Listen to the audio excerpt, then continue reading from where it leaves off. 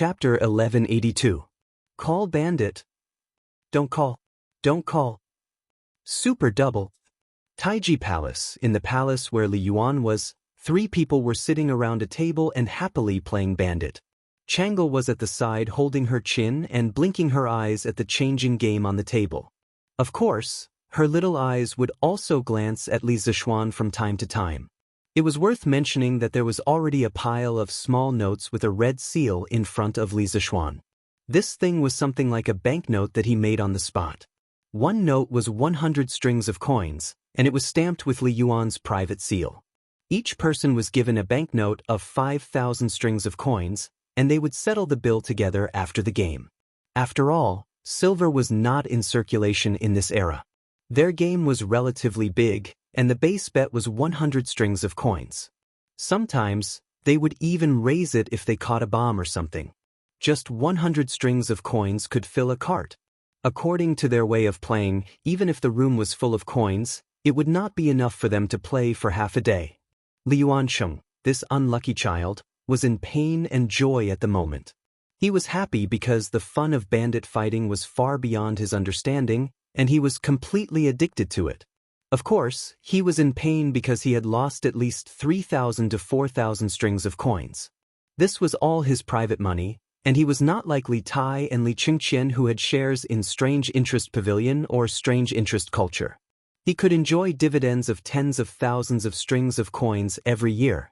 It was not easy for him to get money usually, and these 3,000 to 4,000 strings of coins had already hurt him a little. But if he shrank back and stopped playing at this time, he would feel weak and would be looked down upon by Li Zishuan. Therefore, he was really in pain and joy as he gritted his teeth and persevered. Besides, he still had a trace of luck in his heart, and that was to recoup his losses and even win some money from Li Zishuan. Hey, 3 with a pair, I only have 1 card left. Li Zishuan casually threw out 5 cards, then crossed his legs and looked at Li Yuancheng with a smile that was not a smile. Although he did not care about money, anything that could make the enemy suffer was worth him being happy. This kid deliberately tricked him before. No matter what, he had to make him bleed a lot today. Li Yuancheng opened his mouth, and a sense of helplessness suddenly overwhelmed him. This was all part of Li Zishuan's plan. Now, the remaining cards on the field couldn't control the 3 circles of a pair of 10. I can't afford it. Li Yuancheng sighed helplessly and shook his head. Li Yuan also shook his head. Without any suspense, Li Zishuan won another round and earned 200 strings of cash. Speaking of which, there were probably not many people in the entire Tang dynasty who could earn money faster than him. One round only took 1 or 2 minutes, and if he was lucky, he could earn 100 or 200 strings of cash. His wealth was simply amazing. This bandit fight was really interesting. Marquion, your card skills have also made us look at you in a new light. At the end of the round, Chang'e acted as the beautiful dealer and helped to shuffle the cards. Li Yuan laughed heartily at this time. Li Zishuan smiled slightly and said, Your Majesty, you flatter me. I just played more and am more familiar with it. In fact, after playing for so long, Li Yuan did not lose much money. Li Zishuan mainly focused his firepower on Li Yuancheng, so relatively speaking, Li Yuan could understand the fun in the card game more. Alright, it's getting late. Today's card game will end here. Chang'e, go back and rest. Li Yuan raised his head and looked at the sky, then said with a smile. Chang'e nodded. She had watched the card game from the side for the whole afternoon and also saw that Li Yuan had no malice towards Li Zishuan, so she had nothing to worry about at the moment. She got up and said goodbye. Then, Imperial Grandfather, Brother Xiaoxian, Chang'e will go back first. Chang'e, take care. Li Zishuan nodded and watched Chang'e leave. Cixi, come over and calculate how much money should be given to whom for me? If you agree to bet, you must accept defeat. This cannot be sloppy. Li Yuan raised his eyes and looked at Eunuch Chao standing beside him and instructed. Li Zishuan shook his head. Actually, there was no need for Chao Cixi to calculate. He already knew the result in his heart. After all, he was a master of mathematics in everyone's eyes. How could he not have this bit of ability? However, although he knew in his heart, he did not say anything to stop it. Xiao Cixi responded, then called over 2 little eunuchs to help count together. After a moment, Xiao Cixi cupped his hands and said carefully, "Your Majesty, the result is out. His Highness King Lu lost a total of 4,400 strings of cash. You lost a total of 1,200 strings of cash. Only Marquis Yong and won. A total of 5,600 strings of cash." Li Yuan did not get angry after hearing this. He pointed at Li Zixuan as if reproaching, but more like half-joking, and said, "Good. I did not expect that I called you here today to give you money in the end. How do you plan on thanking me?" 5,000 strings of cash was definitely not a small amount. With the price of goods in the beginning of the Tang dynasty, if placed in a relatively poor small county, 5,600 strings of cash was basically a county's tax income for a year. Li Zixuan's heart moved, and he replied, "This subject thanks your Majesty for the reward. May your Majesty's dragon body be in good health." Good. Li Yuan laughed loudly, then said to Li Yuansheng, "Yuansheng, tomorrow send the money you lost along with my money to Yunshan. If you agree to bet, you must accept defeat. As a person, you cannot go back on your words. Do you understand?" For some reason, Li Yuanchang seemed to be very honest today. In the entire process of the mahjong game, he did not deliberately create trouble for Li Zixuan like before, nor did he fan the flames at the side. At this moment, he nodded obediently and said, "Father Emperor, don't worry. This subject's son will take care of these matters tomorrow." Li Yuan said again, "Then you go back first. We still have some things to discuss with Markong. This subject's son will take his leave." Li Yuanchang cupped his fists and left. However, Li Zixuan's eyes flashed, secretly thinking that today's main topic had finally arrived. The afternoon mahjong game was just an appetizer. "Marquiong, and yesterday you saved Chang'e. We are very grateful in our hearts. We still have a request today. I wonder if you can agree to it?" As expected, once Li Yuan opened his mouth, nothing good would come out of it. Li Zixuan cupped his fists and said, "Your Majesty's words are too serious. This subject's ability is limited. Within the limits of my ability, if your Majesty has any request, this subject will definitely do my best to fulfill it." When Li Yuan heard that, he sighed helplessly and said, "You really are a slippery fellow. Forget it. We won't beat around the bush with you either. You are very young, and your future is also limitless. We just want to ask you for a favor. I hope that after our 100 years, you can take care of Yuan Chang a little. It can also be considered as lessening some of Erlang's sins." Li Zixuan's heart skipped a beat. He thought to himself, "I reckon that in the entire imperial palace, only Li Yuan dares to say such words, right?" He frowned and pondered for a long time. Then, he said word by word, "Your Majesty, this subject cannot make things difficult for Prince of Lu. However, there is a saying, when the heavens commit a sin, it can be forgiven. When one commits a sin, one cannot live. His Highness Prince of Lu's future life and death is not in this subject's hands, nor is it in your Majesty's hands. It is only in his own hands." Chapter 1183. Thinking about it carefully, Li Yuan had a good plan. Today, he first called Li Zixuan over to play cards, but there was another person at the table, Li Yuanchang. His goal was not as simple as it seemed on the surface. He wanted to use the card game to let Li Zixuan and Li Zixuan ease the relationship between each other, lose some money at the same time, and give some favors without leaving any trace. Finally, he would raise this request to Li Zixuan. The whole thing was one loop after another. Li Yuan's wishful thinking could be said to be well planned. Making this plan was nothing more than after hearing Li Zixuan's words yesterday, he realized the possible ending that Li Yuanchang might face in the future. As the saying goes, no one knows a son better than his father. Now in the entire Tang Empire, besides Empress Xianxia, he was the only one who understood Li Er. He knew very well that with Li Er's style of doing things, when he rode the crane deity in the future, if Li Yuanchang still had the same temperament today, then it would definitely be an ending of brothers killing each other. That was why he said that his arrangement was to lessen Li Er's sins. But Li Zixuan would not fall for this old fellow's trick. Under Emperor Li Er's wise leadership, the Tang Empire would only become stronger and stronger. He had no need to help Li Yuancheng, this pile of mud. At that time, not only would it be a thankless task, he might even get himself into trouble. Not to mention that there was originally some unhappiness between him and Li Yuancheng. Li Yuan wanted to use this small favor from this afternoon to resolve the enmity between him and Li Yuancheng. That was undoubtedly a fool's dream. Li Yuan's gaze was like lightning, staring at Li Zishuan for a very long time. Then he muttered with a sigh, "The newborn calf is not afraid of the tiger. Young people are indeed full of vigor. Actually, I don't have any other requests. I just want to entrust Ma Qiyong and to save Yuancheng's life at the crucial moment. You don't need to care about anything else. It all depends on his luck." If it was in the past, if someone dared to reject him, the other party would definitely not have a good ending. But today, his power had fallen, and he was past his prime. His heart no longer had the heroic spirit and domineering spirit of the past. Deep in his heart, he only wished for the safety of his children.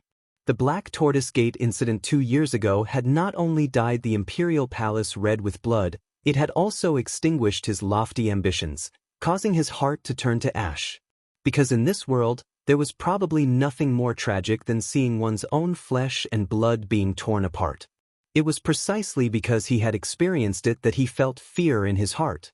Li Zishuan's words a few days ago had awakened him from his drunken stupor after losing the throne. There were some things that could not be solved by running away. Li Zishuan shook his head and said, "Please forgive me, retired emperor. There are some things that I can help with, but there are some things that I really can't help with." King Lu's life was in his own hands. If he really did something outrageous in the future, no one in the world would be able to save him. "It's already late, I have to leave the city as soon as possible. I'll take my leave." After he finished speaking, he bowed, and then slowly retreated towards the outside of the hall. Li Yuan stared at Li Zishuan's back and didn't make a sound to stop him. His expression changed indeterminately, and after a long time, he lightly sighed with emotion. Brothers fighting and killing each other. Could it be that this is the destiny that I, Li Yuan's son, can never walk out of? "Your Majesty, that's all."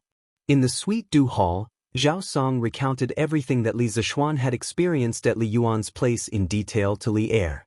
Obviously, Li Er had also planted spies at Li Yuan's place.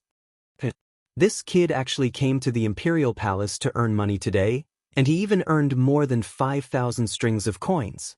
He's really something.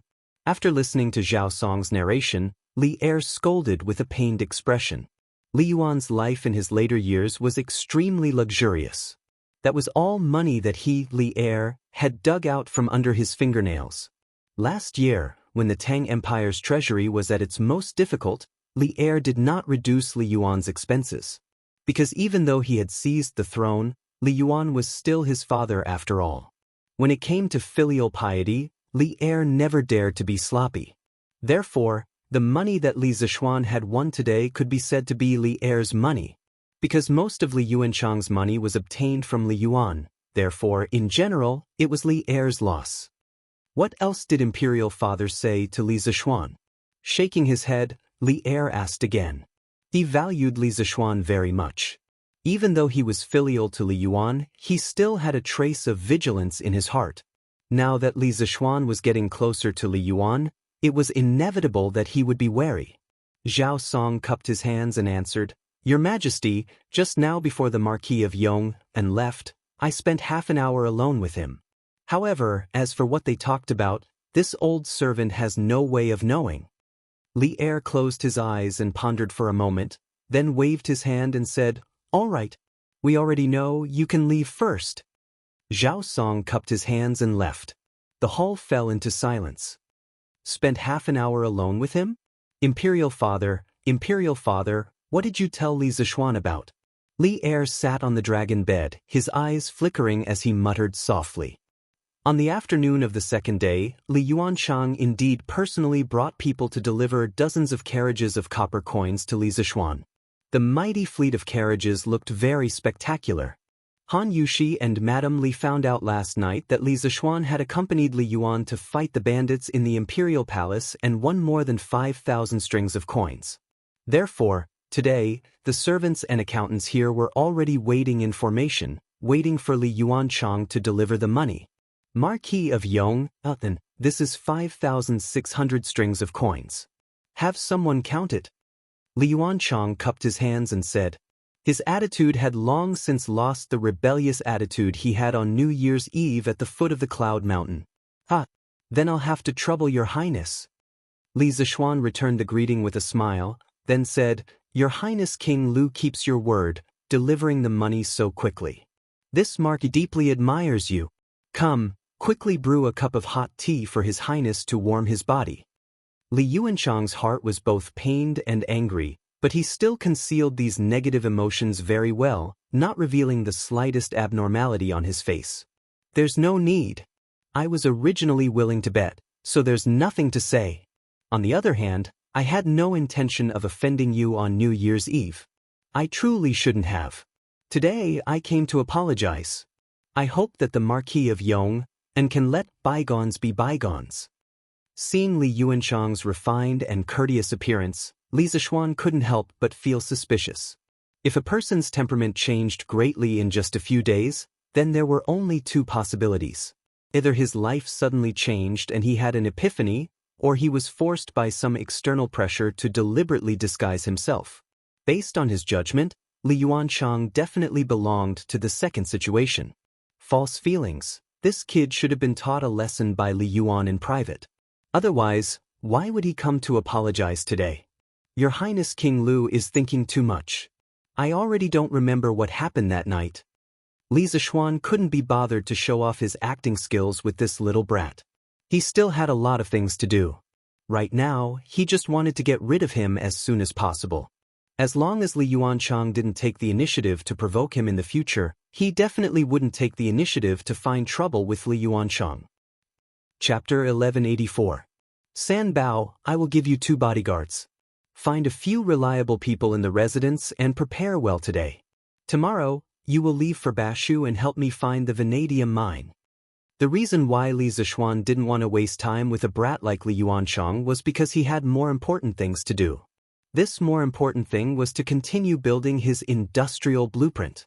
Looking back at his actions in the first year of Zhengguan, other than the big event of Yanhuang College, he had only done some experimental experiments, such as voltaic batteries, telegraph machines, electric lamps, generators, and so on. Among them, some things had already been created, while some were still in the theoretical stage due to various practical reasons. But in general, these things had yet to be mass-produced. Therefore, Li Zixuan had set a few small goals for himself this year. First, the 3 acids and 2 bases needed for the foundation of the chemical industry must be mass-produced. Second, the hydropower station on the Ba River must be started. It could be completed, but it must be started this year. Third, the generator must be built successfully. Although the first-generation generator might be ugly, cumbersome, expensive, inefficient, and unstable, these weren't problems.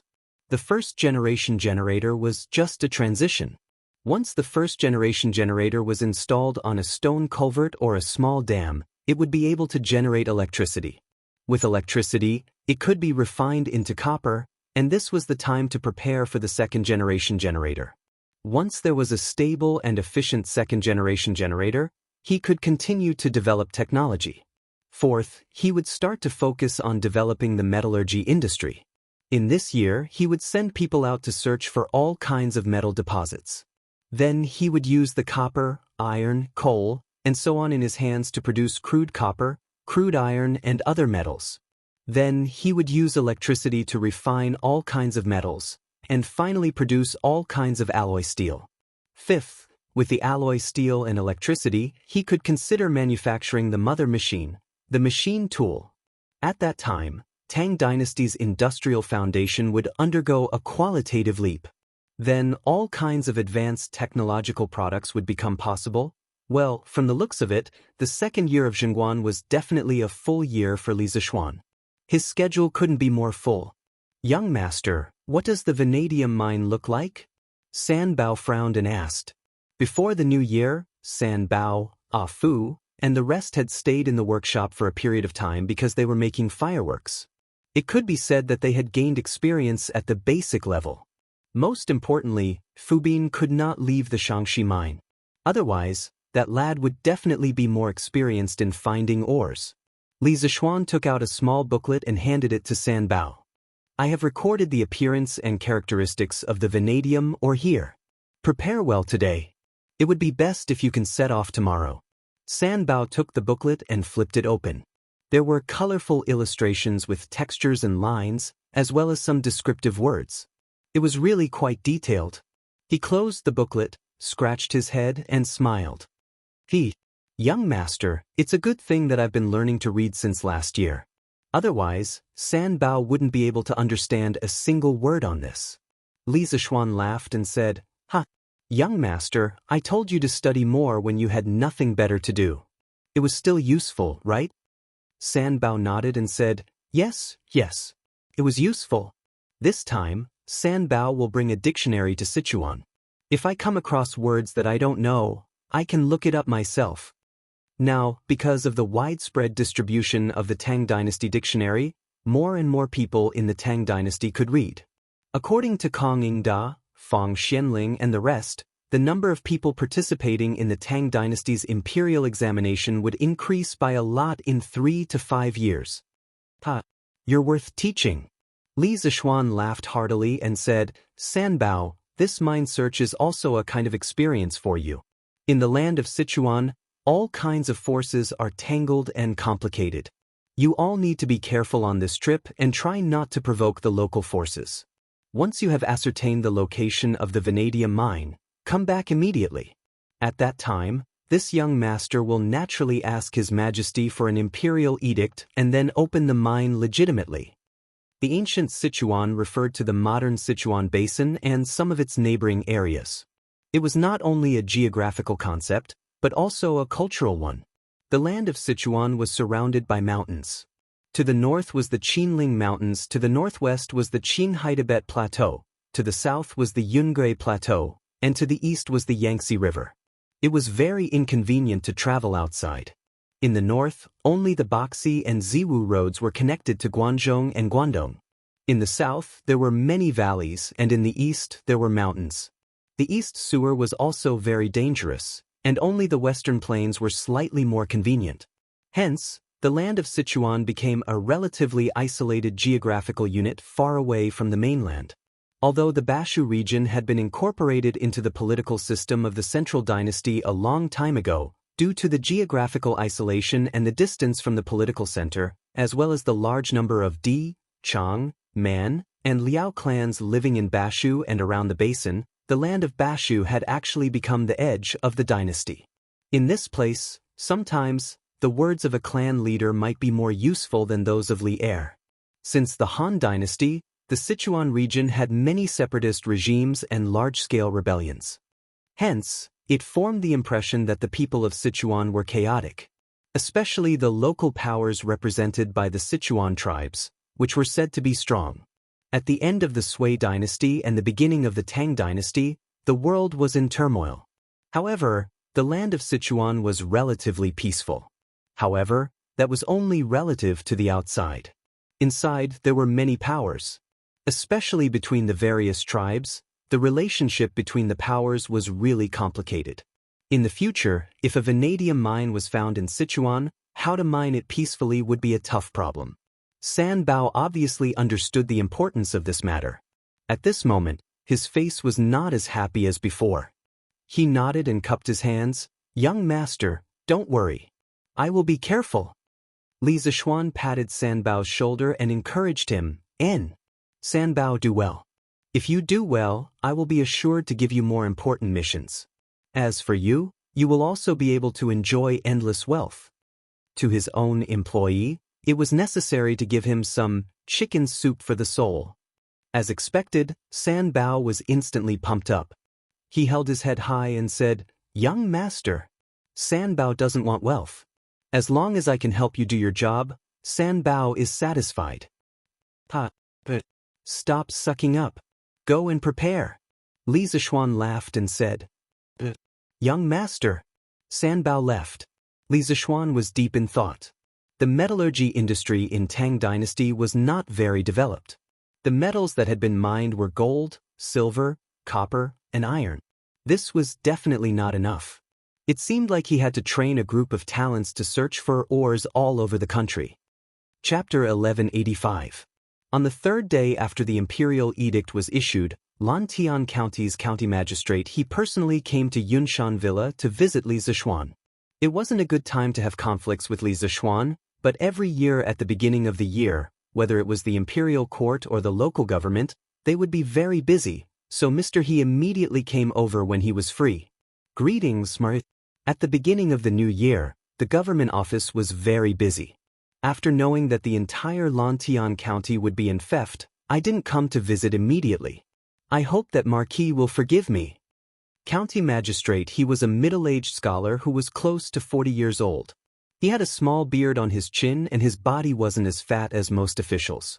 His moderate and serious image gave people a good impression. Li Zishuan's initial fief was within the borders of Lantian County, and he had met county magistrate he a few times. The imperial edict for the fief had already been issued 2 days ago, and county magistrate he only came to visit him today. Li Zishuan wasn't angry, and instead, he felt a bit of admiration. He didn't like those officials who only knew how to flatter. His subordinates only needed officials who could do things.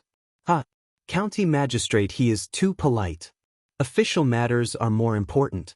I'm grounded in Yunshan anyway, so I can't run away even if I want to. County magistrate he smiled and said, he is joking.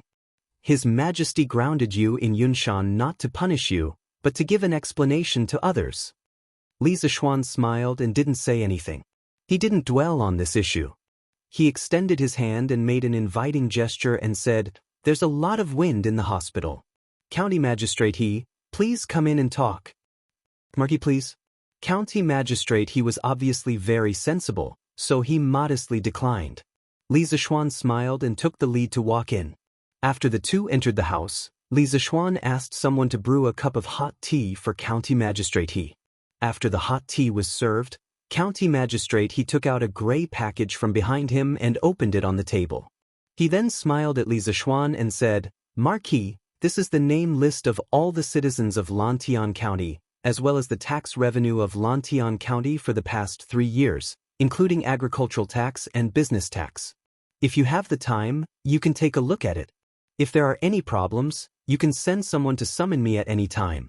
After the entire Lantian County became Li Zishuan's fiefdom, not only were all the people and officials in the county under the jurisdiction of Li Zishuan, all the taxes collected every year in the county would all belong to Li Zishuan. It was not an exaggeration to call Li Zishuan the local tyrant of Lantian County. That was why county magistrate he handed over the household registration of all the people in Lantian County as well as the annual revenue of the county government to Li Zishuan. This was because from today onwards, Li Zishuan would be the highest-ranking official of Lantian County. Li Zishuan did not look at the name list of the people. He opened the account book at the back and scanned through it.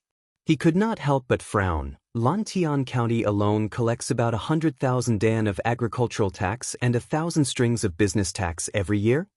County magistrate his eyebrows twitched. He thought that Li Zishuan felt that the taxes collected were too little, so he hurriedly said, "Marquis, the tax system used by Lantian County for the past 2 years was issued by the imperial court. In addition to the poor harvest, the people are already suffering. It is not easy to collect so much agricultural tax. I hope that Marquis will not increase the taxes on account of the people's suffering."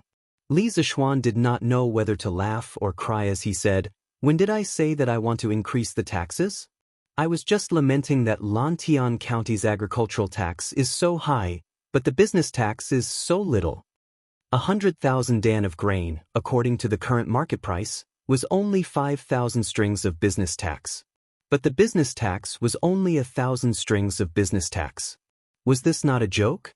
In the modern era, even if it was a poor county, the business tax would not be collected so miserably." County magistrate he heaved a sigh of relief. He then looked at Li Zishuan with a strange gaze and replied, "Marquis, Lantian County is adjacent to Cheng. Merchants usually go to the east and west to do business. Although there are various shops in Lantian County, it is not easy to collect so much business tax in a year. Actually, what county magistrate he said was only one of the reasons.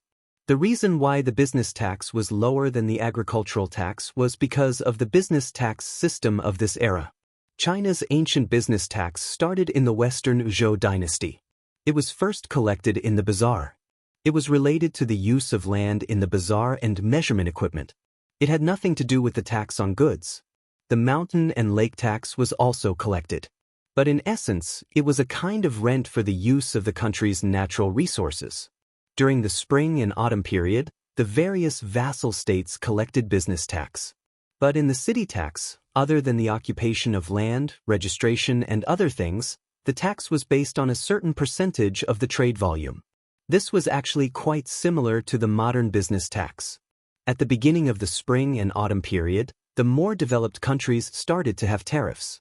In the later spring and autumn period, it became more common. Not only were there tariffs at the borders, there were also many checkpoints on the roads in the interior. The normal tax rate for customs and city tax was 2%. During the Warring States period, the business tax was collected as before. Only the state of Qin exempted foreign merchants from customs to attract them and used this to gain the support of the merchants from various countries. After the state of Qin was unified, customs were abolished throughout the country. The Han dynasty followed the state of Qin. During the northern and southern dynasties, the northern regime focused on land rent. During the time of Emperor Xiaowen of Northern Wei, business tax was not collected. In the later period of Northern Wei, city tax was collected. The shops were divided into 5 categories. There was also a city tax. Once one entered the city, one had to pay a coin. During the Sui dynasty and the early Tang dynasty, the country was unified. Once again, customs were abolished and only the city tax was collected. The tax rate was 30% and the tax rate was 1%. It was so low that it made one's hair stand on end. Just based on this tax rate, if the people of the modern era who made a living by doing business were to transmigrate to the early Tang dynasty, they would definitely be overjoyed. In this era, the imperial court and local government mainly relied on agricultural tax. The business tax was just a buy one get one free gift. Li Zishuan frowned and said, "County Magistrate He, in the next 2 days, I want you to organize a detailed document on the agricultural and business tax collection method, ratio, and scope of Lantian County. Send someone to deliver it to me." County Magistrate He was a bit confused, but he still nodded and said, "Okay. This official will go back in a while and organize people to draft the document overnight. It will be sent over tomorrow." Li Zishuan secretly praised this county magistrate He. Not only was he willing to do practical things and care about the people's livelihood, he was also very capable. If his loyalty was not bad, he could be a good assistant in the future. County magistrate He must have a lot of doubts in your heart. This marquis will tell you clearly. Regarding the agricultural and business tax, this marquis feels that the business tax is too light and the agricultural tax is too heavy. In the next 3 years, the agricultural and business tax ratios of Lantian County must be reversed. This is my promise to the people of Lantian County. It is also my hope for all the officials of Lantian County. Li Zishuan looked at County Magistrate He with a burning gaze. His words did not stop until he was shocked to death. Chapter 1186. Yunshan Courtyard, Li Residence Main Hall. After County Magistrate He heard Li Zishuan's words, he couldn't help but jump in fright.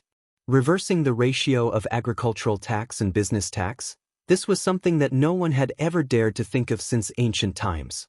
China was an agrarian society in ancient times. Every dynasty emphasized agriculture and suppressed business. Of course, this suppression did not refer to levying more business tax, but the various restrictions on the status of merchants. The classes of scholars, farmers, workers, and merchants were divided into classes, directly nailing the merchants to the lowest level of society.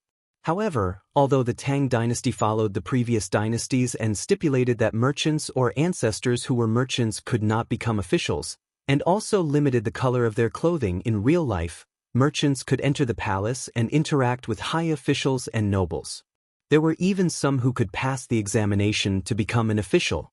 Compared to the previous dynasties, the status of merchants in society was gradually increasing. Although the laws of the Tang dynasty prohibited the nobles and bureaucrats from competing with the people, but they could not resist the temptation of huge wealth. The nobles and bureaucrats all entered the business world and engaged in business operations. It was because of this that the ratio of business tax in the Tang dynasty was so low. This was because the nobles and bureaucrats who had already gained benefits would oppose the rulers competing with the people. Moreover, if the nobles and bureaucrats wanted to avoid paying taxes, it was simply too easy. This directly led to the annual business tax revenue of the imperial court not even being a tenth of the agricultural tax. Over time, the ruler's emphasis on business tax became lower and lower. This problem was not only present in the Tang dynasty, but also in many dynasties before and after the Tang dynasty. Therefore, when county magistrate he heard this, he was so shocked. Market, if you rashly change the ratio of business tax, I'm afraid that all the shops in Lantian County will move away. Moreover, the aristocrats in the city may all oppose it. When that time comes, I'm afraid that the business tax we receive will be even lower.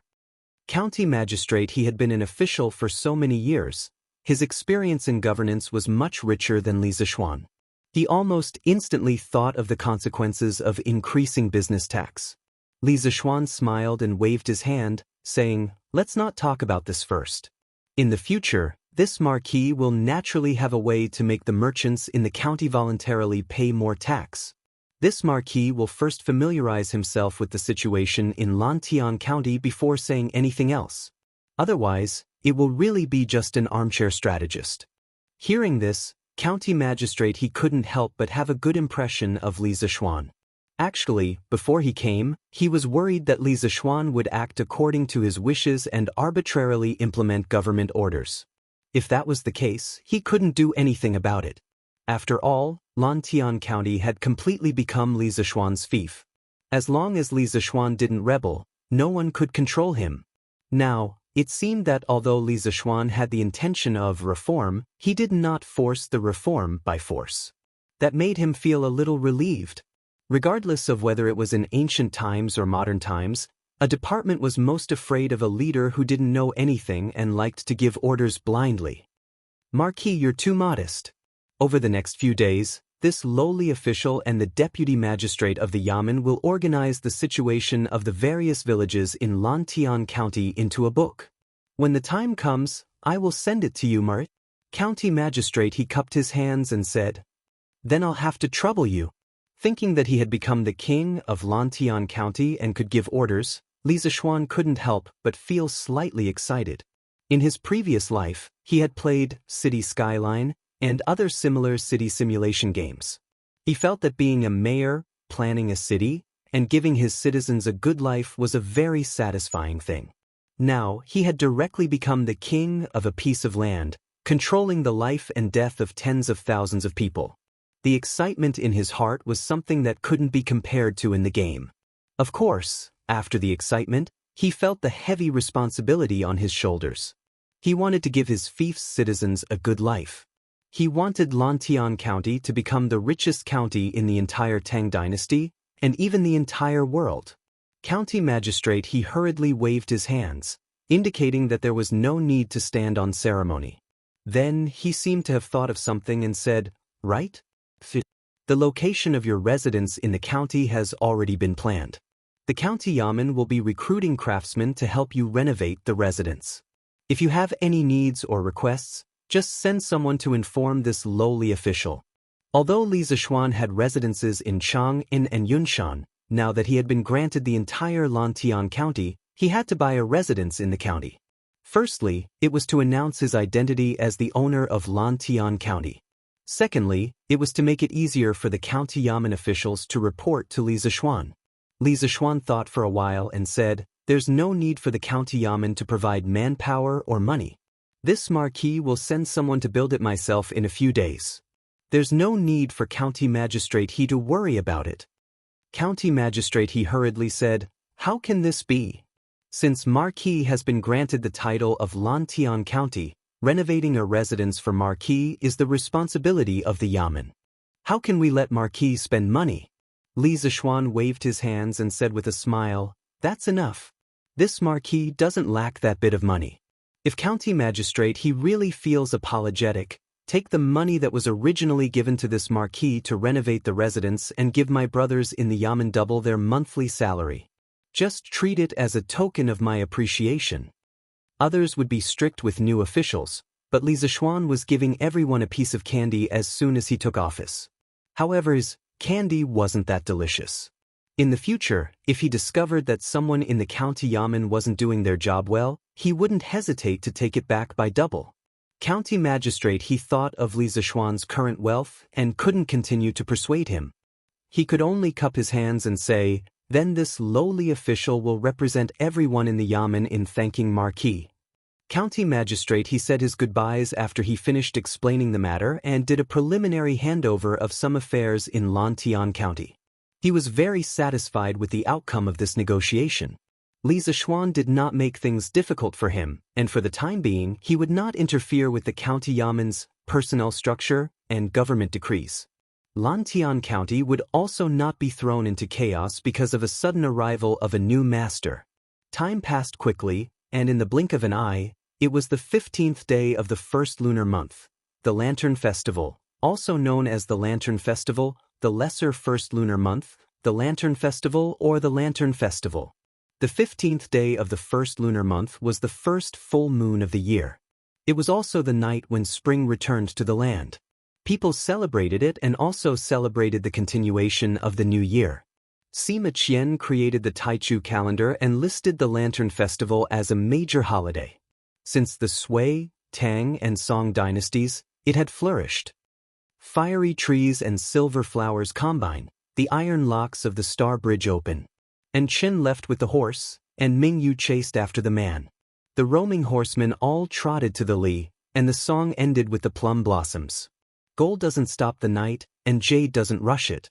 From the Tang people's 15th night of the first lunar month, one could roughly see how the Tang people celebrated the Lantern Festival. Actually, since the 14th night of the first lunar month, Chang and city had already lifted the curfew. On the 14th, 15th, and 16th, the people in the city could go out to enjoy the lanterns for 3 consecutive nights. It was called night release. Therefore, in these rare 3 nights, from the nobles to the peddlers, everyone went out to enjoy the lanterns. As a result, the streets of Chang and city were filled with people and carriages. It was very lively. As for Li Zishuan, because he was trapped in Yunshan, he naturally couldn't feel the liveliness in Chang and city last night. However, early in the morning, someone rushed from Chang and city to Yunshan. Chapter 1187. Qingqian? Why are you here? That's right, Li Qingqian came to Cloud Mountain near noon. Ha! Little Xian, I'm here today to ask for a favor. Li Qingqian said with a chuckle after entering the main hall. Li Zishuan shook his head helplessly and said, Qingqian, just say what you want. I can't bear such words. Li Qingqian grinned and said, Cough, cough. Little Xian, it's actually nothing much.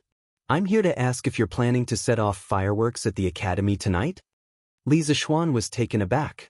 Then he said with some amusement, Qingqian, you want to bring a batch of fireworks back to Chang, and right? He would never believe that Li Qingqian came all the way here just to ask such a boring question. The only possible explanation was that this fellow was here to ask for fireworks. To be honest, I want to make use of the Lantern Festival to set up a fireworks show in the palace, this time to make father, mother, grandfather, and Changle happy. Li Qingqian said with some embarrassment. Seriously speaking, this fireworks show was Li Zishuan's original patent. It felt a little strange for him to ask for it at this time. Li Zishuan did not care about this. He smiled and said, I was wondering what it was, so it's fireworks. Qingqian, why did you have to come personally for such a small matter? There will indeed be a small fireworks show at the academy tonight, but there are still extra fireworks in the warehouse. I'll get someone to send them to the palace later. Compared to New Year's Eve, Li Zishuan prepared plenty of fireworks this time. The day before yesterday, he even got someone to send an ox cart of fireworks to Old Sheng. Old Sheng had pre-ordered this long ago. Something would happen if he did not give it to him. Even so, he was still quite rich. He did not plan to sell this in the short term. It was good to give it to Li Chengqian. "Ah, then I'll thank you," Li Chengqian said with a smile and cupped his hands. "But Chengqian, you have to take care of the fireworks and prohibit all sources of fire from getting close. Otherwise, this thing will cause a lot of damage." "No, I'll send a craftsman over to take care of the fireworks for you." The imperial palace was an important place. Once an explosion or fire occurred, the impact would be no small matter. Li Zishuan had no choice but to be cautious. That's for the best. When the time comes, I will also send some people to watch over them carefully." Li Chengqian nodded seriously and replied. Li Zishuan explained some other things to take note of. Seeing that it was already noon, Li Zishuan symbolically asked Li Chengqian to stay for lunch. Unexpectedly, Li Chengqian agreed without hesitation. It turned out that this guy was not only here to ask for fireworks, but also to freeload a meal. After all, the food here was even more delicious than the ones in the palace. At 5 in the afternoon, the sky gradually darkened, but Chang'an city was brightly lit. Since ancient times, the Lantern Festival was the last festival of all kinds of festivals during the Spring Festival. After this festival, everyone would settle down and do what they needed to do. Therefore, the people also attached great importance to this festival. Before the sky turned dark, every household and every neighborhood hung 2 lanterns in front of their doors. The eastern and western cities did not implement a curfew tonight, and all the big shops were operating as usual. Neat rows of lanterns were hung on both sides of the street. There were many types of lanterns, and each had its own characteristics. There were egrets twirling flowers, yellow dragons spitting water, golden mallards, silver swallows, transient light cave, star-gathering pavilion, and so on. It was dazzling. Such a beautiful display of lanterns naturally attracted all the people, from the emperor to the commoners. When the sky turned dark, the city was immediately filled with carriages and horses. No one cared about the people. The families of the kings and lords made merry on horseback, praising and competing with each other. The scholars all composed poems to record the event. After dinner, most of the commoners in Chang'an city brought their families out to shop. Some restaurants and shops took the opportunity to launch some promotional activities to attract a large number of rich people to spend money in their shops. They all wanted to make a lot of money tonight. Except for the men who would go out, the women also went out tonight. According to records, on the night of the Shangyuan festival, Chang'an city was as bright as day. The mountain shed was more than 100 feet high. After the divine dragon, there were many decorations. Scholars and women all went out at night, and the roads were blocked by carriages and horses. The Lantern Festival was also known as the Valentine's Day in ancient China. The beauties in ancient times were usually very honest. Basically, they lived a monotonous life of not going out of the house, not going out of the house. They were watched too strictly. However, it was different during the Lantern Festival. Not only could they go out of the house, but they could also go out at night. This made the ladies very excited. Therefore, many Tang poems left verses of beauties playing and looking at the lanterns during the Lantern Festival. There are many beauties on the river and bridge. There are many fragrant carriages on the road, the South Mo black silk ride, the East neighbor pink dress, and so on. As a result, the night of the Shangyuan festival was even more lively. Everywhere in Chang'an city could be seen children chasing each other, girls playing, and single men giggling. On Yunshan Mountain, the festive atmosphere was also quite strong. Although the number of lanterns was definitely not as many as those in Chang'an city, the variety was not inferior at all. The entire Yunshan Mountain was decorated and surrounded by lanterns. Looking up from the bottom of the mountain, it was as if there was a dreamy fairy palace on the mountain. Chumo, why don't you go back to Chang'an for the festival? Maybe you can bump into a lady on the street. If you two catch each other's eye, Uncle Cheng will be very gratified. After Li Zishuan came to the brightly lit academy, He met Cheng Chumo, Li Tai, Sun Zifan, and the others who were fighting bandits on the lawn in front of Guanghua Building. He couldn't help but make fun of them. There was no other way. Cheng Chumo was the only leftover man among them. If he didn't make fun of him, who else could he make fun of? What lady? Pair of sharp. Cheng Chumo didn't hear too clearly. He saw that Li Tai in addition to a pair of Ks and quickly threw out a pair of As. Can't afford it. Li Tai replied subconsciously. Lady. Pair of As. Can't afford it. On the other hand, Li Zishuan was dumbfounded and almost laughed out loud. Because the unintentional conversation between these two guys reminded him of some modern jokes. Cough, cough. He coughed twice and shook off the nonsensical thoughts in his mind. Then he repeated the words just now to Cheng Chumo. Lady? Forget it. Those ladies from the noble families in Chang, and were all so weak that they couldn't even lift a finger. They were so weak that they couldn't even stand a gust of wind. Fighting bandits is more fun. 3, 4, 5, 6, 7 straights. Cheng Chumo curled his lips and complained. In the blink of an eye, he continued to join the battle. Chapter 1188.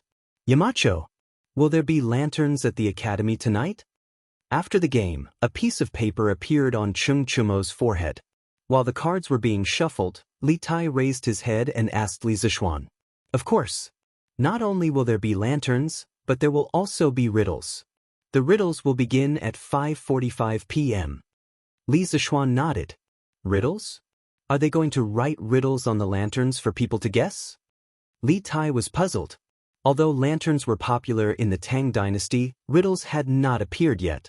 Riddles were riddles written on lanterns. They originated from China's folk and were later turned into riddles by scholars. They had a long history in China. During the spring and autumn period and the Warring States period, there were riddles. During the Qin and Han dynasties, riddles were written creations. During the Three Kingdoms period, riddles were popular. However, it was not until the Song dynasty that riddles officially appeared. People tied riddles to colorful lanterns for people to guess. Li Zishuan nodded and praised, that's right. The riddles are riddles written on lanterns. Every time you guess a lantern correctly, you will receive a small prize. After the riddles are over, you can take the lanterns and go to the teachers to receive your prize. In addition, the 3 students who correctly guess the most riddles will receive a special prize. Alright. As for the detailed rules, Mr. Amo will tell you next time. Since the teachers at the academy were working on the 16th of the first month, those who lived far away had arrived at the academy earlier today. Otherwise, they would not be able to find anyone to help organize such a grand riddle-guessing event. What special prize? Cheng Chumo's eyes lit up as he asked. Li Zishuan rolled his eyes and said unhappily, no matter what the prize is, what does it have to do with you? He did not believe that this idiot could get first place in the riddles. Feeling Li Zishuan's contempt, Cheng Chumo said unhappily, F***CK. Yamacho, what do you mean by this? Although I'm not good at all subjects, I'm definitely better at guessing riddles than Qin K, okay? I've been playing with this since I was a child, and I'm tired of it. He didn't know if this idiot was bragging or not, but strangely, Li Tai didn't refute him. However, Li Zishuan definitely didn't believe this idiot. He curled his lips and said, enough. Brat, keep bragging. You guys continue playing, I'm going to look for Mr. Mo. At 5:45 p.m., the riddle-guessing competition began on time. There were 5 lantern matrices set up in 5 different places in the academy, which meant that tonight's riddle-guessing activity was divided into 5 teams. The students could choose any team to participate in the riddle-guessing activity. After all, there were quite a number of students in the academy at this time.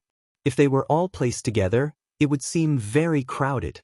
In every square array of lanterns, there were more than 10 teachers from the academy maintaining order and tallying the results. Li Zishuan was not bluffing when he said that the top 3 students with the best results would receive special rewards. He really had prepared 3 special rewards for tonight. 2 big ones and 2 small ones. Type a word. Li Tai stared at a piece of paper under the lantern and murmured. In fact, guessing riddles was not his strong point. This was because it was similar to brain teasers, which required a lot of imagination.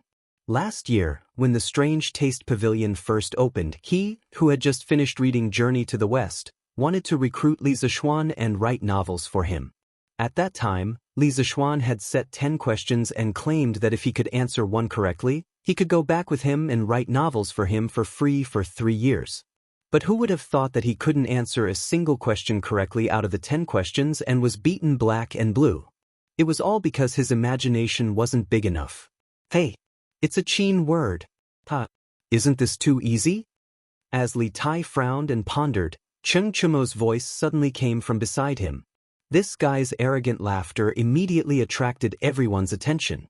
Wang Ji, who was in the crowd, laughed and said, "Yo, not bad, not bad. I didn't expect someone to guess a lantern riddle right so quickly. And it's Cheng Chumo. I'll give you 1 point." After that, he lowered his head and added 1 point to Cheng Chumo in his little notebook.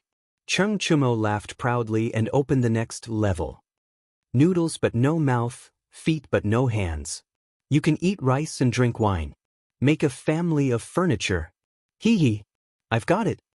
Cheng Chumo seemed to have the help of God tonight. As soon as he finished reading the next riddle, he immediately shouted, "It's the table." "Is it, Mr. Wang?" Wang Ji was surprised. He thought that Cheng Chumo's usual grades were not good. Why was he like a child prodigy when he guessed the riddle? The answer came out of his mouth easily, and his accuracy was surprisingly high. That's right. It's the table. Cheng Chumo at another point. The students were in an uproar. They all looked at Cheng Chumo in surprise. At the same time, they also sighed in their hearts that this riddle was very interesting. It was much more interesting than just guessing riddles. "Chonyo, how can you guess so accurately? When did you become so good?" Sun Zifan could not help but tug at Cheng Chumo's arm and wonder. Cheng Chumo said proudly, "Hee hee. What else could it be? It's because I'm a prodigy." Sun Zifan rolled his eyes and almost spat out last night's meal. *CK. Stop bragging, Chumo. You call yourself a prodigy? Your grades are not even as high as mine in every exam. If you're a prodigy, then what am I? Tell me the truth, don't talk nonsense. Cheng Chumo looked embarrassed. He scratched his head and said the truth. Hee hee. Actually, there are many riddles here that I've seen before. At that time, my favorite thing to do was to guess riddles.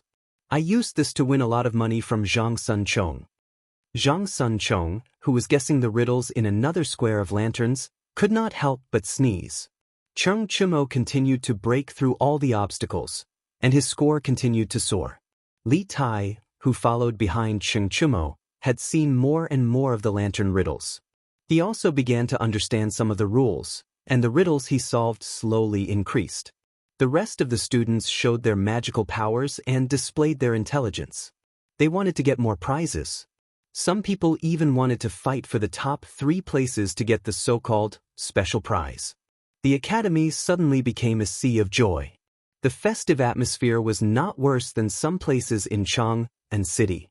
After 2 hours, Li Zishuan announced the end of the lantern riddles. The students received their prizes from the teachers of the academy according to the number of lanterns they guessed.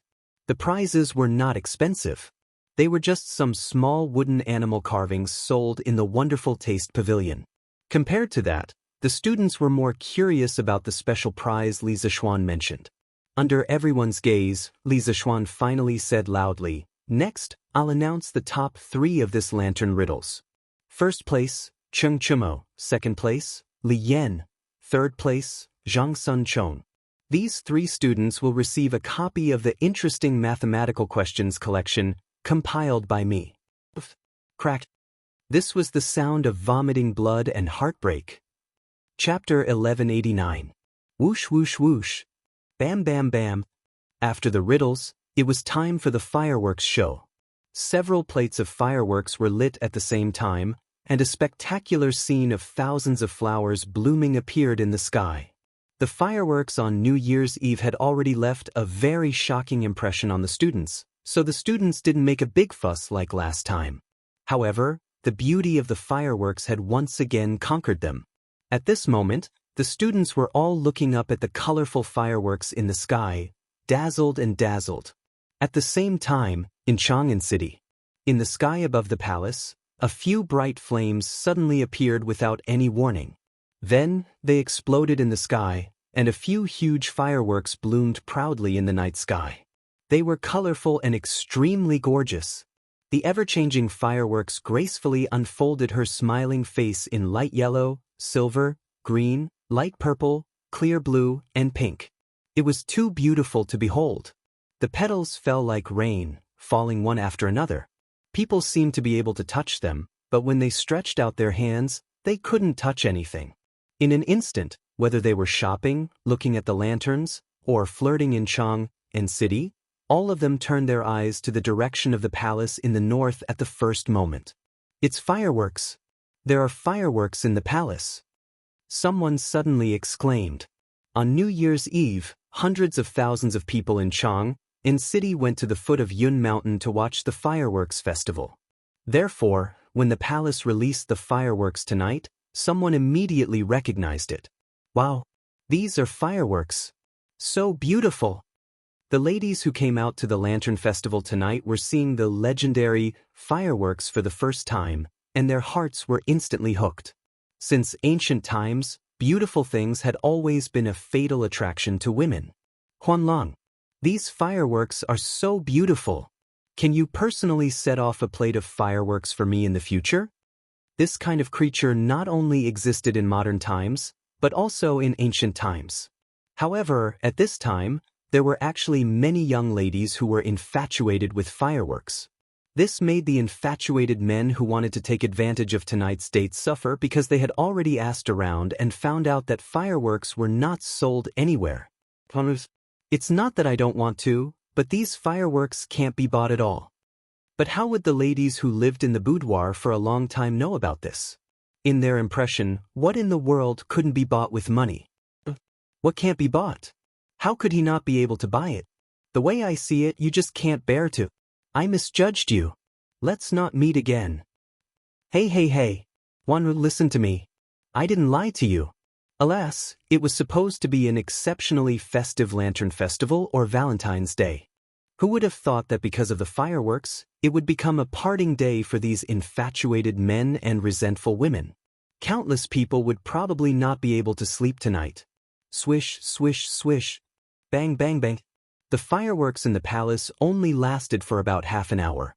As if it had been discussed beforehand, when the fireworks in the imperial palace finished, a few fireworks also appeared in the direction of Cheng's mansion. Those who didn't go to Yunshan to watch the fireworks show on New Year's Eve couldn't help but exclaim. Finally, they could see so many fireworks in Chang'an. After a night of fun, everyone went to bed very late into the night. For the students of Yunshan, the happiest thing on Shangyuan night was not watching the fireworks, but guessing riddles. As soon as this new type of game was released, it received the approval of most people. Furthermore, almost every student had won something last night. Although a small prize was not worth much, it was still a symbol of honor. Moreover, from the looks of it, the small handicrafts made by Strange Interest Pavilion were very pleasing to the eye. It would be a good choice to use it as a small ornament. However, for Cheng Chumo, last night's memories weren't so wonderful. He had worked so hard to overcome all the obstacles and finally won first place. He thought that the mysterious prize Li Zishuan mentioned would be something about eating, drinking, and having fun. Who would have thought that it would be a collection of mathematical problems? Was this a F***king joke? This situation was like a kindergarten student drawing a lottery. A child won the special prize, but the prize was a chance to train for 2 months free of charge by a training organization. Was this a reward or a punishment? When Cheng Chumo received this special prize, he was so angry that he almost tore it apart. Fortunately, Li Tai arrived in time and repeatedly asked Cheng Chumo to transfer this special prize to him. Cheng Chumo didn't have any objections. What this idiot didn't know was that the thing that he thought was trash was a treasure to Li Tai. This was because there were a lot of mathematical problems in this book. Moreover, they were personally compiled by Li Zishuan. The way of solving the problems was exquisite and the way of thinking was tricky. For mathematics enthusiasts, this book could definitely be called the Holy Book of Mathematics. The next day, Yunshan, Yanhuang College. At 7 in the morning, when most of the students were still asleep, Li Zishuan had already arrived at Yanhuang College. He gathered all the teachers for the first teachers' meeting of the new semester. His main task in the morning was to commend the teachers and form teachers of the classes who had the best results in last year's final exams, as well as those who had made outstanding contributions to the college. For example, Mo Lingwei, who built the astronomical telescope, Wang Ji, who produced sulfuric acid in the laboratory, and so on. The commendation meeting lasted until noon.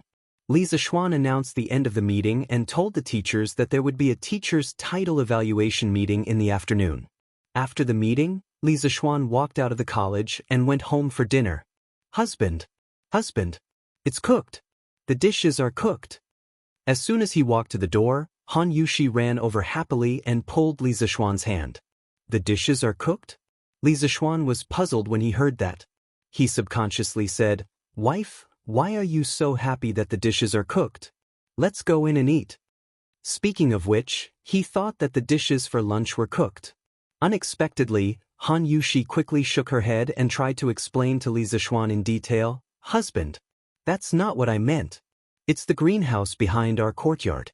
Most of the vegetables inside are already cooked.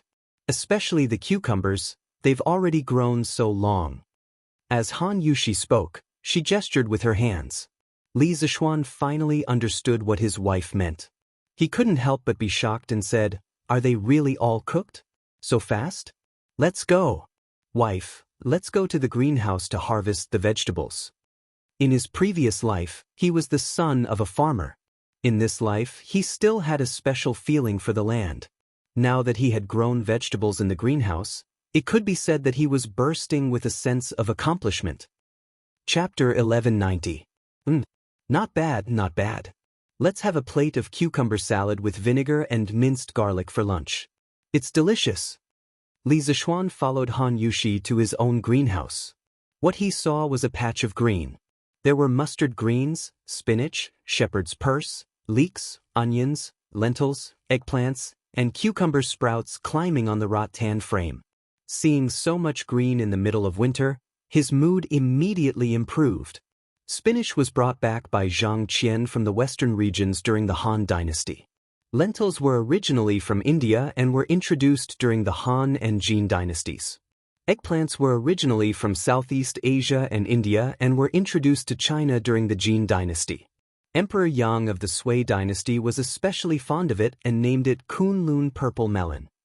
Although the variety of fruits and vegetables in the Tang dynasty was not as much as in modern times, it was definitely not a small number. Looking at the variety of vegetables in front of him, Li Zishuan was very satisfied. When they had hot pot before the new year, the vegetables in it were just bean sprouts and tofu. Now that the vegetables in the greenhouse had matured, they could finally have a good combination of meat and vegetables when eating hot pot later. Husband. Han Yushi nodded and went in to pick the cucumbers.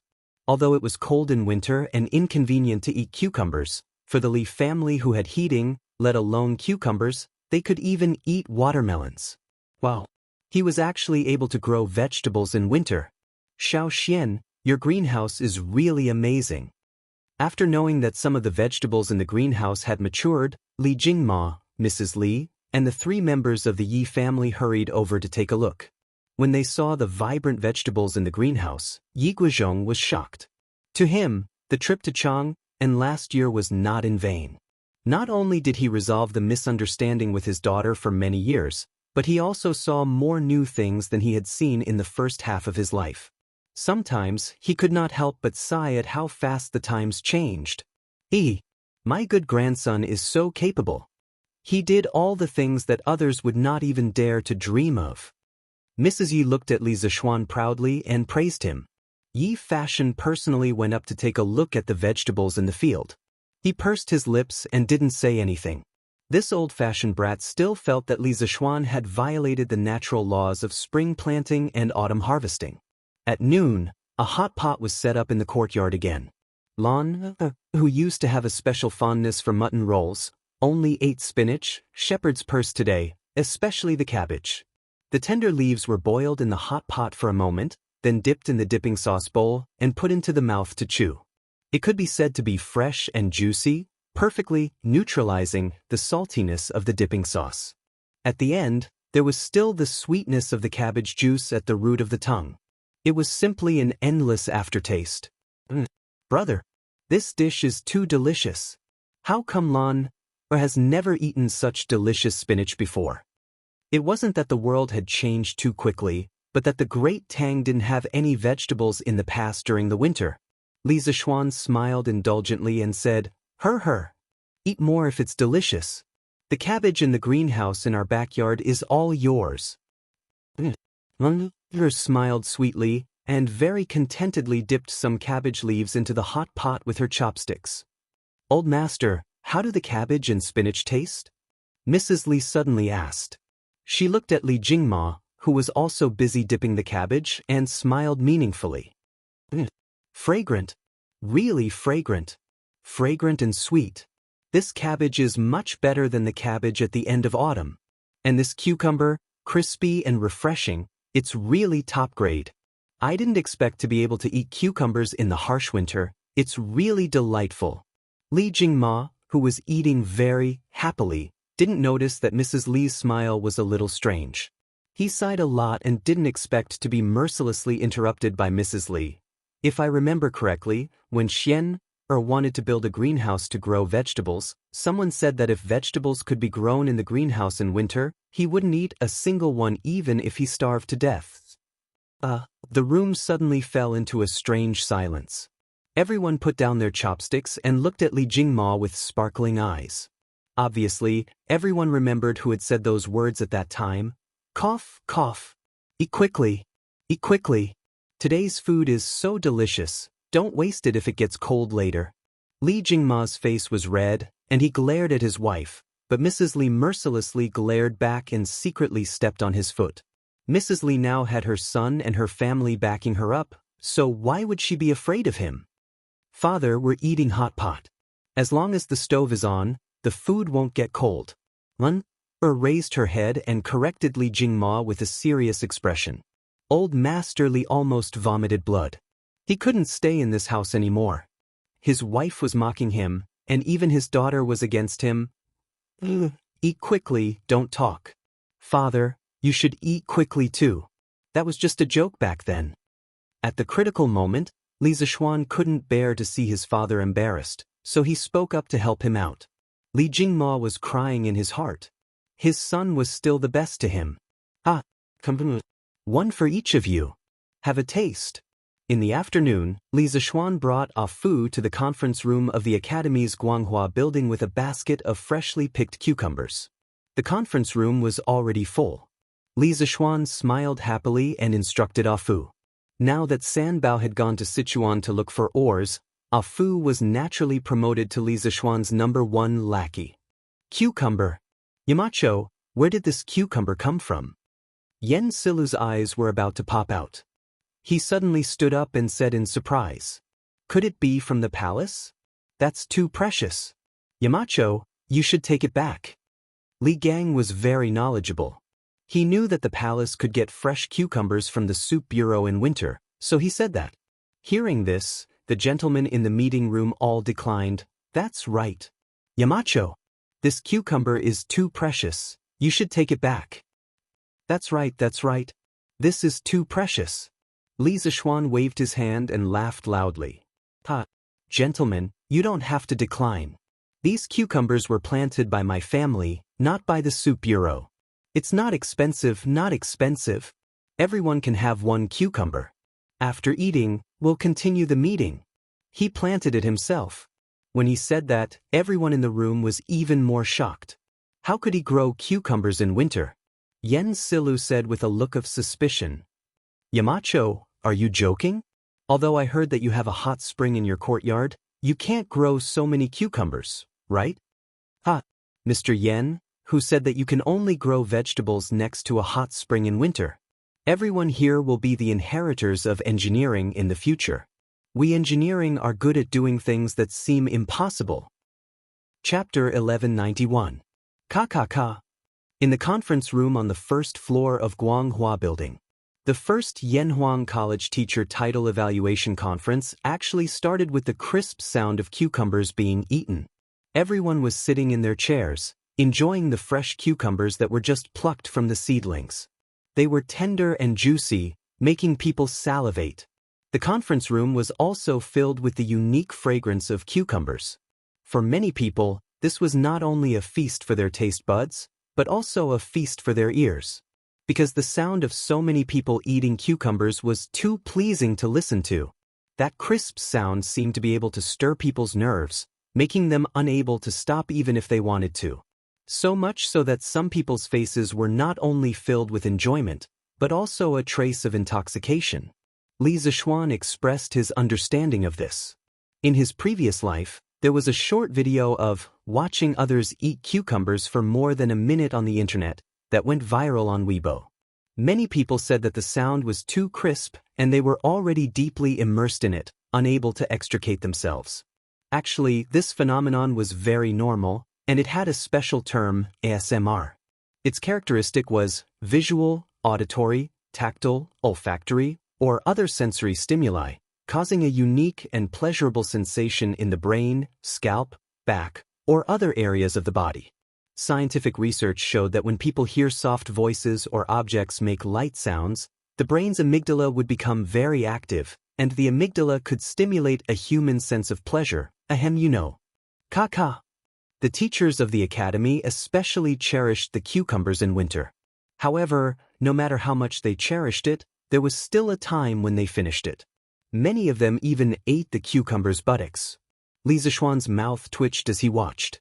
He thought to himself, if this was seen by outsiders, wouldn't it be too embarrassing for the academy's image? Cough. Alright. Since everyone has finished eating, then this year's Teacher Title Evaluation Conference will officially begin. Seeing the 80 teachers in the room reluctantly throw the last bit of cucumber's buttocks into the trash can, Li Zishuan coughed twice and solemnly announced. The faces of the teachers of the academy turned solemn as they looked at Li Zishuan. Compared to the cucumber, they were more concerned about this. There are a total of 43 applicants for the position of lecturer, 25 applicants for the position of associate professor, and 7 applicants for the position of professor.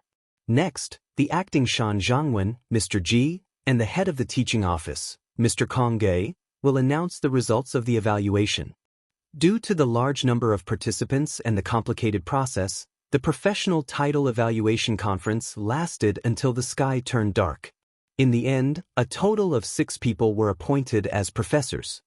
They were Yen Silu, Wang Ji, Xiaodian, Su Hongji, Mo Huai, and Ma Zhou. The 6 of them were happy to have a residence on Cloud Mountain.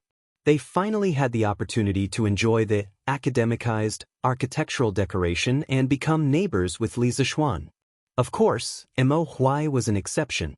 He had rejected Li Zishuan's request to give him a residence. Firstly, Li Zishuan had previously given him Lu Shuren's mansion in Plum Village for free. Secondly, his daughter Mo Lingwei had been appointed as a special professor of the academy because of the astronomical telescope incident. She had already received a residence on Cloud Mountain. If he received another one, it would be somewhat inappropriate. From now on, Ma Zhou no longer had to rent a house. At least he had a home in Chang'an, and it was an exquisite mansion that was priceless. As for Wang Ji, he no longer had to live in the academy's teacher's dormitory. After class in the afternoon, he could also warm 2 pots of wine at home. It was worth mentioning that Yan Xiaoning was not appointed as a professor, but only as an associate professor. This was because the strict and old-fashioned people like Li Gang and Yen Silla believed that Yan Xiaoning did not have academic achievements, like Mo Lingwei. Giving him the position of associate professor was already giving Li Zishuan face. Being a professor was definitely out of the question. As a result, the poor Yan Xiaoning was subconsciously suppressed by Mo Lingwei. There were a total of 20 associate professors in the academy. The rest were all promoted from teaching assistants to lecturers. Although this result was somewhat unsatisfactory for a small number of people, it was still a happy ending overall. The next day. In the morning, Han Lijing and Old Hu came to Cloud Mountain early in the morning to look for Li Zishuan. Father-in-law, Uncle Hu, come and sit. As the academy had officially started work, Li Zishuan did not sleep in today. He had already woken up at this time. Seeing Han Lijing and Old Hu coming together, he quickly greeted them. The three of them sat down in order. Han Yushi brought 2 cups of hot tea for Han Lijing and Hu Hanyun. Han Lijing took it, then looked at Li Zishuan and said, "Xiao, I've already packed up yesterday. I plan to leave for Hedong Road today to buy all 3 estates and then start to treat the sewage." "Father, you're leaving so soon?" Han Yushi was a little reluctant. She looked at Han Lijing and couldn't help but ask. Yushi, it's not early anymore. It's already the 17th day of the first month. If we don't leave now, the sewage at the mines will affect the people's spring planting," Han Lijing said with a smile. Then, he said earnestly, "After your father leaves, you and little Xian will have to take care of Tai Dan. In any case, this kid is much more promising than before. I'm not worried about him. It's you. I hope that you and Xiao Xian can live a good life. I'll only be at ease if the 2 of you live well. Speaking of which, if I can become a grandfather this year, I'll be completely satisfied." Although Han Yushi also wanted to give Li Zishuan a boy or a girl, how could she say such words? She couldn't help but feel embarrassed. "Father, what are you saying? It's still early." Good. I won't say it. This matter, you and Xiao Xian can do as you see fit." Han Lijing stroked his beard and comforted her. "Since father-in-law has decided to leave today, this son-in-law will arrange for guards to pack up the money and escort father-in-law to Hedong Road. Once you've settled down there, this son-in-law will ask them to come back," Li Zishuan said with a serious face. That's good too. The money needed to buy a manor isn't a small amount. Xiao Xian, you can send some people to protect it." Han Lijing nodded, then patted Hu Hanyun's shoulder and said to Li Zishuan, "Xiao Xian, other than this, I have another matter. This time, I'm going to Hedong Road and I probably won't be back in a short period of time. So, I'm thinking that it's better to let Old Hu be the Han Manor's village chief. Otherwise, if I'm not around for a long time, I'll delay the Han Manor's affairs." Chapter 1192. No. Li Zheng, you can't say that. What capabilities do I, Old Hu, have to be the Li Zheng? Only you can be the Han family village's Li Zheng. If you let me be the Li Zheng, wouldn't you be harming the entire Han family village? In Cloud Mountain First Courtyard, after Hu Hanyun heard Han Lijing's words, he hurriedly said. Looking at him, he obviously didn't know beforehand. Han Lijing waved his hand and smiled. "Old Hu, you don't have to be too humble. Last year when I wasn't at the Han family village as the acting Li Zheng of the Han family village, you did everything very well. But the Han family village cannot continue to be without an official Li Zheng. Now that I am away for so long, Old Hu, you will have to take on more responsibilities in the future. This is also for the good of the Han family village." But Hu Hanyun still wanted to argue. Being a straightforward person, he subconsciously felt that this was snatching the rice bowl from Han Lijing and it was very unethical. "No buts. Apart from you, there's no one more suitable." Without waiting for Hu Hanyun to finish, Han Lijing directly interrupted. After saying that, he looked towards Li Zishuan and urged the latter to make a decision quickly. "Little Xian, you should quickly consider this matter. I have to leave today, but the Han family village cannot be without a Li Zheng for too long." Li Zishuan frowned. He looked at his own wife's expression and realized that Han Yushi's face didn't have any special expression. He thought for a while and said, "Father-in-law is right. How about this? After father-in-law has completely settled down at Hedong Road, I will hand over the Han family village's Li Zheng to Uncle Hu. What do you think?" Now, the entire Lantian County was his fiefdom. So to decide on a village's Li Zheng was just a matter of a sentence to him. Hearing that, Han Lijing nodded and said, "That's good too. After I have completely settled down there, I will get someone to send a letter back to you, little Xian. It's settled then, I will go back first. Little Xian Yushi, take care. Father-in-law, be careful." Li Zishuan stood up and cupped his hands towards Han Lijing. He said, "In a moment, this son-in-law will have the manor's guards send the money to the Han family manor. After that, I will go with father-in-law to Hedong Road." Han Lijing nodded and took his leave. Only Li Zishuan, his wife, and Hu Hanyun were left in the room. At this moment, Old Hu could not help but sigh. Han Lijing had stayed in the Han family manor for so many years. If the manor head knew that he was leaving, he reckoned that he would not be willing to part with him for the time being. To be honest, I, Old Hu, am hoping that Li Zheng won't be able to buy the manor at Hedong. That way, Li Zheng will be able to come back and continue being Li Zheng for everyone. Li Zishuan sorted out his thoughts and said to Hu Hanyun, Uncle Hu, actually, what my father-in-law said is not without reason. It's not impossible for you to take the position of village chief of the Han family manor. Father-in-law still has other important matters to attend to in Hedong Road. So, from today onwards, you will have to take on all the responsibilities of the Han family manor. Hu Hanyun opened his mouth, and after hesitating for a while, he could only say helplessly, yes. Young master. The main hall was silent for a moment. Hu Hanyun then remembered the purpose of his visit. So, he said to Li Zishuan, Young master, a portion of the vegetables in the Han family manor's sheds are already ripe. 2 days ago, the manor heads were discussing with me if we should take a batch to Chang and city to sell. After all, these things can't be kept for long. Li Zishuan smiled and nodded, yes. Then let's sell them.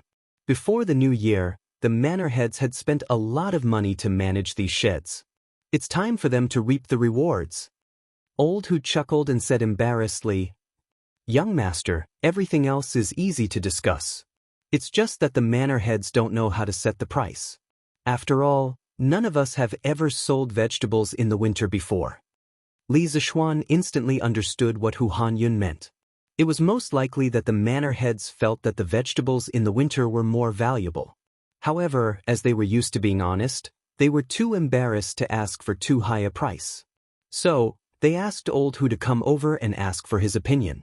After pondering for a moment, Li Zishuan opened his mouth and said, I can't tell you the exact price. Uncle Hu, go back and tell everyone that they can refer to the price of each vegetable in autumn and summer and multiply that price by 20 to 30 times. In modern times, the price of the same type of vegetables grown in the winter in greenhouses was generally twice as high as the price of the vegetables grown in the summer under natural conditions. Because the manor heads under him were the first batch of Tang dynasty farmers to grow vegetables out of season on a large scale, it wasn't excessive to ask for 20 to 30 times the price. In fact, even if he asked for 100 times the price, there would still be people who would buy it. According to historical records, the cucumbers in winter in the Tang dynasty were priceless treasures. Even after the Ming and Qing dynasties, the price of cucumbers in winter was still calculated by the roots. A single cucumber was worth tens of thousands of dollars. However, if he set the price like that, there would be a lot less people who would buy it. However, the 8 manor heads under him all grew vegetables in greenhouses. With such a huge amount, he had to set a price that was acceptable to the rich in Chang and city. Although in the future, as more and more people knew about the technology of growing vegetables in greenhouses, the price would definitely decrease year by year. However, what did that matter? Anyway, it was fine as long as his manor heads could enjoy the first wave of huge profits. 20 to 30 times? Old Hu's eyes widened. He was tongue-tied and said, Young master, isn't this a little too greedy? What if we can't sell it? What should we do? Before he came, he had discussed with the manor heads. At most, the price of the vegetables in summer was 5 times the price. He didn't expect Li Zishuan to be so ruthless and ask for 20 to 30 times the price. Greedy? How is this greedy? Uncle Hu, don't worry. There will definitely be a lot of people buying at this price. You just have to listen to me. Li Zishuan waved his hand nonchalantly. Believe in the young master and you will be rich. This was already a principle that Li Zishuan's manor heads had long been engraved in their hearts. Old Hu was no exception. When he heard Li Zishuan's confidence, he immediately put away his previous doubts. That's fine. I will go and inform all the manor heads who have greenhouses. We are all young master's people. That means we are family. When we go to Chang and city, we have to maintain the same price. Old Hu stood up and prepared to leave. Li Zishuan laughed in his heart. He didn't expect old Hu to be so meticulous. He even came up with the idea of a uniform price. This way, it would be very good to avoid the vicious competition between the manor heads and the manor heads. Good. Uncle Hu, take care. If there's anything, you can come to Yun Mountain to find me. Li Zishuan also stood up and said. Old Hu nodded his head and left. Looks like there are many people in the fief. This year, they can directly become well off with the vegetables in the greenhouses. Looking at Hu Hanyun's back, Li Zishuan was happy in his heart. Chapter 1193. Shopkeeper Lu, do you want spinach, cucumber, or spinach? The next day, before dawn, many farmers had already entered the city with 2 baskets of fresh vegetables. Of course, there were also those who directly pulled ox carts into the city. With the help of the cement road, the speed of the ox carts was naturally very fast. Unsurprisingly, the farmers chose the Drunken Immortal restaurant as their first stop to sell their vegetables. In the past, when the bean sprouts were just grown, they also did this. Yo, old Hu, come in quickly. The Drunken Immortal restaurant had just opened when shopkeeper Lu saw that old Hu had brought dozens of farmers with him. Second Master Lu didn't come today, but his sons did. This. Old Hu, the vegetables in your shed have all grown? As one of the few elders under Li Zishuan, shopkeeper Lu knew that the farmers under Li Zishuan were secretly cultivating vegetables. Seeing so many fresh vegetables, shopkeeper Lu was first shocked, then he said in realization. Old Hu grinned and said, yes. A portion of them have already grown. Everyone wants to bring some to Chang and city and see if they can be sold. Easy to sell. Easy to sell. Of course they're easy to sell. Shopkeeper Lu hurriedly nodded.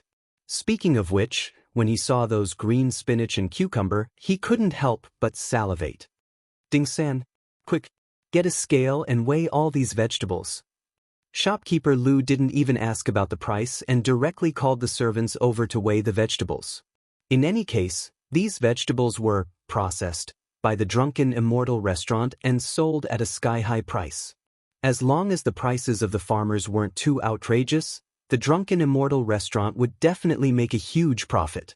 After all the vegetables were weighed, Manager Lu asked, the weight of each of the vegetables is recorded here.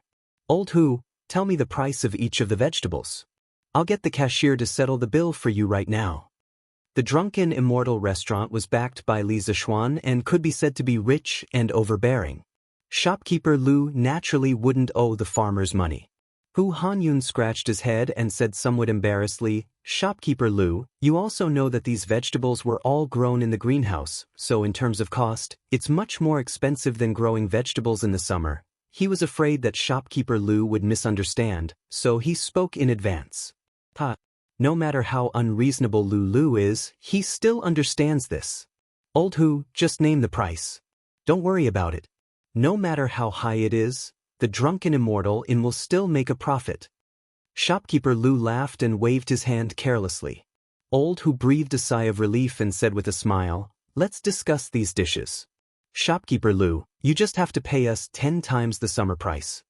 Li Zishuan had clearly said that it would be 20 to 30 times, but Hu Hanyun had said that it would be 10 times.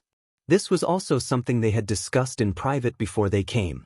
Anyway, 10 times the price was already very profitable for them. Just today's trip alone had allowed them to earn back the cost of the greenhouse. 10 times? Manager Lu frowned, shook his head and said, Old Hu, you're deceiving me again. How precious were the vegetables in winter? How could they sell them for 10 times the price? No matter what, it had to be 20 times. Ding-san, quickly call the bookkeeper over to settle the bill. Let's settle it at 20 times the price. Speaking of which, Shopkeeper Lu was also a person who had seen the world. Although Li Zishuan had never told him about the guiding price of the vegetables in the greenhouse, with his shrewd eyes, how could he not see that Hu Hanyun was deliberately lowering the price for the sake of the Drunken Immortal Inn? You can't. Shopkeeper Lu. These vegetables aren't worth this price. That's right. Shopkeeper Lu. 10 times is too much. Old Hu and the others were shocked and shouted from behind, but Shopkeeper Lu went straight to the backyard without looking back. Master! There are people selling fresh cucumbers, spinach, and spinach in the East Market. Chongren Square, Chow family's courtyard. A servant girl ran in excitedly and said, "What? Fresh cucumbers? How is that possible?" Chow Wendong stood up in shock and said in disbelief. This servant girl was in charge of buying fruits and vegetables in the Chow family's kitchen. Seeing that her master didn't believe her, she almost swore to the heavens. "Master, it's true. This servant saw it with my own eyes in the East Market, and there's more than one seller." Chow Wendong stared at the basket on the servant girl's arm and said in a bad mood, "You saw someone selling cucumbers and you didn't buy them? Do you know how hard it is to get a cucumber in winter? That's something that can't be bought with money." That servant girl was about to cry. "Master, that cucumber is too expensive. It's 30 times more expensive than summer cucumbers. This servant doesn't dare to buy it." Chow Wendong said resentfully, "What's so expensive about it? You call this expensive? Go quickly. Get someone to carry the money and go quickly. Buy as much as you can for this old man. Don't you know that your master likes to eat cucumbers the most?" "Master, this servant will go right away." Chow Wendong's family wasn't the only one who knew the news. Chang and City was a place where high officials and nobles gathered. With so many rich and powerful families, which family didn't have a servant in charge of purchasing vegetables? A large number of fresh fruits and vegetables suddenly appeared in the market in winter, which naturally attracted their attention. As a result, countless servants of rich families used ox carts to pull copper coins and hurriedly rushed to the East Market. After all, these fresh fruits and vegetables were in high demand. Everyone was afraid that they wouldn't be able to buy them if they were late. "Your Majesty! Your Majesty!" This servant heard from the steward of the imperial kitchen that there are cucumbers and vegetables in the East Market, and they are all freshly picked.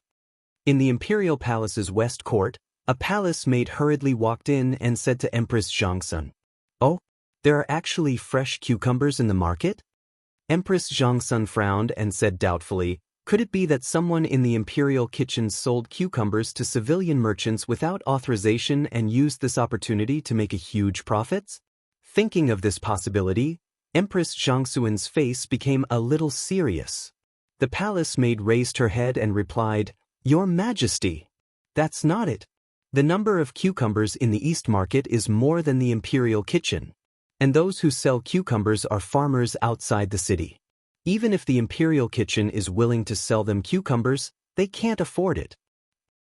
"That's even stranger. How can these farmers have the conditions to grow cucumbers in the harsh winter?" Empress Xiangxuan's mind was full of doubts. At this time, even if her imagination was rich, she couldn't think of the reason.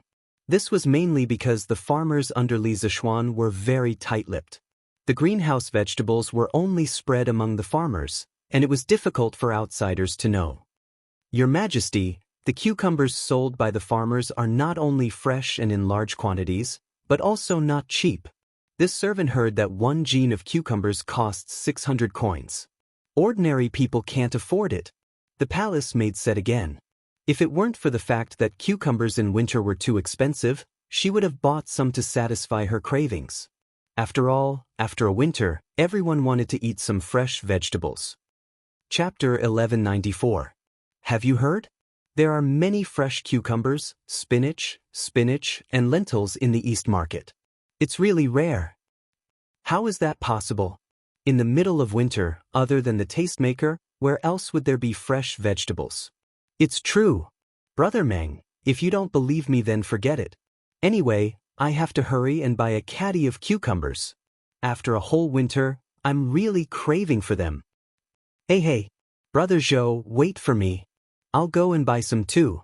Within Chang and City, similar conversations were happening in every corner. Those who heard the news immediately rushed to the East Market. What? Cucumbers for 600 copper coins per caddy? In summer, the most expensive is only 20 copper coins. The crowd who came to watch the show couldn't help but be flabbergasted when they heard the price of the cucumbers. You already said that it's summer. It's winter now. Have you seen cucumbers in winter? 600 copper coins is already very cheap. Immediately, Someone who knew the industry refuted. Aren't these people from the Han village? They're also people from the Plum village and the Liujia village. Oh my god. Why do they have so many cucumbers and vegetables? Although the spectators couldn't afford it, there were still many who recognized the villagers who were busy selling vegetables and collecting money. Strictly speaking, they are all villagers under the Marquis of Yong. Could it be that the Marquis of Yong taught them to grow these vegetables? Someone thought of a very serious question and instantly attracted a round of exclamations. Oh my god! If that's really the case, then wouldn't the villagers under the Marquis of Yong have completely struck it rich this time? Sigh. Why don't I have the fate to become a villager under the Marquis of Yong? These people were lamenting the good luck of the Han village and the Plum village while lamenting that they couldn't be in their place. As for those farmers who came to sell their vegetables with baskets, they had already been surrounded by the servants of those rich families. They couldn't even win money. My master wants all the cucumbers you have here. Can you help me send them to my master's residence? A well-dressed manservant shouted at a villager. The farmer wiped his sweat and said with some embarrassment, "Little brother, if it were any other time, I would definitely help you deliver it. But as you can see, I can't leave at all." The manservant rolled his eyes and said, "Why can't you leave? Other than the cucumbers, bring the rest of the vegetables to the residence. My master wants them all. I definitely won't shortchange you." The villager thought about it, nodded, and said, "Heh, all right then. Little brother, please lead the way." "Oh no. What right do you have to buy all the vegetables by yourself? This big brother, don't go. My master is willing to pay twice the price to buy 10 caddies of cucumbers from you." Seeing that all of the farmer's vegetables were about to be snatched by this manservant, someone at the side was immediately unwilling to do it. Get out of the way. Let this old man buy first. This old man will pay 3 times the price. In the morning, Hu Hanyun and the others sold a batch of vegetables to shopkeeper Lu at 20 times the original price. When the other farmers found out, they immediately raised the price of the vegetables to the rich people in Chang and by 30 times. Their thoughts were extremely simple. In any case, the price they sold to the immortal indulgence in absolutely couldn't be higher than the price they sold to outsiders. In other words, the price they sold to outsiders absolutely couldn't be lower than the price they sold to the immortal indulgence in. Since he sold it to the drunken immortal restaurant at 20 times the original price, then if he sold it to someone else, he would sell it at 30 times the original price. At first, they were a little nervous, but later, they found that even if the price was 30 times higher, it would still be immediately sold out. Moreover, there was a large number of people willing to buy at a higher price. The farmers happily counted their money while secretly rejoicing in their hearts. Fortunately, they had asked Li Zishuan about the price yesterday. Otherwise, if they foolishly came to Chang and to sell vegetables at 5 or 6 times the price, wouldn't they be cheated miserably by outsiders? The momentum of the East Market's popularity gave the farmers a very sensational publicity for their cucumbers and vegetables. At the same time, the immortal indulgence in was busy advertising their vegetables and cucumbers. Cold cucumber salad, shepherd's purse fried lentils, vinegar spinach, chives scrambled eggs. Shopkeeper Lu, the immortal indulgence in is very capable. This old man heard that someone was selling cucumbers and vegetables in the East Market this morning. I didn't expect that you would have ready-made cucumbers and vegetables at noon. Sure enough, you didn't let me down. At noon, Feng Jihua and a group of old customers came to the immortal indulgence inn to eat, and saw that there were several new dishes on the menu in the hall on the first floor. After looking at them, Feng Jihua couldn't help but smile with satisfaction. When he heard the news in the morning, he immediately sent someone to the East Market to buy vegetables, but who knew that he was still a step late and didn't get anything. After all, Chang and city had a population of over 1 million, and there were countless rich people in it. Although there were many farmers who came to sell vegetables, there were still so many people who came to buy at the same time. Therefore, Feng Jihua, who didn't get any fresh vegetables, wanted to come to the immortal indulgence inn to try his luck. He didn't expect that he would really come across it. Since things had developed to this point, many people had already guessed that behind this group of farmers selling vegetables, it was very likely that Li Zishuan had taught them how to grow vegetables in winter. Feng Jihua also thought so, otherwise, he wouldn't have chosen to come to the Immortal Indulgence Inn to try his luck. Boss Feng, you flatter me. What do you want to eat today? Shopkeeper Lu smiled like a Maitreya Buddha as he greeted. Feng Jihua asked for the opinions of a few friends who came with him, then smiled and said, I'll have to trouble Shopkeeper Lu to order all the new vegetables that were released today. To be honest, just thinking about these dishes makes this old man's mouth feel a little hungry. This winter, I'm really tired of eating meat and pickles. Although the price of each dish was indicated at the bottom of the menu, Feng Jihua didn't look at the price from beginning to end. Now that he had status, and wealth, he was indifferent to money. No matter how expensive these dishes were, as long as they were delicious and made people happy, it was fine. Shopkeeper Lu chuckled and said, good. Ding San. Quickly serve Boss Feng to a seat. The market price of these greenhouse vegetables was about 30 times the price of the same type of vegetables in summer. After the Immortal Indulgence Inn's vegetables had undergone secondary processing, the price naturally doubled or even more than the original price. For example, a plate of cucumber salad was actually sold as high as 3 strings of coins. A moment later, all the dishes were served. Kaka. Feng Jihua picked up a piece of cucumber salad with his chopsticks and put it into his mouth to chew for a moment. Accompanied by a series of crunching sounds, the clear and sweet juice of the cucumber, mixed with the aroma of garlic and vinegar, instantly made all his taste buds active. He couldn't help but praise, crispy and juicy, sweet and refreshing. It's been a long time since I've eaten such a refreshing cucumber. Moreover, the chef of this Immortal Indulgence Inn is amazing. A plate of cucumber can actually make such a delicious dish. It's really not a wasted trip. Chapter 1195. The news of the Drunken Immortal restaurant releasing a large amount of fresh fruits and vegetables spread throughout Chang and city in a very short time. Countless customers rushed over upon hearing the news. The Drunken Immortal restaurant, which usually had good business, was suddenly filled to the brim.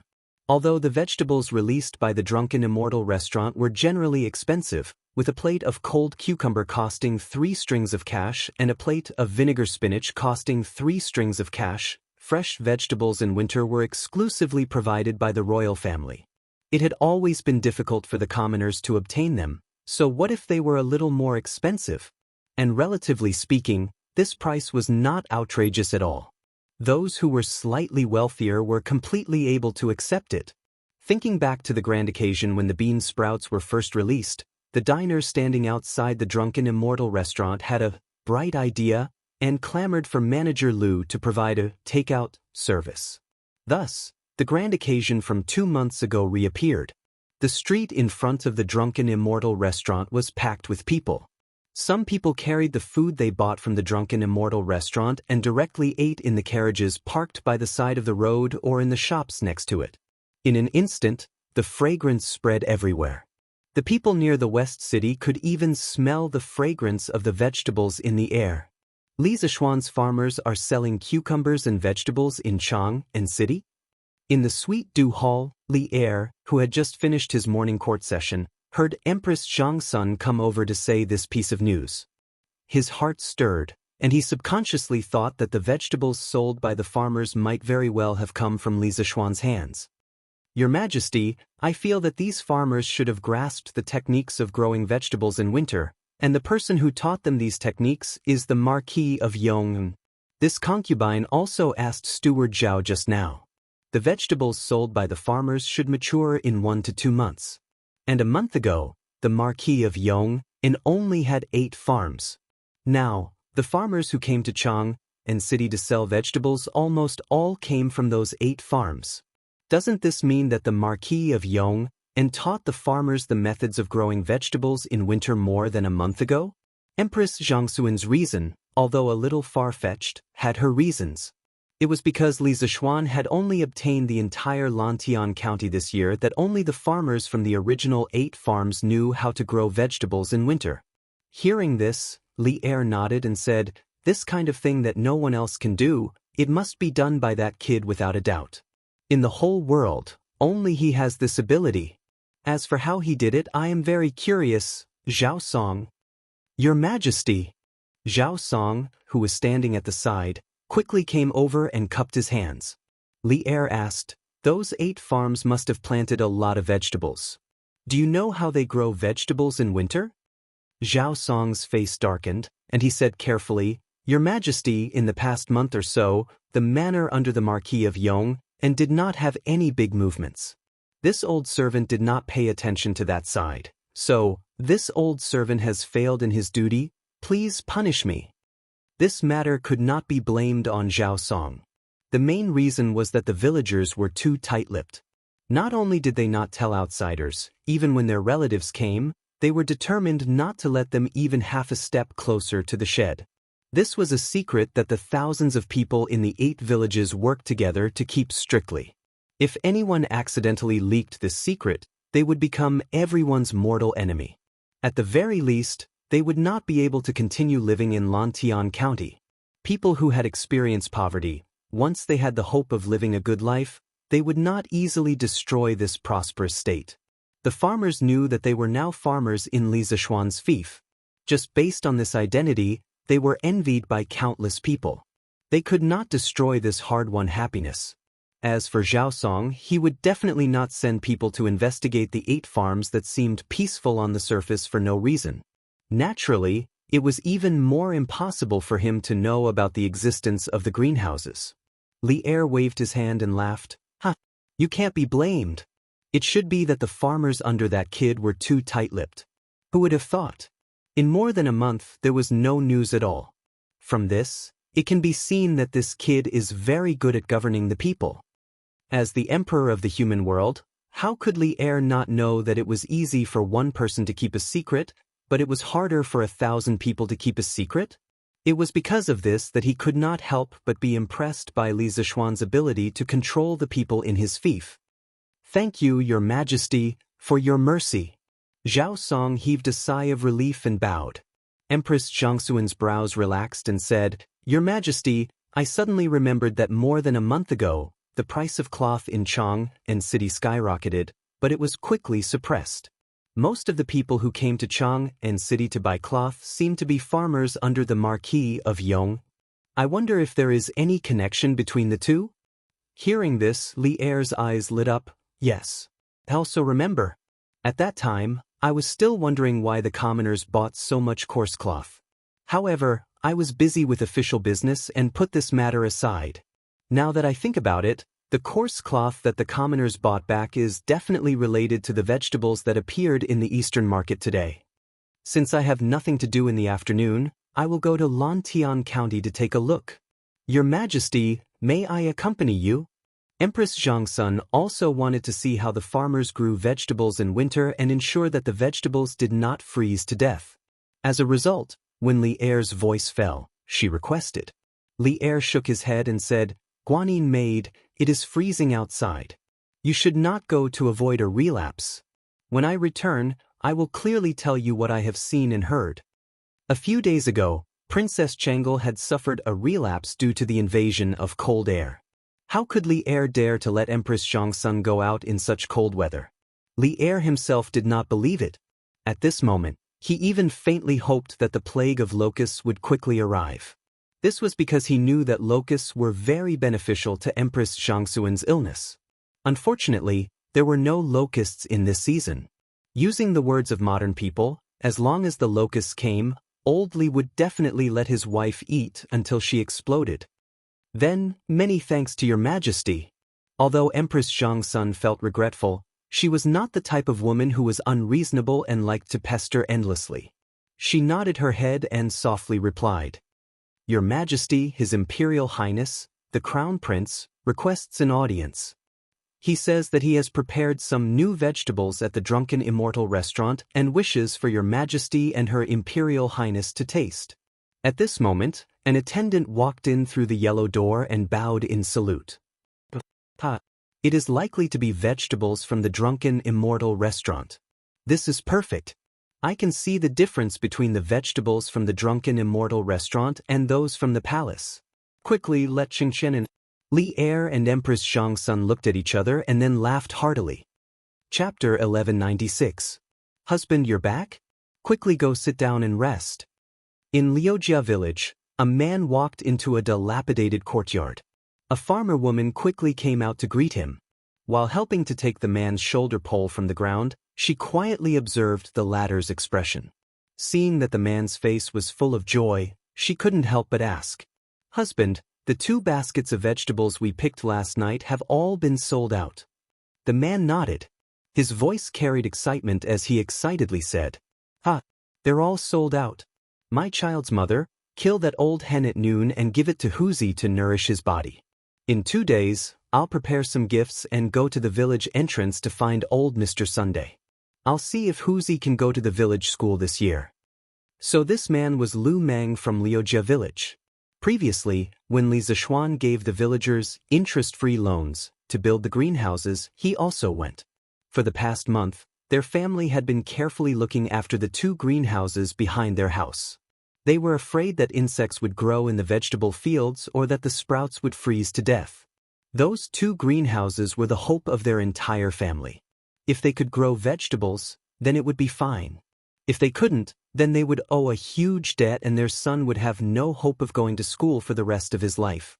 "Husband, Wuxia going to school will cost a lot of money. Do we have enough money?" That woman heard this and said worriedly.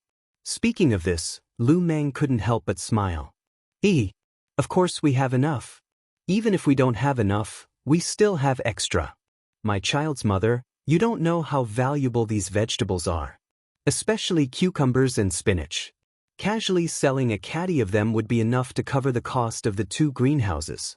The money we earn today would be enough for our entire family to eat for several years. Spinach and cucumbers had not been introduced to the Central Plains for very long. For a long time before that, they were even exclusive to the nobility. Naturally, their preciousness was not something that native vegetables like spinach and shepherd's purse could compare to. Therefore, among the vegetables grown by the villagers, the most expensive ones were cucumbers and spinach. A caddy of cucumbers was generally sold for more than 600 copper coins. A caddy of spinach was also around 500 to 600 copper coins. When Lu Meng said that casually selling a caddy of these 2 vegetables would cover the cost of the 2 greenhouses, he wasn't boasting. "Master, how much did you sell it for?" Hearing this, Lu Meng's wife's face was filled with excitement. Before this, their family was already unable to live anymore. She did not expect that hope would come so quickly. "I don't know how many there are in total. I didn't have time to count them. They're all in this basket." Although the top was covered with grass, the bottom was covered with copper coins. Judging by the weight of the coins, it should be more than 100 caddies. There was a master who didn't have that many copper coins with him, so he gave me 2 gold beans. It was definitely real gold. Our family is really rich this time. Lu Meng pointed at the bamboo basket and then carefully took out 2 soybean-sized pieces of gold from his bosom. They glittered under the sunlight.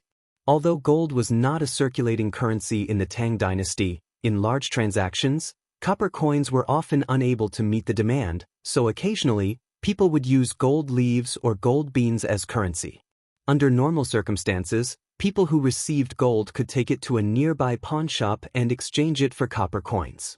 The 2 gold beans in Lu Meng's hand should be able to exchange for nearly 20 strings of coins. The woman looked at the gold beans in Lu Meng's hand with infatuation.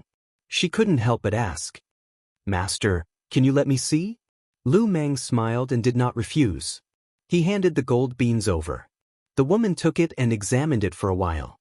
She then used her teeth to gently bite it. After seeing some slight marks, she happily said, "Master, it's really gold. It's really gold." Lu Meng grinned and said with disdain, "You melon woman, these gold beans were given by Lord Chow.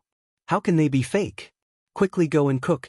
This woman probably forgot that when she received the gold beans, she secretly bit it with her teeth and secretly rejoiced for a long time. Young master, old who, have asked around in the afternoon.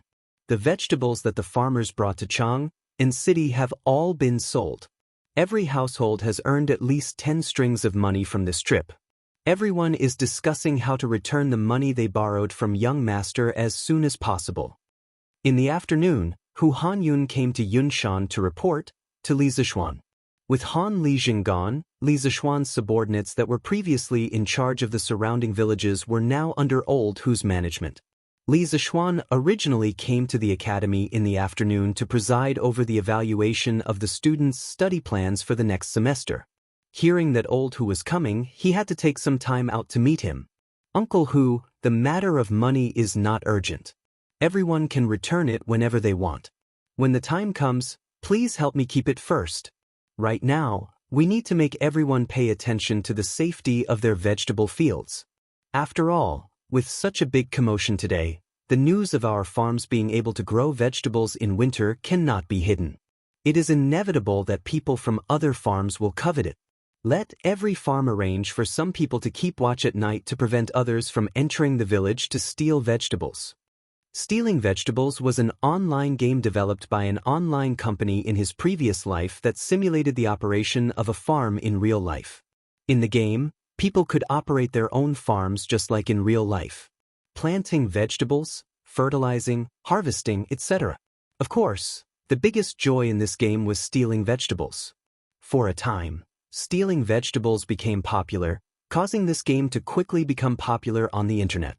However, the stealing vegetables that Li Zishuan was talking about was definitely not the same as on the internet. It was also not that he was making a fuss over nothing. It was because the price of vegetables had skyrocketed. As the saying goes, profit moves people's hearts. When other people saw that the vegetables grown by his farmers were so valuable, it was hard to guarantee that there would not be some thieves coming to steal vegetables. Old Hu's eyes widened and said excitedly, "Young master, you can rest assured. I will go and inform the village officials of each farm. If anyone dares to steal vegetables, they will not be able to return." Li Zishuan's eyebrows twitched and quickly said, "Uncle Hu, be careful. Don't kill anyone."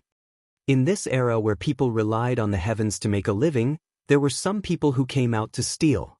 It was probably because they were forced to make a living. Their crime did not warrant death. Moreover, if they really killed someone, the authorities would hold them accountable and it would be a troublesome matter.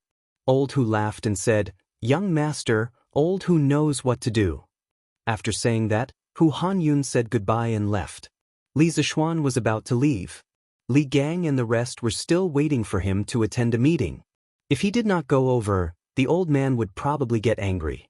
Hu knew that just as he stood up, he heard footsteps outside the door. Then came Li Er's energetic voice. "Ha! You are trapped in Yunshan, but you can still control the situation. Not bad, not bad." Chapter 1197. Greetings, Your Majesty. Yanhuang Academy, Guanghua Tower. In a small meeting room, Li Zishuan clasped his hands and bowed to Li Er. He had already guessed the purpose of Li Er's visit. It must be for the vegetables in the greenhouse. After all, there was such a big commotion in Shang and city today. As the ruler of the empire, it was impossible for Li Er not to have received any news. You have done so many things behind my back. Aren't you going to explain to me?" Li Er walked in with his hands behind his back and sat on the sofa at the head of the table. He crossed his legs and looked at Li Zishuan. Li Zishuan stared blankly at first, then felt a chill run down his spine. From Li Er's tone, why did it feel like a resentful housewife complaining that he had an affair outside? He quickly shook his head to get rid of the messy thoughts in his mind. Li Zishuan went forward and cupped his hands. "Your Majesty, are you talking about the farmers growing vegetables?" Li Er grunted and said unhappily, "If not, what else could it be? You are asking the obvious again." Li Zishuan answered truthfully, "Your Majesty, this method of growing vegetables in winter was something that I came up with by chance. I saw that most of the farmers in my fief lived in poverty, so I imparted this method to them. However, I didn't expect that the farmers would be so tight-lipped and have kept the secret until now." Li Er thought to himself, "You are not the only one who didn't think of it. I didn't think of it either. I have to say, the farmers in your fief are quite united. As for growing vegetables in the winter, tell me how you did it." Li Er looked at Li Zishuan and said calmly. Li Zishuan thought for a while and cupped his hands. Your Majesty, there are 2 vegetable fields on Yunshan Mountain. Why don't you take a look at them personally? Li Er's eyes lit up. Oh, that's great. Lead the way then. Please wait a moment, Your Majesty. I will speak to Mr. Wenji and come immediately. This is where you grow vegetables. 15 minutes later, Li Zishuan brought Li Er to the large shed in the backyard of his courtyard. Li Er looked at the 2 long sheds in front of him and asked with a frown. Alas, Li Zishuan had never studied biology. Li Zishuan had no choice but to patiently explain, Your Majesty, the reason why the soup supervisor can grow vegetables in the winter is mainly because of the warm and humid climate near the hot spring, which is suitable for the growth of vegetables. I used this kind of coarse cloth soaked in tung oil to build these 2 houses in order to maintain the temperature and provide a suitable environment for the growth of vegetables. In this way, it is not difficult to grow vegetables in the winter. Li Er nodded in realization and said, Oh, so that's how it is. More than a month ago, countless people poured into Chang and city and bought coarse cloth wantonly, causing the price of cloth in Chang and city to soar. Presumably, this was the reason? Li Zishuan was not surprised that Li Er could think of this. He cupped his hands and said, Your Majesty is wise. More than a month ago, the people did go to Chang and city to buy coarse cloth in order to build sheds. It was indeed so. Li Er could not help but secretly rejoice at his own brilliant foresight. After a while, he opened his mouth and said, Let's go. Follow me in to take a look. Your Majesty. Li Zishuan did not have any objections. He stepped forward and helped Li Er open the door to the greenhouse. He extended his hand and said, Your Majesty, please. Li Er nodded his head and walked in. Inside the greenhouse, when Li Er saw the tender green vegetables in the field, the shock on his face could no longer be concealed. After taking 2 steps, he suddenly felt a little thirsty and wanted to pick a cucumber to quench his thirst. But when he walked into the cucumber vine and saw the bare cucumber sprouts, his head was filled with question marks. Marquis Yong, and did your house get burglarized recently? When Li Zishuan heard this, he was a little confused. But when he followed Li Er's gaze and looked at the cucumber vine, he suddenly understood and hurriedly replied, Your Majesty, it was not burglarized. It was just that the cucumbers on the seedlings were all plucked yesterday. Then he explained to Li Er in a few words. Yesterday, during Yanhuang College's first teacher title evaluation conference, Li Zishuan treated each teacher of the college to a cucumber. Although 1 cucumber per person did not seem like much, there were many teachers in the college. In the blink of an eye, 40 to 50 caddies of cucumbers were gone just like that. His greenhouse was only so big. It would be strange if the cucumber vine was not bare. Teacher Title Evaluation Conference?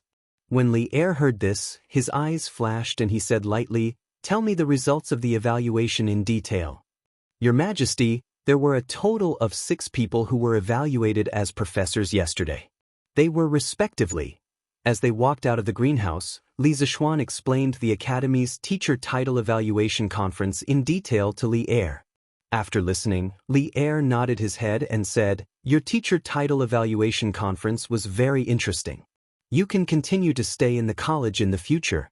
Just as you said before, I also hope that Yanhuang College can truly become a place where only talents are valued. Only then can the college become a college that benefits the country and the people. Li Zishuan nodded his head and said, Your Majesty, rest assured. As long as I am here, I will definitely not let the college become a place for flattery. Establishing a heart for the world and establishing a life for the people is the foundation of Yanhuang College's existence. I still believe in your words. Li Er laughed lightly and turned around to look at the greenhouse behind him. Then he said thoughtfully, Mark Yong, and this method of growing vegetables in winter, can it be promoted to benefit more people? Different people, in different positions, would naturally think of different problems. As the king of Lantian County, Li Zishuan usually thought of the people in his fief. As for Li Er, as the emperor of the Tang Empire, he naturally thought of the people of the world. Now that the price of vegetables in Chang and was comparable to gold, Li Er felt that this method could be used to let the people of the Tang Empire live a good life. When that time came, the Tang Empire would be rich and the people would be strong. Li Zishuan frowned and thought for a while. Then, he shook his head and said, "Your Majesty, it is not that I am stingy, but even if this method is promoted, it will not benefit all the people in the world. As the saying goes, the rarer something is, the more precious it is. Your Majesty, although the price of vegetables in Chang'an is very expensive now, it is only temporary. As more and more people know how to grow vegetables in winter, the price of vegetables will definitely drop greatly. When that time comes, those farmers who grow vegetables in winter will not only not be able to earn as much money as they do now, but also have the risk of losing money when the weather is very cold." The reason was very simple. The modern people clearly knew that vegetables in the greenhouse in winter were more expensive than in summer. Why didn't they all grow vegetables in the greenhouse? It was only because there were more people, and the profits were less. Chapter 1198. Cloud Mountain. After listening to Li Zishuan's analysis, Li Er felt that it made sense. However, it was because it made sense that he felt disappointed. Sigh. What a pity. After a moment of silence, Li Er sighed regretfully. Li Zishuan understood what Li Er was thinking. He was disappointed that the greenhouse vegetables could not benefit all the people in the world. He went forward and cupped his hands. "Your Majesty, actually, if you think about it from another angle, there's nothing to be regretful about. In the future, this method of growing vegetables using cloth sheds will definitely be widely spread. When winter comes, ordinary people can also afford to eat fresh vegetables. Doesn't this also mean that the Tang Empire is getting stronger? Furthermore, I only said that the people who start growing vegetables in greenhouses will not be able to earn as much as they do now. However, overall, they will still be able to earn. Every winter, there will be many empty fields among the people. The people can use them to grow vegetables and more or less subsidize their families, right? Therefore, on the whole, this thing can still be of benefit to many hundreds of people." Li Er thought carefully and realized that this was indeed the case. He could not help but feel happy again. "From what you're saying, you still intend to spread this method of growing vegetables in winter in the future?" Li Zishuan smiled. "Your Majesty, actually, even if I don't say it, this method of growing vegetables will slowly spread out. There's no secret in this world that can be kept forever." Now, his farmers had sold a huge amount of vegetables in Chang'an city and caused a huge sensation. Naturally, more and more people would be attracted. It would definitely be more and more difficult to keep a secret in the future. In fact, according to Li Zishuan's intentions, it would be fine as long as his farmers could earn the first huge amount of profit from the birth of the greenhouse vegetables. He could even give the rest of the profits to the farmers of other farms. This was like eating fish. His people only needed to eat the head of the fish and leave the body and tail for others to eat. "Ha! You're quite open-minded." Li Er didn't expect Li Zishuan to be so open-minded. When he came, he was still thinking about how to persuade Li Zishuan to hand over the method of growing vegetables in winter. He didn't expect that Li Zishuan had already thought of this without his persuasion. He couldn't help but point at Li Zishuan and sigh. "Your Majesty, this subject is deeply indebted to the country, so it is only natural for this subject to do something for the people of the Great Tang." After Li Zishuan expressed his political position, he took the opportunity to say, "Your Majesty, I plan to build a dam beside the Ba River in Mei Village to accumulate water from upstream. Please allow it, Your Majesty." Now that the entire Lantian County was his fief, this section of the Ba River was naturally under his control. In principle, there was no need to report to the court about the construction of the dam. He only needed to give Li Er a heads up. Building a dam? Why are you building a dam?" Li Er was confused by Li Zishuan's words and couldn't help but ask. Li Zishuan was already prepared. He cupped his hands and said, "Your Majesty, this subject is building a dam to prepare for a rainy day. Previously, this subject told Your Majesty that in June this year, locusts will appear all over Guangzhou. As the saying goes, a drought and locusts are inseparable. After a drought, there will be locusts. Thus, this subject estimates that this year's drought will also be very serious. This subject wants to build a dam to accumulate water in advance for a rainy day. Li Er frowned. Previously, he had been thinking about how to prevent a plague of locusts but had forgotten that after a drought, there would be locusts. After Li Zishuan's reminder, his mood instantly became gloomy again. It's hard for you to be so meticulous. If there really is a drought this year, then I should make preparations in advance. However, will the dam you're building on the Ba River really work? Not to mention other places, just Lantian County alone has millions of mu of fertile land. How much water do you need to accumulate to ensure that all the fields can be watered by a mere Ba River? Hearing this, Li Zishuan furrowed his brows and thought for a moment. He shook his head and said, "Your Majesty is right. A single Ba River is indeed unable to solve the drought in all of Lantian County. However, this is the only method I can think of. I can only do it first and talk later." This subject still believes that nothing in the world is difficult. If one has the will, there will definitely be other methods before the drought arrives. Furthermore, other than building a dam to fight a drought, this subject also plans to build something on the dam and use this thing to create something new that the Tang Empire has never seen before. If it succeeds, the impact on the Tang Empire will be unprecedented. Li Er raised his eyebrows in surprise. Something that Li Zishuan was so serious about was definitely not ordinary. He asked, "What new thing is it?" Li Zishuan smiled mysteriously and said, "It's electricity. You are electricity, you are light, you are the only legend, asterisk cough cough asterisk." For some reason, Li Zishuan suddenly thought of a song from his previous life. Electricity? The surprise on Li Er's face grew. He pondered for a moment and suddenly said, "The telegraph machine you built previously, did it use electricity to send messages?" Li Zishuan smiled and said, "Your Majesty is wise. The telegraph machine needs electricity to work properly. Actually, there is electricity in this world, but that kind of electricity is too powerful and it is difficult for mortals to use it."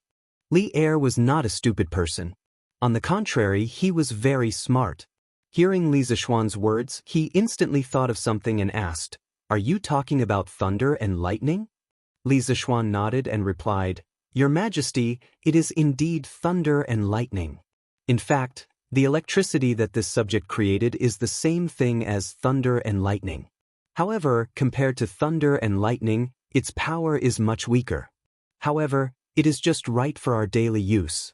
In the future, if we want to popularize the telegraph machine on a large scale, we must have an endless supply of electricity to support it. That is why this subject said that as long as we can create a machine that can generate electricity, it will definitely have an unprecedented impact on our Tang Empire." Li Er's gaze became deep. Now, it seemed that the dam on the Ba River must be built. He said decisively, "Since this dam is so important, then build it. And build it immediately. Build it as big as you can. I really want to see what the Tang Empire will look like with electricity." Li Zishuan heard this and was delighted. He rubbed his hands and laughed. "Hee, thank you, Your Majesty." "Your Majesty, the money for the dam, what do you think?" "This guy wants money, cough cough." "I suddenly remembered that there are still important matters in the palace. You should build the dam as soon as possible. I will return to the palace first." Li Er's expression changed. He hurriedly waved his hand at Li Zishuan and then turned to leave without looking back. Seeing this, Li Zishuan was stunned. "F***ck, you are really a miser. You are so stingy." Li Zishuan only regained his senses after Li Er had walked away. He was dumbfounded. Chapter 1199. Emperor Li Er walked away slowly, leaving Li Zishuan alone in the wind in a mess. Actually, to Li Zishuan, even if the imperial court did not give him the money, he would still build the dam. The reason why he asked Li Er was just to test him. If Old Li gave him the money, he would naturally make a killing. If not, he would not lose out either. But in the end, Li Er's stingy way of doing things made him a little stunned. He did not expect Old Li to become even stingier now that he was rich. Indeed, the richer the person, the more stingy they were. But he was an exception. He was generous regardless of whether he had money or not. Since Old Li did not give him the money, he would pay for it himself. After all, Lantian County was his fief. He would not lose out by building some public facilities for his fief. Not long after Li Er left, Chao Wendong, Lin Wenyuan, Feng Jihua, and the other members of the Flaming Yellow Chamber of Commerce all came to look for him. Marquis, we are here today to ask for fresh vegetables from Marquis's farm. Li Zishuan brought them to the main hall of the Cloud Mountain residence. After taking a seat, Chao Wendong directly stated the purpose of their visit. Obviously, not only did Li Zishuan guess that the fresh vegetables sold by the farmers today came from Li Zishuan, these merchants also more or less guessed that this matter had something to do with Li Zishuan. That was why they came to look for him. Li Zishuan did not deny it. He leaned back in his chair and smiled slightly. Oh, you are also interested in these fresh vegetables? Chao Wendong coughed dryly and said embarrassedly, cough cough. To be honest, Marquis, we all have restaurants, so we also want to sell some fresh vegetables recently. But Marquis, don't worry. After we buy the vegetables from the farmers, we will not provide them to the restaurants in Chang and City. We will sell them to the restaurants in other states and counties, so it will not affect the business of the Drunken Immortal restaurant. Chao Wendong had been in the business world for so many years, so he had a sense of propriety when he spoke and did things. After hearing what he said, the other people who came with him also nodded in agreement. Li Zishuan waved his hand and said, everyone, there's no need to be like this. This Marquis is not that petty. There are over 1 million residents in Chang and City, and the Drunken Immortal in alone is unable to meet such a huge demand. So even if you have restaurants in Chang and City, you should sell them. You don't have to worry about forcing the Drunken Immortal in out of business. Speaking of which, this Marquis is very confident in the culinary skills of the chefs in my restaurant. Today, the Drunken Immortal restaurant was just an insignificant property in Li Zishuan's hands. He no longer valued it as much as he did last year. Besides, he wasn't so overbearing as to allow only his family to open a restaurant in Chang and City. Hearing this, everyone looked at each other, and a trace of joy flashed in their eyes. They all stood up and cupped their fists. Thank you, Marquis, for your understanding. Li Zishuan waved his hand and smiled. Boss Chao, just now you said that you want to buy fresh vegetables from the farmers. What price do you plan to buy them at? Compared to other things, this was the question that Li Zishuan was concerned about. Now, in the Tang Empire, there was no other place that could grow vegetables in greenhouses except for his. Although Qing Yaojin and Qin Qiong also grew vegetables, they weren't ripe yet. So he was fully qualified and had the confidence to fight for more benefits for the farmers.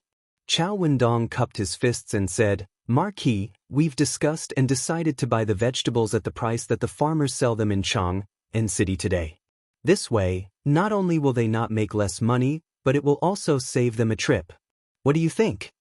Offering such a price didn't mean that Chao Wendong was crazy or that he didn't want to make money. But they felt that the price that the farmers sold the vegetables in Chang and City today was a little too cheap, and there was still room to raise it. Once they monopolized all the goods in the hands of these 8 villages, it would be even easier to raise the price. It could be seen that some capitalistic monopolies, whether in modern times or ancient times, existed. In this way, we can't let you suffer a loss. As for the so-called purchase price, I allow you to fluctuate according to the market demand. Because according to my speculation, the current high price of vegetables won't last long. In another half a month, all the vegetables in the Cheng and Qin families' farms would be ripe. At that time, the price of vegetables in Chang and City would definitely drop. So Li Zishuan added such a rule for Chao Wendong and the others. Otherwise, this group of people would definitely suffer a loss in the end. They were all members of his Chamber of Commerce and could be considered as his own people. He didn't need to cheat them for such a small amount of money. Chao Wendong and the others were delighted. Thank you very much, Marquis. Li Zishuan waved his hand and said, In a while, I will send someone to pass down the order. When the time comes, you can go directly to each farmer. They will assist you to buy vegetables or cucumbers from the farmers. But all of this depends on the farmer's willingness. If they want to sell it themselves and don't sell it to you, you can't force them. Of course. Chao Wendong and the others hurriedly responded. Li Zishuan thought for a while and said, "In my opinion, in order to ensure the freshness of the vegetables, you can wake up early every day and come here. Let the farmers who want to sell you vegetables help you pick the vegetables, and then use the carriages to transport them to Chang. Now that the official road between here and Chang and city has been paved with cement, a round trip can save a lot of time and ensure the freshness of the vegetables to the greatest extent." Chao Wendong nodded happily and said, "Marquee idea is indeed a good idea. The freshness of the vegetables is the key. With this cement road, we can quickly transport the freshly picked vegetables to the restaurant and start selling them. In terms of freshness, there is naturally no problem." "That's great." The others also felt that Chao Wendong's words were reasonable and nodded in agreement. After chatting for a while, Chao Wendong and the others finally bid farewell and left. Li Zishuan hurriedly called Pang Feiji and told him that Chao Wendong and the others wanted to buy vegetables before spring. He also sent him to inform the farmers of the 8 big farmers to cooperate with Chao Wenzhong and the others. In fact, this was a good thing for the farmers. Because with Chao Wenzhong and the others in charge of buying the vegetables, not only could they save a few trips, but in terms of price, Chao Wendong and the others were professional businessmen.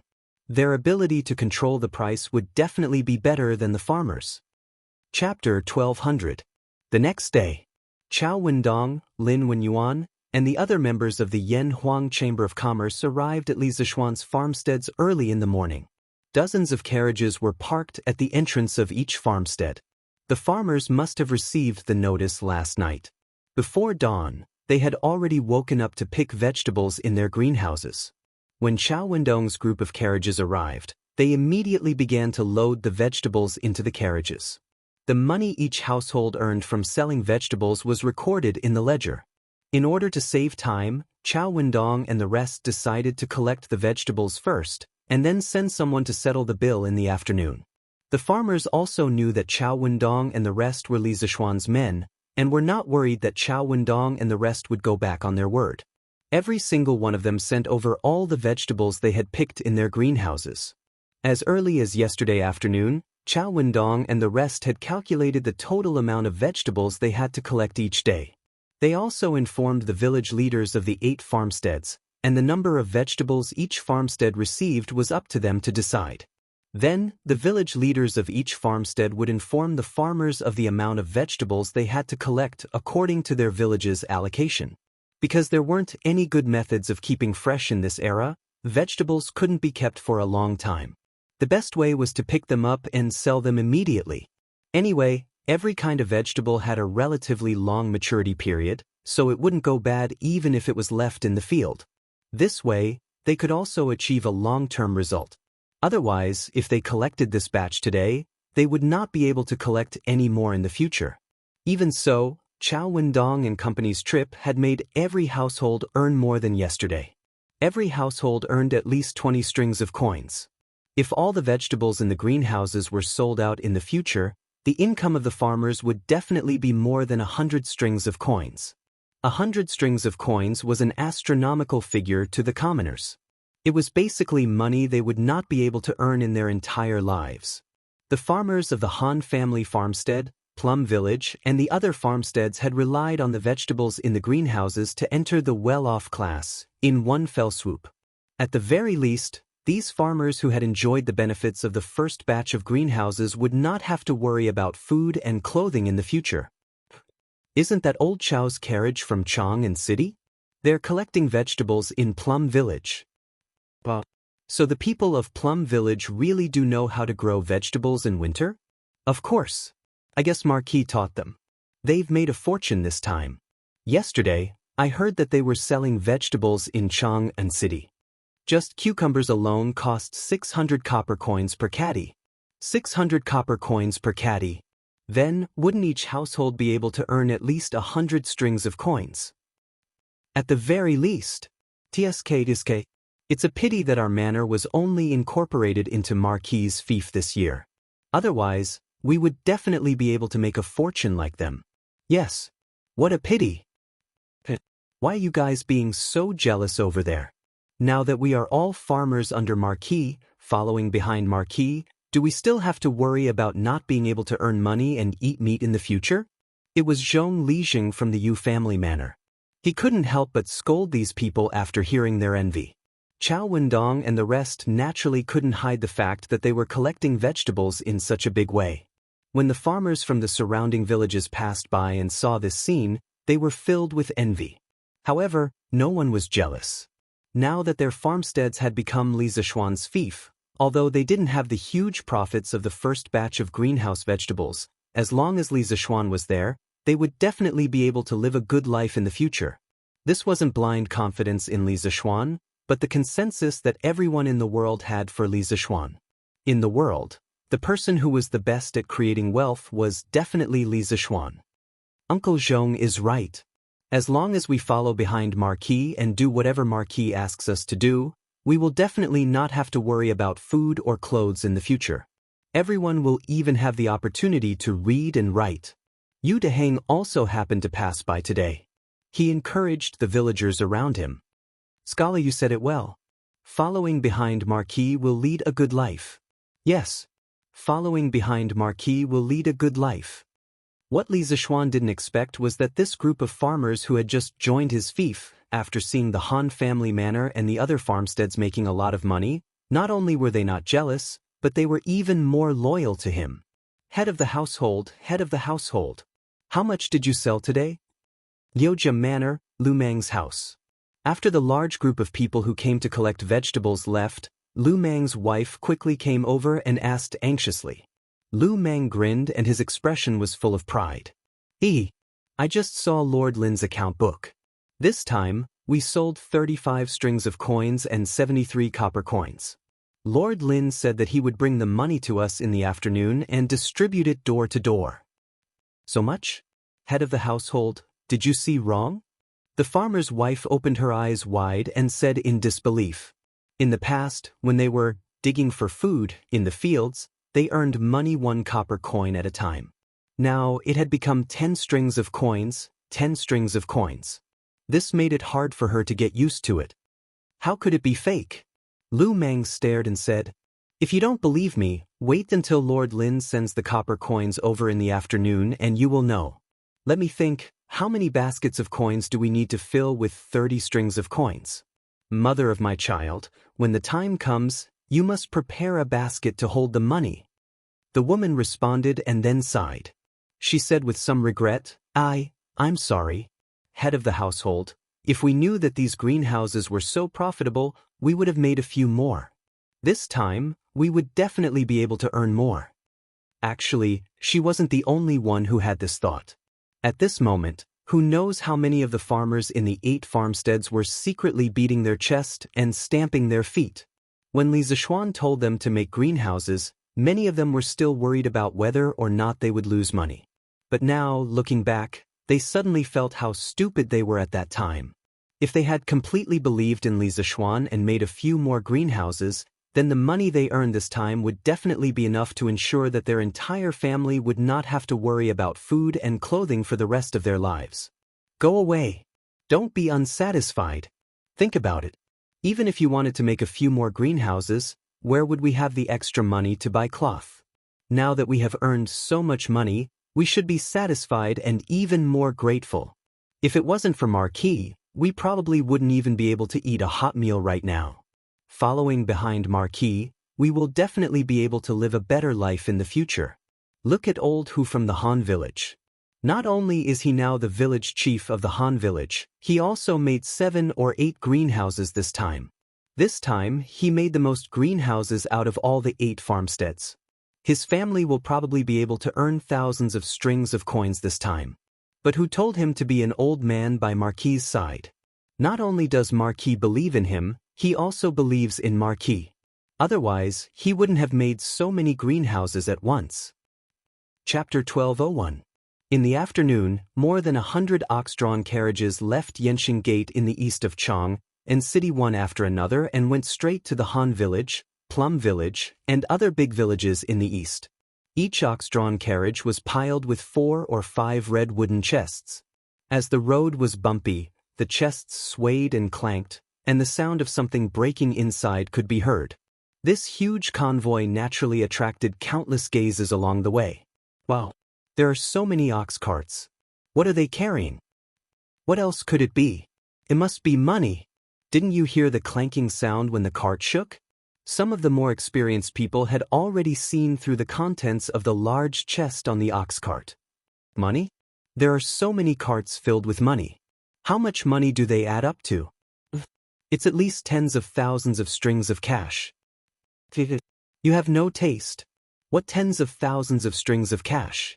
It's at least close to 100,000 strings of cash. 100,000 strings of cash. Someone shouted. The passers-by heard it and could not help but hold their breath. Whose ox cart is this? 100,000 strings of cash. They actually spent so much money. What are they going to do? Hey! It looks like there's more than one family. The Chow family's cart is at the front. Behind them are the Lin families, Feng families, Liao families. I know. They're going to give money to the Plum Village, Han Manor, Lu Manor, and Wang Manor's manors. Give money? What money? Don't you know? This morning, old Master Chow and the rest collected a lot of vegetables from the manors near the Han Manor. Today in Chang and City, those old masters' restaurants are all releasing all kinds of vegetables. They must have collected them from the manors. They're probably going to settle the bill for the manors now. Whoa, settle the bill. Do they need so much money to settle the bill?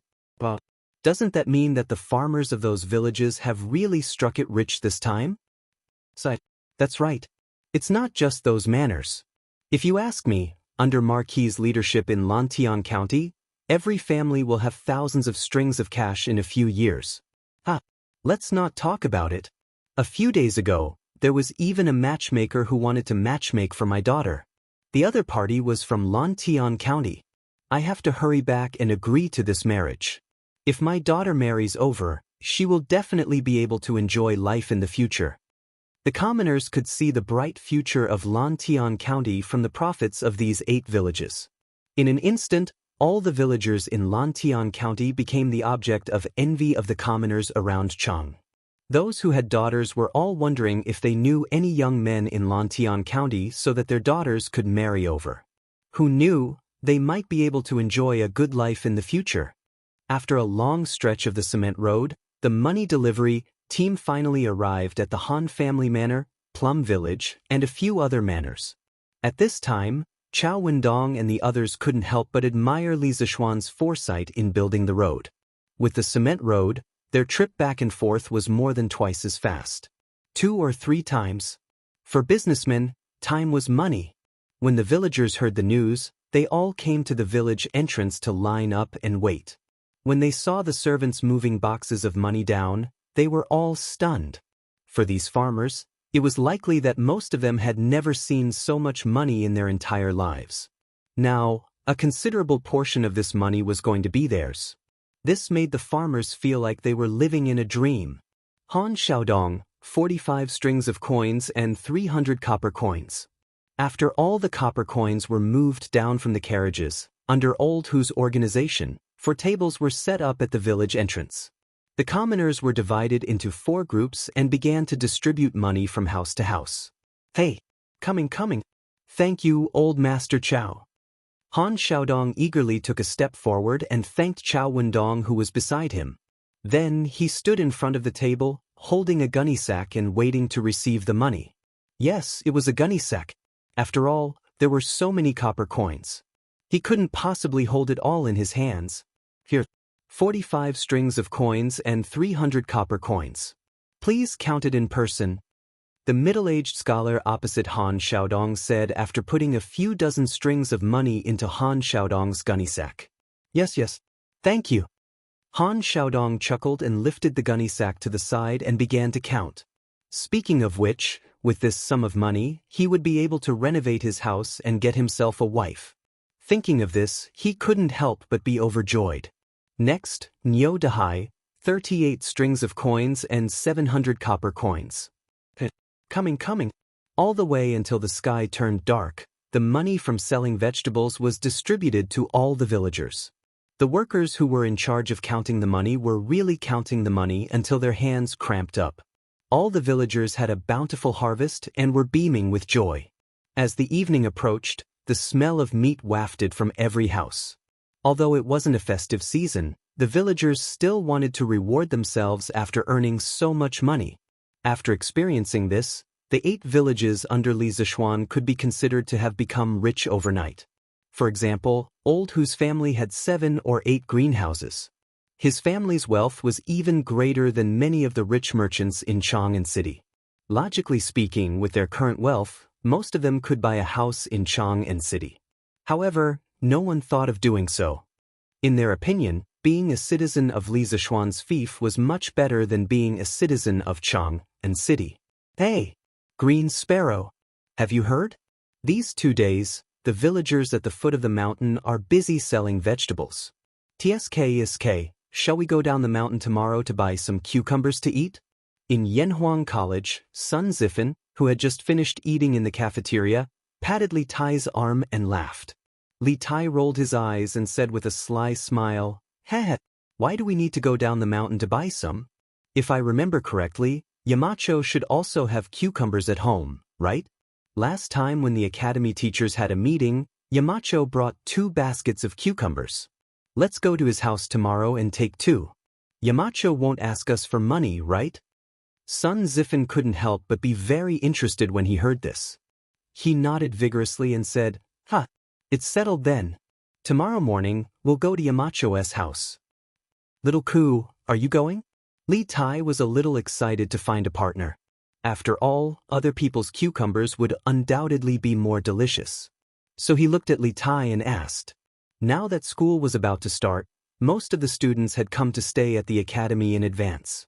Li Ku was among them. He came after the Lantern Festival. "Green Sparrow, is this okay?"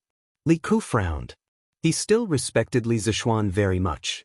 Li Tai laughed and said, "Hey, what's wrong with this? Yamacho is not a stingy person. Tomorrow, we can ask Yamacho how our exam results were last semester." Li Ku was finally convinced. "But let's go together tomorrow." Chapter 1202. The next morning, Li Zishuan had just woken up and was about to have breakfast when Li Tai, Li Ku, Cheng Chumo, Sun Zifen, Yuchi Baolin, and Qin Huayu arrived. It turned out that all the students from Dormitory 01 were here, and they even brought Li Ku with them. "Heh, why are all of you here so early today? Are you here to scrounge for food?" Li Zishuan was overjoyed and immediately laughed. Speaking of which, the courtyard was only a few steps away from Yanhuang College. In the past, Li Tai, Cheng Chumo, and the others often came over to scrounge for food. After so many times, Li Zishuan had gotten used to it. However, it was the first time that so many people had come today. Yamacho, don't make it sound so bad. What's scrounging for food? We're here for something important." Li Tai licked his lips and laughed. "If that's the case, then I won't get anyone to add more bowls and chopsticks for you.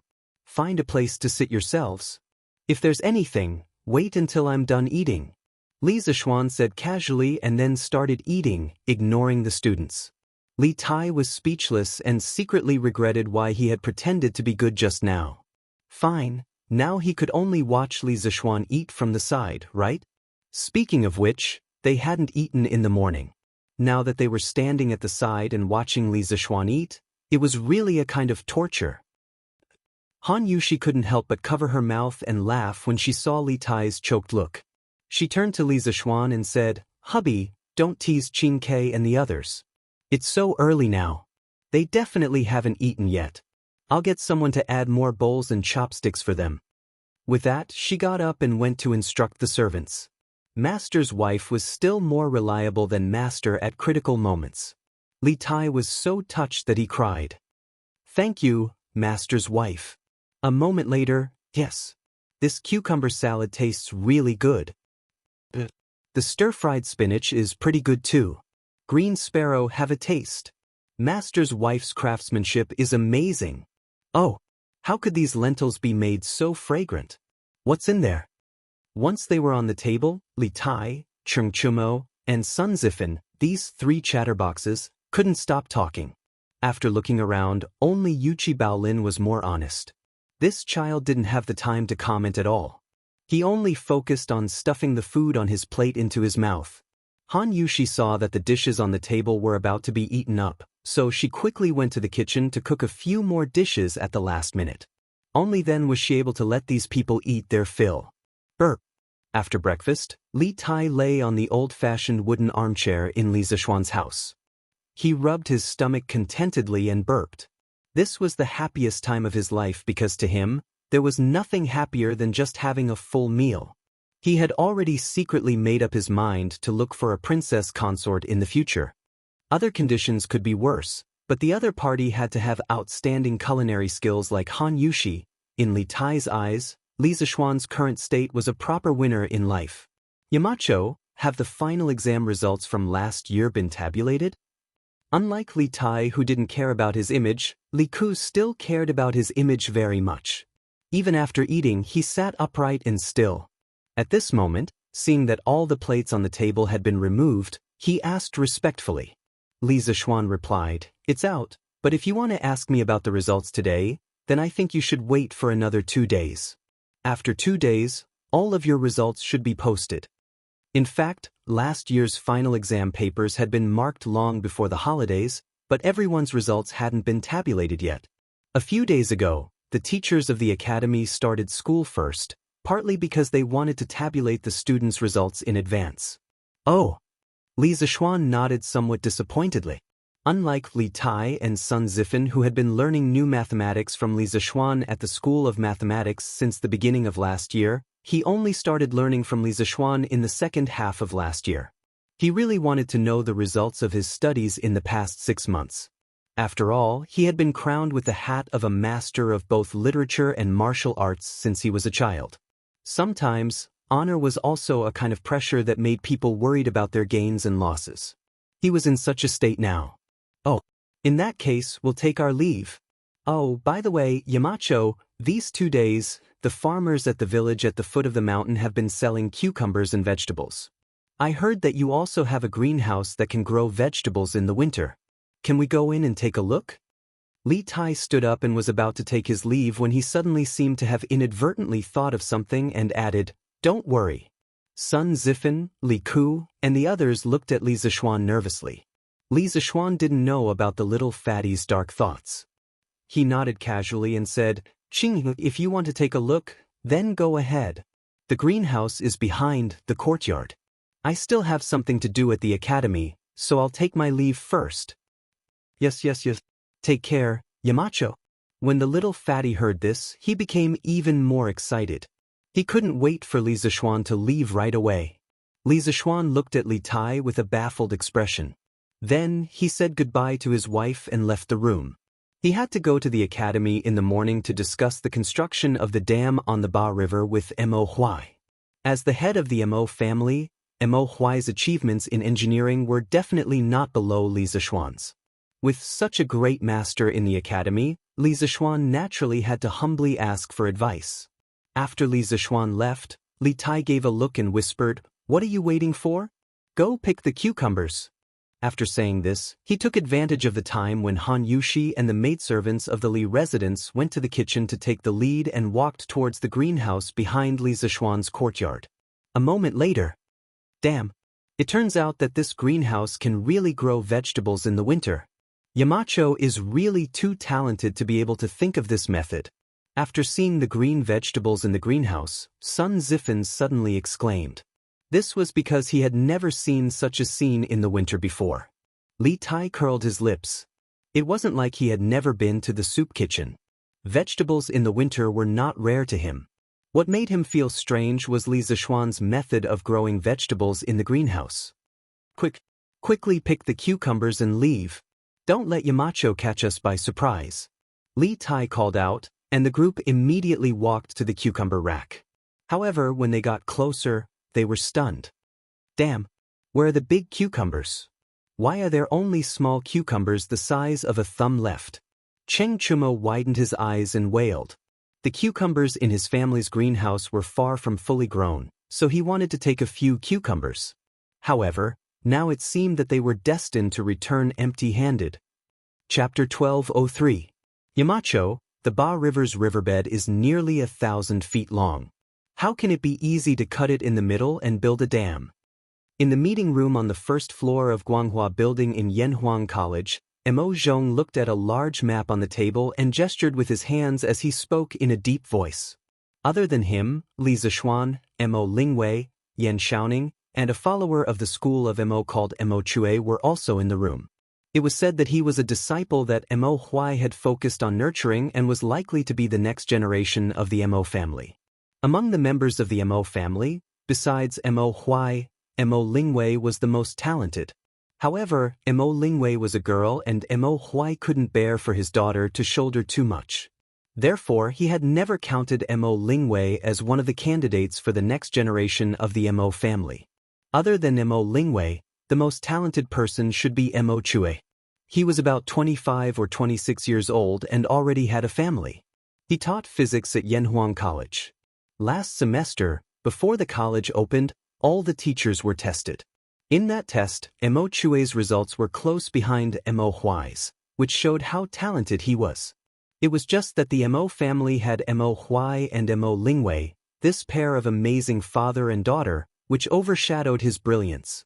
Otherwise, he would definitely become a figure of the Mo family. At this moment, everyone in the meeting room was staring at a map on the table, frowning and deep in thought. Li Zishuan spoke in an unquestionable tone. There's nothing impossible in this world. The Ba River is only 1,000 feet wide. It's not impossible to build a dam on the riverbed. What we need to do now is to find a solution, not discuss whether it's feasible or not.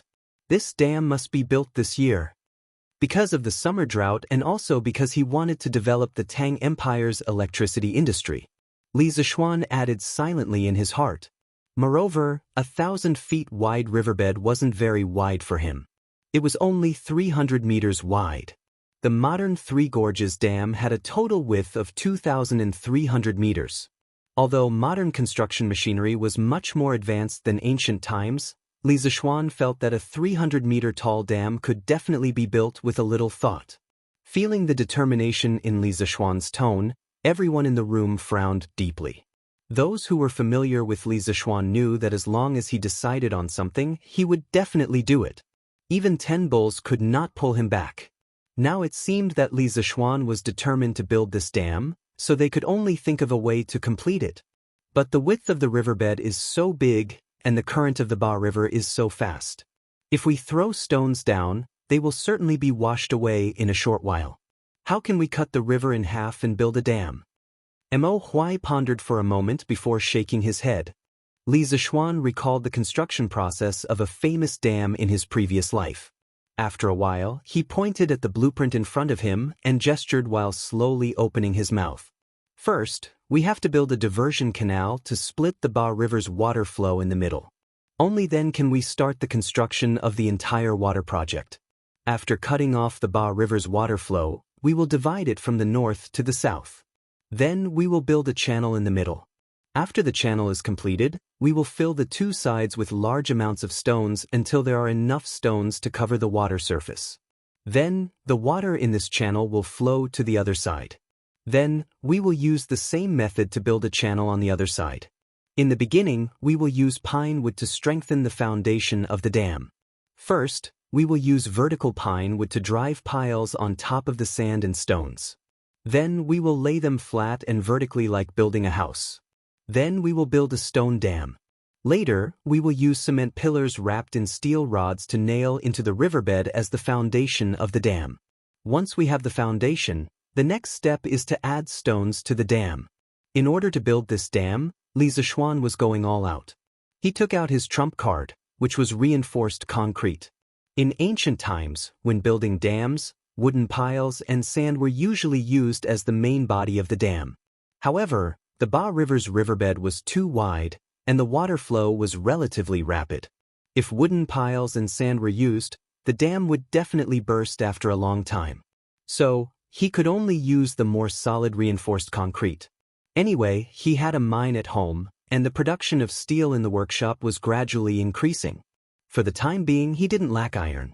Moreover, if this dam was completed, it would give a huge boost to the industrial foundation of Lantian County. So, even if he had to invest a large amount of capital, Li Zishuan was willing to do it. Cement stone pillars wrapped in steel rods? Mo Huai muttered. Suddenly, his eyes lit up. Cement is a hard material. If steel is mixed into it, after it is formed, it will definitely be very tough. Moreover, it will be able to withstand the violent impact of the river for many years. It is indeed a good material for building dams. But won't the consumption of steel be too large? The rest of the people also looked at Li Zishuan.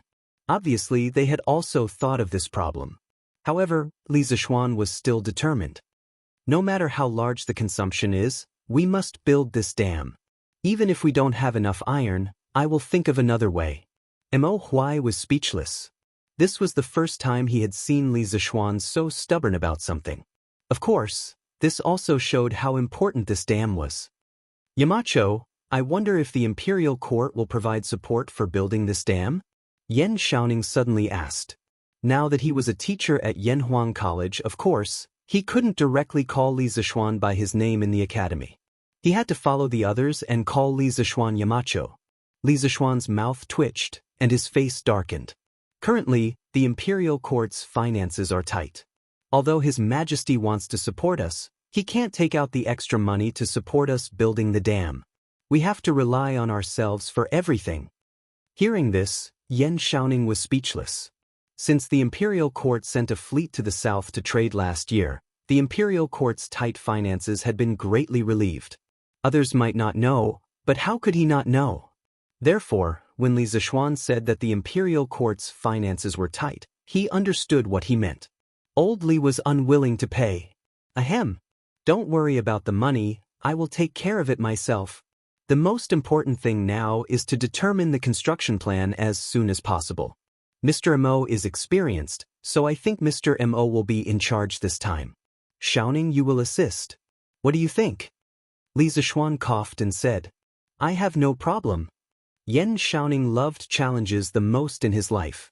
The construction of the Yanhuang Academy last year was the biggest challenge he had ever faced in his life. Of course, he had also handed in a perfect answer sheet. Now, this complicated dam project made him eager to give it a try.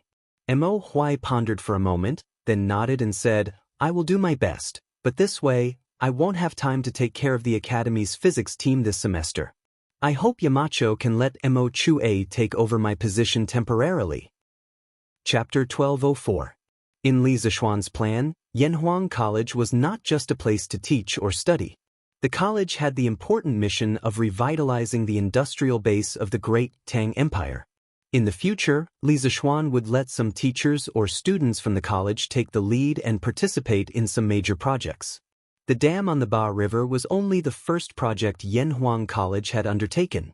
As engineering developed rapidly in the future, the college would have to take the lead in more and more projects. He wanted to make the college similar to the top universities in modern times, forming a perfect closed loop of production, learning, and research. Mr. Mo, in your opinion, how much will it cost to build this dam? In the meeting room, after confirming the candidate to preside over the construction of the dam, Li Zishuan turned to Mo Huai and asked. Mo Huai thought for a moment and shook his head. It's hard to estimate at the moment, but I'm sure that the cost of building this dam will be much higher than building the cement road last year. I'll think about the dam's construction plan and estimate the cost when the time comes. Li Zishuan nodded and said, Then I'll have to trouble you, Mr. Mo. No problem, no problem. Mo Huai waved his hand. Putting aside his identity as a teacher of the college, as the son of the Mo family, he was very passionate about this kind of project. Although the task given by Li Zishuan seemed difficult, it was also a difficult challenge for Mo Huai. He was very willing to accept this challenge. In this aspect, he was somewhat similar to Yan Xiaoning. Yamacho, what should I do? Ever since Mo Lingwei came to the meeting room, she hadn't said a word for a long time. At this moment, she saw that Li Zishuan had assigned everyone's tasks except for her. She couldn't help but frown and say unhappily. Li Zishuan immediately broke out in a sweat. He did not expect that he had forgotten about this tigress. This woman was so ruthless that he could not afford to offend her. At this moment, he thought of a plan and quickly said, Ahem. Ink girl, it's indeed inappropriate for a girl like you to participate in the construction of the dam, but Mo Lingwei hated it when people thought that women were weak. When she heard this, her eyes immediately widened and she was about to explode in anger. Fortunately, she heard the twist at the end of this sentence and her anger subsided. She wanted to hear what Li Zixuan had to say next. When Li Zixuan saw the girl's reaction, he found it funny and continued.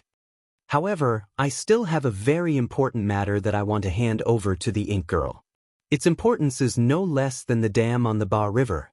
Mo Lingwei's eyes lit up, and her expression quickly turned to one of excitement. Yamacho, what kind of mission is it? Looking at her competitive appearance, Li Zixuan felt a little speechless. He thought to himself, why is this like coaxing a child? Last year, I made the telegraph machine. Ink Girl should already know the general principle behind it.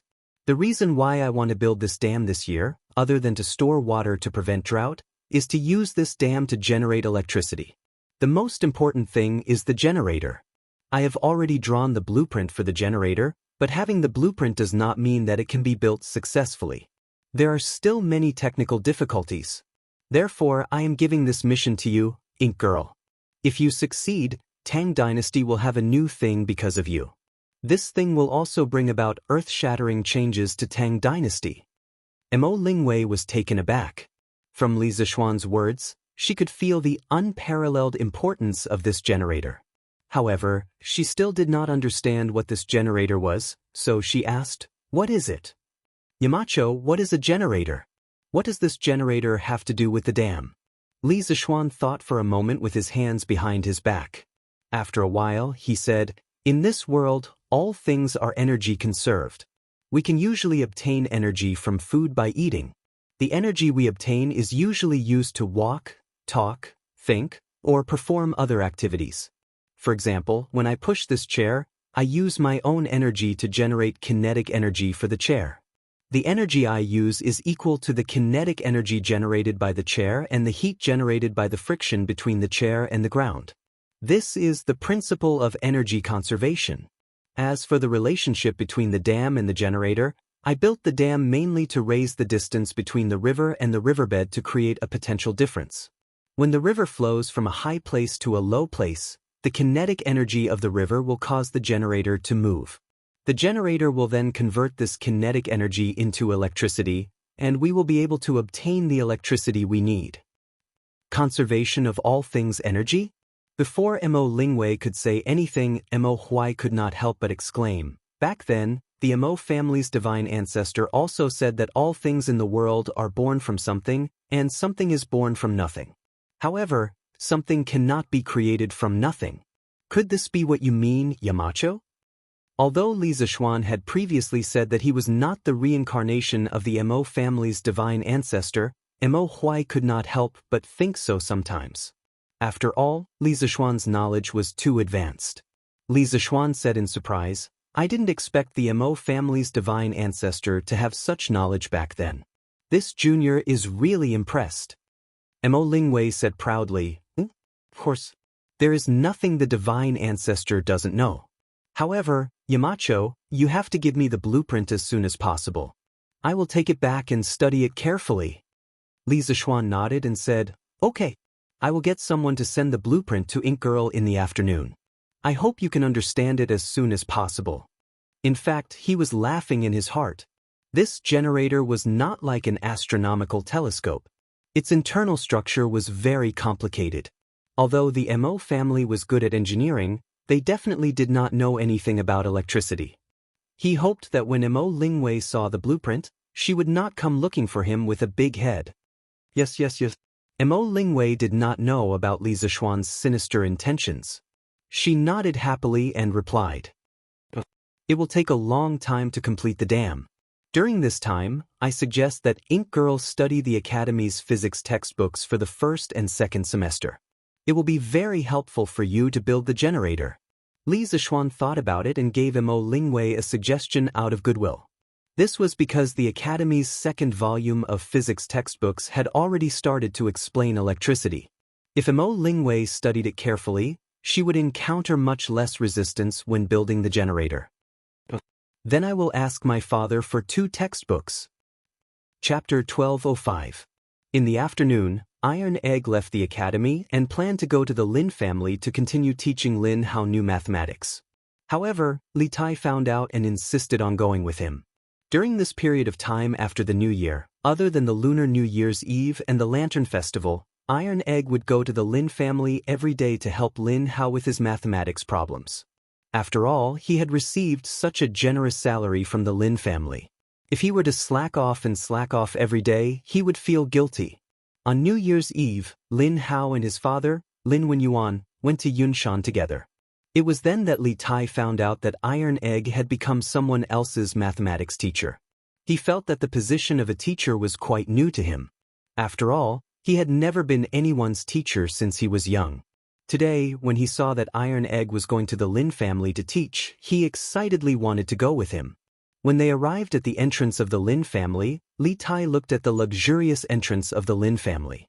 He turned to Iron Egg and asked, "Tai Dan, you were the teacher of this kid from the Lin family last year?" Iron Egg nodded and replied, "Yes, that's right. Although the young master of the Lin family is a loner, he has a good heart and is a very interesting person."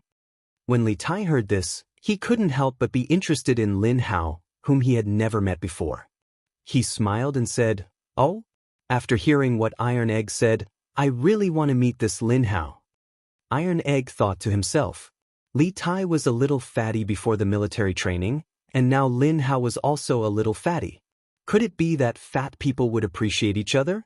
If Li Tai knew what Bruiser was thinking, he would definitely spit out a mouthful of blood. He hated it the most when people called him fat. Lin Wenyuan had told the servants in the mansion that Iron Egg's power in the mansion was second only to him. No matter what Iron Egg wanted to do, the servants were not allowed to stop him. If Iron Egg wanted to enter the mansion, he naturally did not need to report anything. Hence, the two of them casually entered the Lin clan's main gate and walked towards the backyard where Lin Hao was. 2 against 2. This young master only has one card left. "Ah, young master, you won again?" Quick, pay up.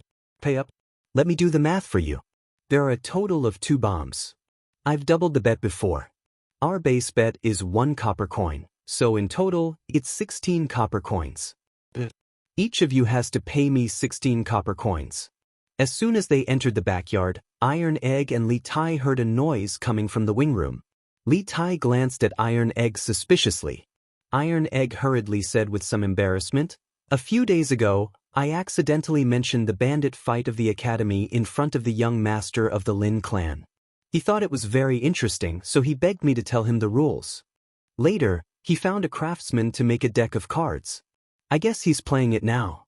Oh, I didn't expect that the bandit fight of the academy would spread here. By the way, will the bandit fight be popular in Chang and in a few days?"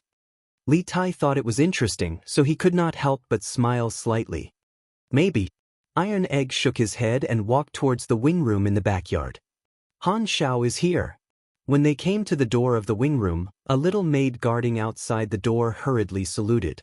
But instead of saying that she was saluting, it was better to say that she was reporting to Lin Hao in the room. Sure enough, the wing room that was full of laughter immediately quieted down, accompanied by a rustling sound. After a while, Lin Hao's voice came from inside. "Ah, Han Xiao is here. Come in. Come in." Iron Egg and Li Tai looked at each other and shook their heads helplessly. Then they pushed the door and entered. They saw Lin Hao sitting at the desk with a book in his hand, as if he had been doing his homework just now. At this moment, when he saw Iron Egg coming in, he hurriedly got up and saluted, "Greetings, sir." He noticed Li Tai beside Iron Egg. "Young Master Lin, this is my classmate at the academy, and also my best friend. His name is Qing Ke. His attainments in mathematics are even better than mine. In every exam of the academy, he is always at the top.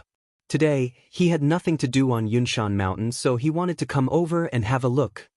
On the way here, Li Tai had told Iron Egg not to reveal his identity as the Prince of Wei to Lin Hao, so Iron Egg said this.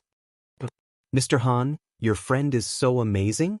Lin Hao exclaimed, then he cupped his hands towards Li Tai and said, "Brother, you are amazing. You can still stand out in Yanhuang College, where talents gather. I admire you, I admire you." Flattery was the only thing that could not be ignored. It was reasonable to say that Li Tai had received a lot of compliments from others, but those who had complimented him in the past were mostly his subordinates, and there were only a few types of compliments. After listening to them for a while, it became meaningless. Now that he heard Lin Hao's heartfelt compliments, he felt a burst of pride in his heart and laughed. Ha! That was just luck, just luck. Young Master Lin also plays bandit fighting? After saying this, Li Tai walked to the table and seemed to have inadvertently found the wooden sign hidden under the book. He said with a face of surprise.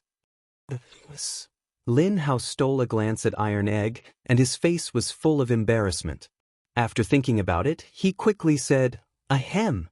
Sometimes when I'm too tired from reading, I occasionally play a few rounds. Excuse me. Understood.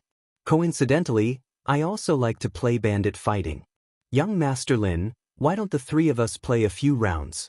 Li Tai laughed and said, Not good. I still want to learn mathematics from Mr. Han. Lin Hao subconsciously agreed, but quickly changed his words. Li Tai gave Iron Egg a look, and Iron Egg could only helplessly say, learning should be balanced between work and rest. Proper relaxation will make learning twice the result with half the effort. Since Xianxia wants to play cards, why don't young Master Lin sit down and play a few rounds? When Lin Hao heard this, he was a little confused. After a while, he reacted and quickly said, Okay. Then let's play 2 rounds. But after a quarter of an hour, Li Tai's mood was not so good, because he found that Lin Hao was really too deceitful. For example, Iron Egg, I'm a bandit. Lin Hao, without thinking, super double. Well, seeing that his teammate was so awesome, Li Tai thought that Lin Hao's cards were very good, so he also shouted, super double. But the result? In the end, Iron Egg only used half a cup of tea's time to throw out all the cards in his hand. The 2 peasants were beaten to the point that they could not fight back. The previous super double naturally became a super double. But it was not like this every time. When he did not believe in Lin Hao and did not super double, they won. It was like a game of hide and seek, and Li Tai was going crazy. Damn, Lin Hao, your cards are so bad, how can you super double? Finally, after another super double, Li Tai finally exploded. Chapter 1206. In the backyard of the Lin mansion. Hearing Li Tai's angry roar, Lin Hao couldn't help but shrink his neck, but he still said matter-of-factly, Xianxia, didn't you realize that when you shout, super double, it brings you several times more happiness? Li Tai suddenly choked. He opened his mouth, but no words came out. He thought to himself, damn, this kid seems to make a lot of sense. Every time I shout, super double, I feel a little excited. Did I hit the nail on the head? Xianxia, let's continue. Lose a few more coins, but you can get several times more happiness. Why not?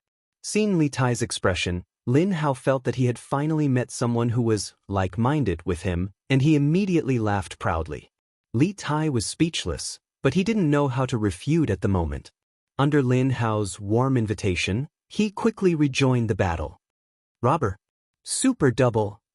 Super double. In the following period of time, the room was filled with roars and cheers. Li Tai and Lin Hao became more and more excited as they played, but Iron Egg became more and more frightened as he played. The 2 people opposite him were beasts of burden.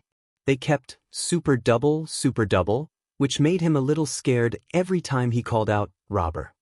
Although his family was relatively wealthy now, he was used to living in poverty, so he often spent money carefully. With Li Tai and Lin Hao's super double, he would feel a little pain every time he lost. That was all money. But fortunately his luck was not bad, or it could be said that Li Tai and Lin Hao's purpose of playing cards was not to win money, but to get several times more happiness. After half an hour of playing cards, Iron Egg actually won more than 2 rounds. One must know that their starting bet was only 1 coin. Awesome. An hour later, Li Tai, who had lost the money, had a happy look on his face. He stood up and patted Lin Hao on the shoulder. He laughed loudly and said, Lin Hao, you're really interesting. If you can get into Yanhuang College this year, I'll take care of you in the future. I guarantee that no one will dare to bully you in the academy. Little Fatty's tone and actions were just like a modern youth. Iron Egg, who was sitting next to him, was speechless when he saw this scene. His initial idea was right. Sure enough, Fatty and Fatty really appreciated each other. In just a few rounds of card games, these two people who had never met before had become like old friends who had known each other for many years. Then I'll thank you in advance. Being patted on the shoulder, Lin Hao was not angry, perhaps it had something to do with Li Tai's aura. He smiled and cupped his hands. Qingke, when you come to Chang'an City in the future, I'll take you to eat the best food and drink the best wine. Iron Egg's mouth twitched. He thought to himself that this student of his had no idea that Li Tai, who was standing next to him, was also a super rich person. His net worth was even more than his father, Lin Wenyuan. Ha! Well said, well said. Little Hao, I recognize you as my brother. Later, I'll ask Iron Egg to give you my mathematics notes from last year. I still have some of the mathematics questions from last year. Do your best. I'll be waiting for you at Yanhuang College. After a few rounds of card games, these two little fatties had become brothers. Their relationship could not be better. Li Tai even gave away his study notes. In the blink of an eye, it was the 25th of the first lunar month. The cold winter was coming to an end.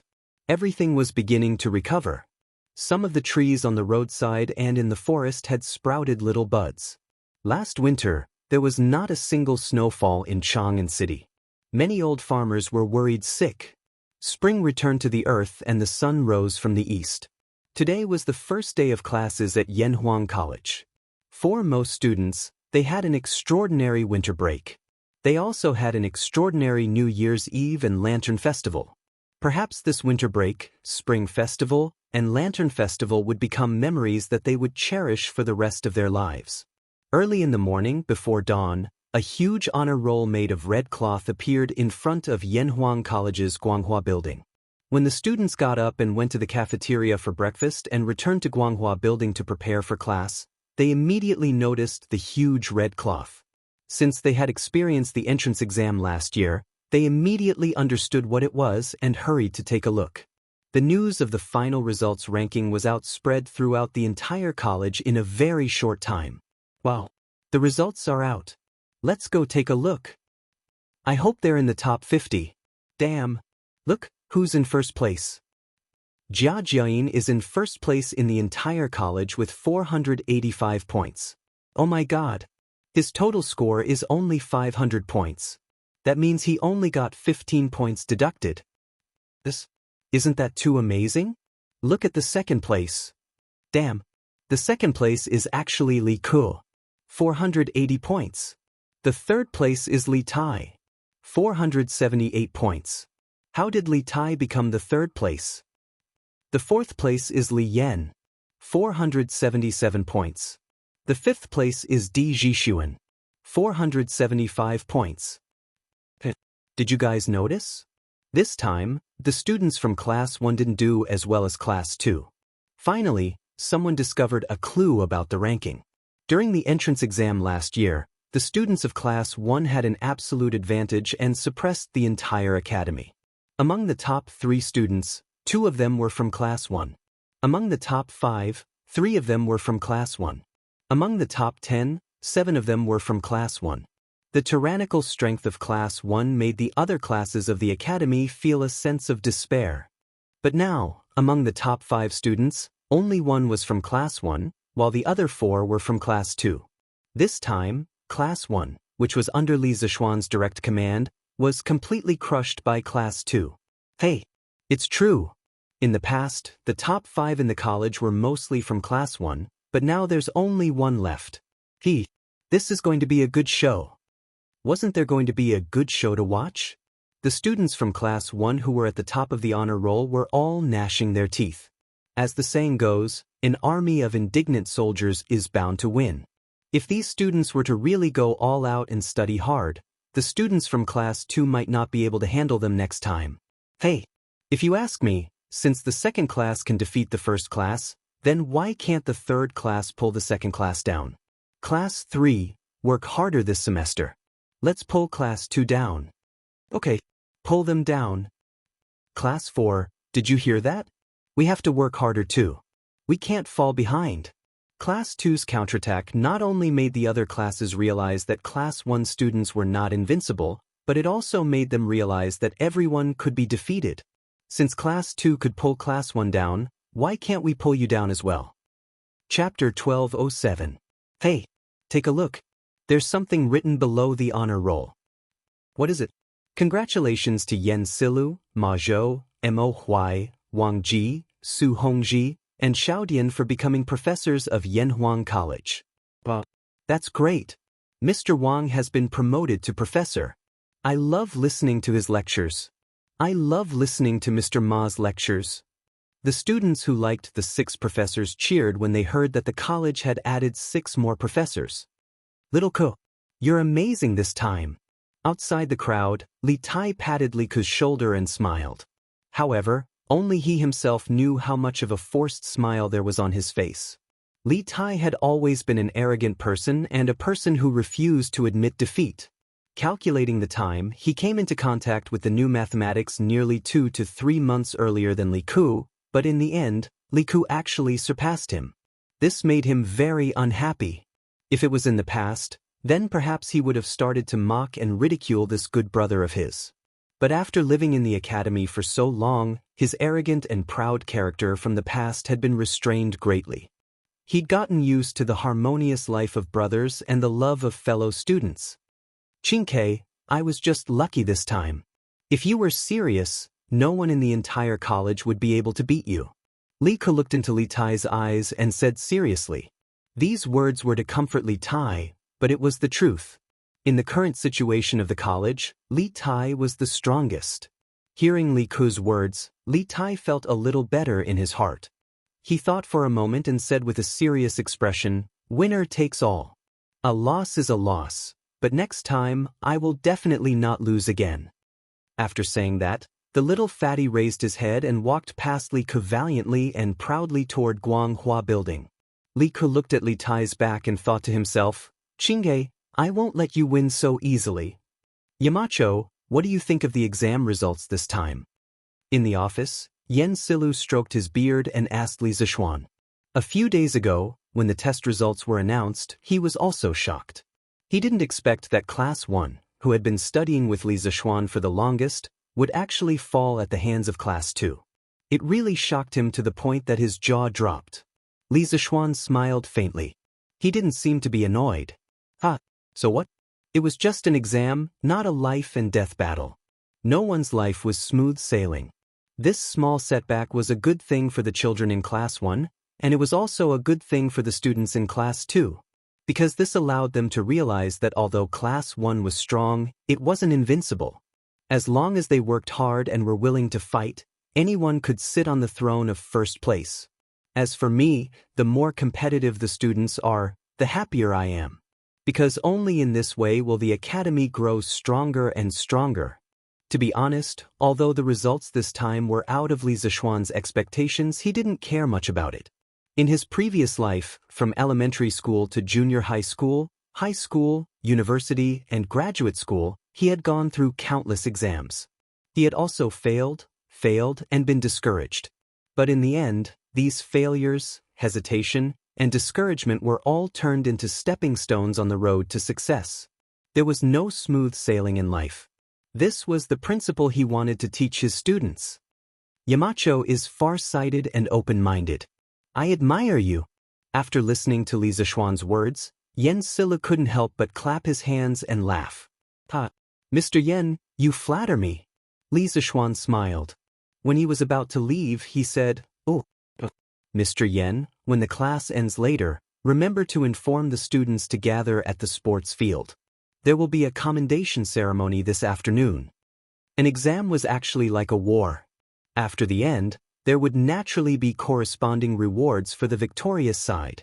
Yen Silu's eyes flashed. He cupped his hands and laughed. Okay, Yamacho. Li Zixuan nodded and left. Sigh. Our Class 1's glory is gone. In the classroom of Class 1 during the break, the students' faces were no longer as cheerful as they usually were. Everyone's face was full of seriousness. All along, because they were trained by Li Zishuan, they felt that their class must be the best in the whole academy. But now, the students of Class 2 had completely shattered their dreams and sent them into the cold reality. There's no other way. Jia Juin from Class 2 is too good. Last year's exam was rushed, but he only lost 15 points. Zheng Ziren couldn't help but shake his head and sigh. Meng Wenhao, who had been silent for a long time, finally spoke. There's nothing to be proud of.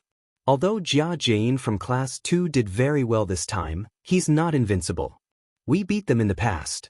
If we work hard in the future, we can beat them again. Li Tai slapped the table and stood up. He agreed loudly, Wenhao is right. I think the reason why Class 2 could do better than us in the last exam was that they were better than us in the ability to take the exam in a short time. In the future exams, as long as there are no urgent matters, there won't be a hasty exam like last time.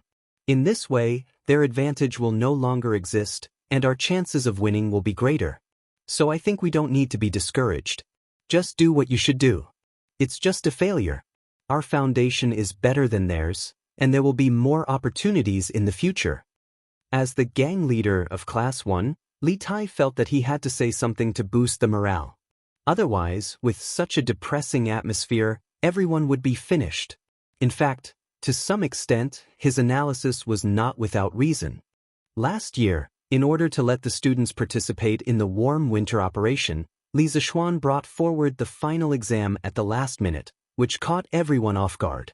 The failure of Class 1 this time had a lot to do with insufficient preparation. Thus, we still have opportunities in the future. It's not like we don't have any chances. At most, we'll just beat them up in the monthly exam. Sun Zifen roared. This guy's voice was so loud. Thus, beat them up. Beat them up. The rest of the students followed suit and roared. As a result, during what was supposed to be an ordinary break between classes, a series of orderly roars came from Class 1's classroom.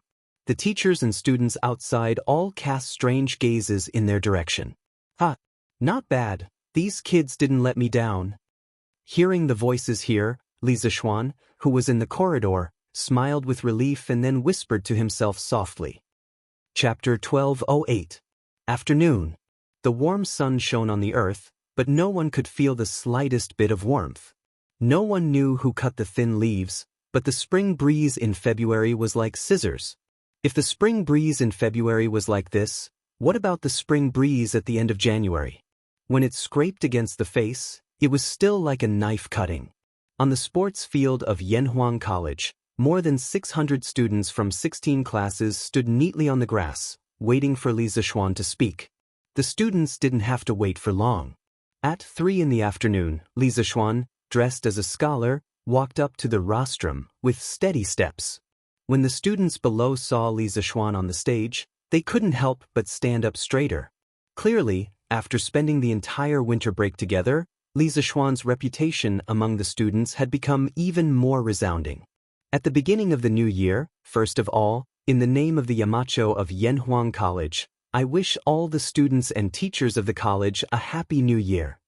Every time he saw these youthful faces, Li Zishuan felt that what he was doing was so meaningful. He was changing a group of young people, and in turn, changing the entire Tang dynasty. In a few years, these children were bound to spread the seeds of engineering across every inch of Tang dynasty. Clap, clap, clap. The students and teachers below the stage couldn't help but applaud. Li Zishuan pressed his hands down. When silence was restored, he spoke again. Last year was the first year of Yanhuang College's establishment. You are the first batch of students of the college, and you are also very outstanding students. In last year's final exam, out of 500 points, 402 students scored 400 points and above, and 95 students scored 450 points and above. I am very satisfied and gratified that you were able to achieve such results in such a rushed preparation. Especially those students who ranked in the top 10 of the grade. You are very outstanding, but please don't be arrogant, because that is only your past glory. The road ahead is still very long. For those students who did not perform well, don't be discouraged. No matter how good the road is, there will be times when it isn't smooth. No matter how smooth life is, there will be moments when it isn't as you wish. You must firmly believe that you can face difficulties head-on. You must establish the belief that you will win. Setbacks and hardships were only stepping stones for the strong. For capable people, they were wealth. For the weak, they were a bottomless abyss. Whether you are strong, capable, or weak, it all depends on your own choice. But as your Yamacho, I hope that all of you will be strong. Are you willing to become experts? Li Zishuan's voice was very low, and his voice was also very moving. Although there were no flowery words in his words, nor were there any heroic words, when he said it, all the students in the audience, whether they were previously complacent or dejected, now had solemn and resolute expressions, as if they had been given a new lease of life. This was especially true for those students who did not do well in their exams. At this moment, their eyes were filled with fighting spirit. They could not wait to go into battle and take another exam. Yes. As soon as Li Zishuan finished speaking, a tsunami of cheers erupted from the crowd. Li Gang and the others looked at each other and sighed in relief. This was because in the morning, they were still thinking about how to cheer up those students who did not do well. Now, after Li Zishuan's speech, the students were revived. There was no need for them to worry about anything. Li Zishuan smiled slightly and said with satisfaction, "Good.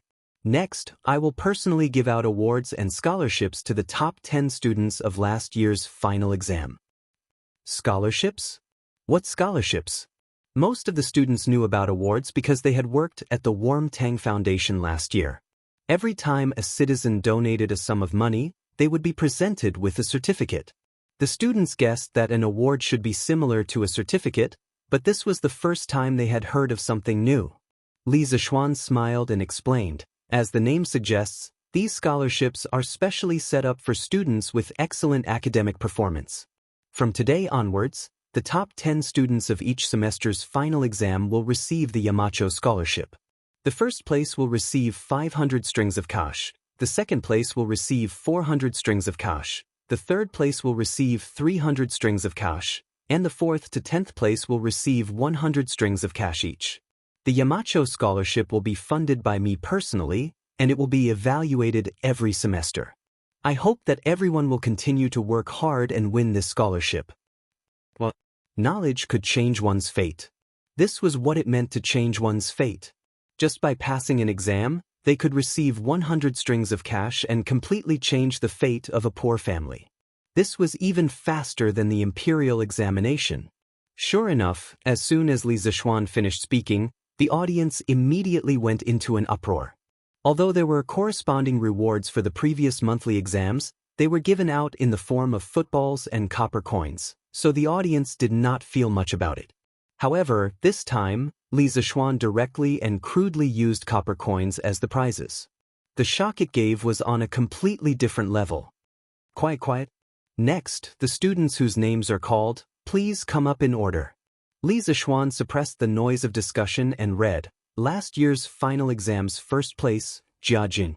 Second place, Li Ku. Third place, Li Tai. After the names of the top 10 students were read out, Jia Jin and the others hurriedly went up to the rostrum and stood in order. Li Zishuan started from the first place and gave out the certificates. Speaking of which, although this certificate was similar to the charity certificate issued by the Nuan Tang Foundation, the production was much better than the charity certificate. The words, Certificate of Honor, were embossed in gold on the cover, and there was also Li Zishuan's personal signature and personal seal. It was not only classy, but it was also a great symbol of honor.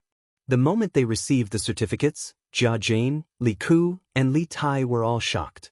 Obviously, they did not expect Li Zishuan to make such a beautiful certificate. If they had also transmigrated from the modern world, they would have only said the words high-end, classy, and classy at this moment.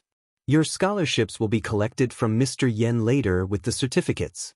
If anyone wants to send the money home, the academy can also send someone to escort them. After giving out the certificates, Li Zishuan said again, after all, a few hundred strings of cash could be considered a huge sum of money. If there was no escort, it could easily attract the attention of bandits. Thank you, Yamacho. Other than Li Tai and Li Ku, the two second-generation rich people who treated money like dirt. The rest of the students bowed to Li Zishuan and thanked him sincerely. Okay, you can all go down first. Next, we will officially award the 6 new professors for Yanhuang College. Chapter 1209. After the commendation ceremony and the appointment ceremony of the 6 professors, Li Zishuan let the students go back to the classroom to start the New Year's course. The course this semester was not easy. In addition to cultural courses, Li Zishuan also planned to let the students do some other projects. Yamacho, the king of Xianxia, is waiting outside the college with the envoy, brother Shanbei. After the students and teachers on the playground dispersed, Li Zishuan was about to go to his office when Mo Zhong came to report. The king of Xianxia? The envoy. Li Zishuan frowned and muttered to himself. Then he seemed to think of something. At the end of last year, the stronghold of the Cui family in Chang and was destroyed overnight because of Li Zishuan's incitement of public anger. Cui Shanfu, the former minister of Honglu Temple, who was on duty in the shipping department of Guangdong, was also affected. Because the cavalry department found out that when the envoys of the Nanyang countries came to the court, the prime minister of the Jega dynasty had colluded with Cui Shanfu. Li Er was furious when he heard the news. He directly dismissed Cui Shanfu from all his official positions and put him in prison. Therefore, the vacant position of minister of Honglu Temple was given to Li Daozong, the king of Xianxia. That was why there was a strange combination of Li Daozong and the envoy, brother Shanbei. What is the envoy doing here? Li Zishuan walked toward the gate of the college and asked Mo Zhong. Yamacho, the king of Xianxia, said that the envoy wants to visit the college and has asked for a decree from His Majesty. Mo Zhong saluted with his fists and replied, "Visit the college?" Li Zishuan heard this and his eyes turned cold. He did not have a good impression of the people, either in his previous life or in this life. Yanhuang College was the most precious treasure left by Li Zishuan to the Tang Empire. Of course, he was unhappy that the people wanted to visit it. Besides the king of Xianxia, who else came with him? Li Zishuan asked again. Let's return to Yamacho. Chancellor Kong of the Imperial College is also here. It said that the envoy visited the Imperial College first and then came to Yanhuang College. Let's meet this guy today. Li Zishuan thought to himself. Ah, Markyong, you finally came out. This prince didn't delay your teaching, did he? When they arrived at the entrance of the academy, Li Daozong was the first to greet them. Greetings, Meng. Seeing Li Zishuan coming over, the big brother king on the mountain back cupped his hands and bowed to Li Zishuan. Perhaps it was because he wasn't familiar with it, but his actions were rather comical. Li Zishuan just nodded, then he looked at Li Daozong and smiled. Your Highness is too polite. Please come in. Li Daozong smiled. He glanced at the luxurious high-rise buildings in Yanhuang College and sighed. Speaking of which, this is the first time this prince has visited Yanhuang College so closely, right? You have to tell this prince about it later. Li Zishuan nodded. Of course. Seeing that Li Zishuan seemed to be in a good mood, the big brother king on the mountain back interrupted. This is also the first time I've seen such a spectacular academy. I hope Marky Yong and can let me in to have a good look. Li Zishuan secretly rolled his eyes and said lightly, You have His Majesty's decree, so of course you can go in to have a look. But let me say this first. There are some places you can go in the academy, but there are some places you can't go even if you have an imperial decree. Otherwise, you will be killed without mercy. Hearing Li Zishuan's unfriendly tone, the warriors who came with the big brother king on the mountain back changed their expressions. They couldn't help but touch the swords at their waists. Li Zishuan narrowed his eyes and looked at them coldly. Suddenly, the warriors' backs were covered in cold sweat. At that moment, they felt as if they were being targeted by a cheetah. They couldn't run even if they wanted to. Stop! Although the big brother king on the mountain back's face changed a few times, he still had a trace of rationality in his mind. He pressed his hands together and quickly cupped his hands to Li Zishuan. Markyong and is right. I will definitely not go to the places I shouldn't go in later. In the depths of Li Zishuan's eyes, a trace of undetectable cold light flashed. This big brother king on the mountain back was flexible and smart. He had heard that he was now the heir of the Wen nation without any suspense. This made Li Zishuan feel that it was a little tricky. He wasn't afraid of those who liked to jump and court death on purpose. He was afraid of this kind of person who could endure silently and make you unable to find any weakness to attack. Once this kind of person became strong, he would definitely strike back without mercy. That better be the case. Li Zishuan snorted mercilessly, turned around, and walked inside with Li Daozong. Kong Yingda, who was behind them, frowned. Although all the officials of the Tang Empire didn't have a good impression of the Wen nation's envoy because of the imperial court's fleet being ambushed in Wen nation last year, Kong Yingda thought that since Wen nation was willing to hand over the head of the bandits and send their heir to apologize with such generous compensation, as a citizen of the Celestial Empire, they should forgive Wen nation. However, Li Zishuan's actions now showed that he didn't take the Wen nation's envoy seriously at all. This made Kong Yingda feel that Li Zishuan had lost the dignity and grace of the Celestial Empire. However, although he thought so, Kong Yingda didn't say it out loud, because he knew Li Zishuan's nature. Even if he said it out loud, Li Zishuan wouldn't change his mind. Li Zishuan first took the group to visit the Guanghua building of Yanhuang College. The bold architectural style, the hard and flat cement walls, the cement floor, and the smooth and transparent glass windows shocked the Wen nation's people, Li Daozong and Kong Yingda. The Celestial Palace. The Celestial Palace. This college is magnificent, just like the Celestial Palace. Even if the Wen nation had the power of the whole country, they wouldn't be able to build such a college. The eldest brother on the mountain back stared blankly at the Guanghua building for a long time before he came back to his senses and murmured, "Marquis Yong, may I ask what material the road and walls are made of? Why are they as smooth as a mirror and as hard as a rock?" As the group continued to walk forward, the eldest brother on the mountain back asked again. Li Zishuan squinted at him and said, "I'm sorry, I can't tell you. This is a secret of the Tang Empire. Anyone who divulges it will be investigated and killed without mercy." Mahong, no matter how good-tempered the eldest brother on the mountain back was, he couldn't help but feel a little angry at this moment. However, the situation was beyond his control, and he knew that there was a big gap between the Tang Empire and the Wen nation. Even if he was angry, he couldn't do anything about it. Chapter 12:10. Mark Yong, may I go in and listen to the lectures of Yanhuang College's teachers? In front of Guanghua Tower, the mountain back's big brother King was still unwilling to give up.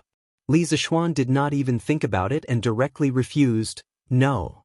Guanghua Tower is an important place for learning. Outsiders are not allowed to enter so as to not affect the students' studies. I'm just going to take a look from outside the building and not make a sound. How can I affect the students' studies?" Li Zishuan did not want to give in and rejected him again. "That won't do either. The courses taught in the academy are also classified secrets of the Tang Empire. Outsiders are not allowed to look at them. What a joke! How could the Japanese see or hear the advanced mathematics, physics, and chemistry courses in the academy?" Li Zishuan would not even allow them to look from outside the building. This was his academy. It was also his work. Huff huff. The mountain back's big brother King took a few deep breaths to calm himself down. Otherwise, he felt that he would not be able to hold it in. "I heard that there's a magical thing called an astronomical telescope in this building. May I know if Mark Yong can show it to me?" After suppressing the anger in his chest, the mountain back's big brother King requested again. "What astronomical telescope? You must have heard wrongly, right? The academy has never had such a thing." Li Zishuan's expression changed slightly as he replied. He thought to himself, looks like this mountain back's big brother King did his homework before coming here. He even knows about the astronomical telescope. But so what if he knows? He was determined not to see it anyway. This was an absolute military secret of the Tang Empire. The mountain back's big brother King's expression was very ugly at this moment. He pulled out an imperial edict from his sleeve and said, "The Emperor of the Tang Empire has already allowed me to visit the academy, but you have repeatedly stopped me. Are you not going to listen to the words of the Emperor of the Tang Empire?" Li Zishuan said expressionlessly, "His Majesty has already said that Yunshan is my fief. Everyone in Yanhuang College must listen to my orders. Anyone who comes to Yanhuang College must also abide by my rules. His Majesty asked me to show you around the academy. That's fine, and we're touring the academy now. But you have to follow the academy's rules when you're touring the academy. Please take note of your status, or you will be expelled from the academy. After hearing these words, the big brother king on the mountain back was immediately rendered speechless. After that, under the lead of Li Zishuan, the group of people looked at all the places in the academy. However, most of the time, they only looked at the outside of the building. It was rare for them to enter the building. Therefore, after more than 2 hours, the only building that the big brother king on the mountain back had entered was the Yanhuang College's cafeteria. After more than 2 hours of touring, how could the word miserable describe it? However, although it looked miserable, the big brother king on the mountain back still saw many new things during the tour. For example, the big globe in front of Guanghua Building, and the supermarket in the academy, and so on. Since the tour is over, I'll take my leave. Thank you for your hospitality today, Mart. At dusk, the big brother king on the mountain back finished touring the academy and said goodbye to Li Zishuan. However, he placed extra emphasis on the word hospitality in this sentence. Li Zishuan pretended not to understand the other party's meaning. He laughed and said, "You're welcome at any time."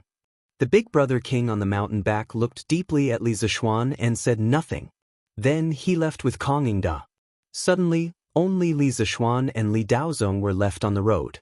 Mark Yong, you seem to have a big prejudice against the Wen Nation's envoy? Li Daozong smiled and looked at Li Zishuan with his hands behind his back. Li Zishuan was startled and replied, "Last September, the imperial court's fleet was ambushed by the Wen Nation in the Southeast Sea. Dozens of Navy soldiers and many innocent people were killed. Now that the Wen Nation's envoy has come to Chang'an, do you expect me to be polite to them? I've already restrained myself by not drawing my sword directly." Li Daozong shook his head disapprovingly and said, "Last year, the imperial court's fleet was ambushed by the Wen Nation in the Southeast Sea. But now, the Wen Nation's crown prince has personally sent the head of the bandits to the Tang Empire and compensated the imperial court with a large amount of brass and silver. I think this is already very sincere, right? Why does Marquis Yong and still want to pressure the big brother on the mountain back?" In Li Daozong's mind, the Wen Nation was just a small place. Although they had accidentally offended the Tang Empire, this little brother had already come over and sincerely admitted his mistake. He even gave compensation. The Tang Empire, the most powerful country in the world, naturally had to show its magnanimity and forgive him. Li Daozong felt that Li Zishuan was a little narrow-minded by not letting go and persistently forcing the Tang Empire's crown prince. "Your Highness, the Wen Nation's people are like young tigers. Although they look harmless and docile on the surface, when they learn the advanced production technology of the Tang Empire and grow their teeth, they will hurt people. At that time, the young tiger will become a big tiger. If you want to make them obedient, you can only use strong force." Li Zishuan said faintly. The Wen Nation's people were very good at humbly learning the advantages of other countries. But under the surface of humility and modesty, they were extremely arrogant and proud of their own culture. Therefore, once the Wen Nation's people surpassed their teachers, they would mock and belittle their teachers, and even beat them up. Li Zishuan's words were not groundless. They were all based on evidence. In modern times, after the Meiji Restoration, Wen Nation had learned from Western culture, introduced advanced Western technology, and borrowed scientific and technological achievements to quickly become the second most powerful country. They were constantly learning and innovating to surpass others. But at the same time, they also brought great harm to their Asian neighbors, such as China. This was the main reason why Li Zishuan hated the Wen Nation. Yes, he was a nationalistic youth. Back then, he could not do anything in the era of peace. Now that he had transmigrated to the Tang Empire and was in a high position, he would feel sorry for himself if he did not do something to the Wen Nation. Young tiger? Mark Yong, and the Wen Nation is just a small place. Even if they can really grow up, what do we have to fear? A tiger is still as small as a grain of sand in the vast sea in front of the colossus that is the Tang Empire. A mayfly trying to shake a tree is like a moth flying into a flame. Only death awaits. Although Li Zishuan's words sounded reasonable, Li Daozong had followed Li Er to the north and south in the first half of his life. How could he, who was arrogant, take a small nation seriously? Chapter 12:11. Li Xiaogong didn't think much of the Wa people, but Li Zishuan wouldn't let his guard down.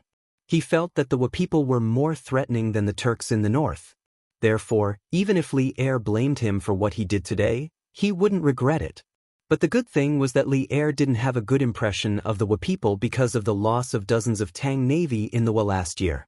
Naturally, he wouldn't blame him for it. The fact was that Li Er allowed the mountain-back elder brother to visit Yanhuang College because he wanted to maintain the demeanor of a great country and not be criticized by Confucian apologists for being stingy. He wasn't worried that the mountain-back elder brother would be wronged in Yanhuang College. He was worried that the mountain-back elder brother would see some secrets of Yanhuang College, such as the telescope and the college's laboratory. Li Zishuan's actions today could only be said to be exactly what Li Er wanted. Your Highness, the Marquis of Yong, and seems to be very unfriendly to us. Chang, in city, in a room of Honglu Temple. Yoko Ono bowed slightly and whispered to the mountain-back elder brother. Back when Li Xiaogong led the army to exterminate the Suo family in Feiniao, there was no longer any dispute over the next ruler of Wa. Although the ancient empress hadn't officially appointed the mountain-back elder brother as the crown prince, his subordinates had already begun to call him the crown prince. At first, the mountain-back elder brother would correct them, but after a long time, he was too lazy to do so. Or rather, he was used to it. I can see that too. But since I came to Chang'an City, the number of times I've seen the Marquis of Yong and can be counted on one hand. It's even more impossible to offend him. I don't know where his hostility towards me comes from. The mountain-back elder brother looked out of the window with a gloomy expression. A few days ago, he had applied to stay in Chang, and for a while with the purpose of learning the culture of Tang Empire. When he returned to Wa, he would be able to carry out reforms. He was also an ambitious person. He hoped that he could become a ruler of resurgence in the future. But the great Tang's imperial court didn't seem very friendly to him. Li Erdu hadn't given him a residence, which meant that he had to live in the Chamberlain of Dependencies. Wasn't this the same as living in an inn every day? Compared to Feng Jidai's son, Feng Jidai's treatment as a messenger. After all, not only did Jidai have a residence in the capital, but he also was often by the side of the emperor. Your Highness, the problem might be that you rarely meet the Marquis of Yong and you. Yoko Ono's eyes flashed as she cupped her hands. Back when Su was sent people to assassinate Li Xiaogong in Feiniao City, Yoko Ono almost had a large piece of his scalp cut off during the chaotic battle. Although he had already recovered from his injuries, the center of his head was bald and no longer had any hair, making him look somewhat comical. Ertao. The big brother king looked at Yoko Ono. He held back his urge to laugh and asked. This subordinate has heard that the Han officials are very particular about reciprocity. If an ordinary person wants to invite a high-ranking official to do something, it is impossible for them to not send some generous gifts. Therefore, in this subordinate's humble opinion, Your Highness should prepare some gifts for the Marquis of Yong and to build a better relationship. The next time you visit Yanhuang College, your treatment will be much different. Yoko Ono cupped her hands and explained with a wise face. The big brother king on the mountain back suddenly understood. He clasped his hands behind his back and said, It seems that I didn't think it through. Then Young, Z, help me think, what is suitable to give the Marquis of Yong? It's said that he's the person who makes the most money in the Great Tang, so he probably won't care for gold or silver. What should this prince give him? When Yoko Ono heard this, he was instantly worried. He frowned deeply and thought for a long time before finally saying, Your Highness, this subordinate believes that since the Duke of Yong and doesn't lack money, then he definitely lacks women. I heard that he only has one wife. Why don't we give him 2 Yamato beauties? He must have never seen the beauties of our Yamato people, right? The big brother king on the mountain back's eyes lit up and said excitedly, Good, good, good. Immediately send a letter to the Empress and request for 2 of the most beautiful and pure women in Japan. Yoko Ono hurriedly left to carry out the order. Only the big brother king on the mountain back was left in the room. He muttered, "I heard that the Marquis of Yong and founded engineering school, vigorously discovering the people's livelihood and building advanced tools. This is the knowledge that Japan needs. This prince must obtain it." Hedong Road, Lan Province, outside Ifang County. Old Master Han, this official has already informed the owners of Willow Village, Nanping Village, and Kaiyang Village in advance. They should be waiting in Willow Village right now. Let's go over first. Old Master Han, you can also take a look at the villages. A middle-aged official wearing a green official's robe sat in the same carriage as Han Li. The middle-aged official had a kind expression and didn't have the air of an official on his face. If it wasn't for the green official's robe, people would probably mistake him for an ordinary citizen. "Thank you for your trouble, County Magistrate Wang. This Han can't thank you enough." Han Tianhu clasped his hands and thanked him sincerely. That's right. After many days of traveling, he had already arrived at the border of Lan Province. Once he arrived at the county, he immediately found the county magistrate of Yifang County, Wang Qingxing. The Wang family rose from Taiyuan. Within 100 miles of Taiyuan, the surname Wang was considered a big surname. Although Wang Qingxing wasn't a direct descendant of the Wang family of Taiyuan, he was more or less related to them. "Ha! What are you talking about, Master Han? This is my duty. Why should I thank you?" "Don't worry, Master Han. In a while, the owners of the 3 villages will definitely not make things difficult for you. This official has already sent my county's deputy to greet them." County Magistrate Wang said with a smile. Although Han Tianhu was just an ordinary citizen, he didn't dare to slight him at all. What a joke! Who would dare to slight the father-in-law of the Marquis of Yong? Last year, Li Zishuan sent Fu Bin to Yifang County to look for or. He offended the son of the county magistrate of Yifang at that time and was imprisoned. Later, the provincial governor of Lan Province was furious and sent people to arrest the county magistrate and deputy of Yifang County. Only then was County Magistrate Wang transferred over to be the county magistrate. Now that Li Zishuan's father-in-law was here, he naturally had to take care of him carefully. Moreover, the day before Han Tianhu's arrival, the current head of the Wang family of Taiyuan, Wang Yu, had sent a message to him, telling him to take good care of him. If there were any mistakes, he would be expelled from the Wang family. Therefore, Wang Qingxing was just short of worshipping Han Tianhu as if he was his ancestor. "Thank you for your kind intentions, County Magistrate Wang. However, business is a matter of mutual consent. I don't like to force people. If the owners of the 3 villages are willing to sell, the price will naturally be negotiable. If not, I will think of other ways. I hope County Magistrate Wang won't use extreme measures because of this." Chapter 12:12.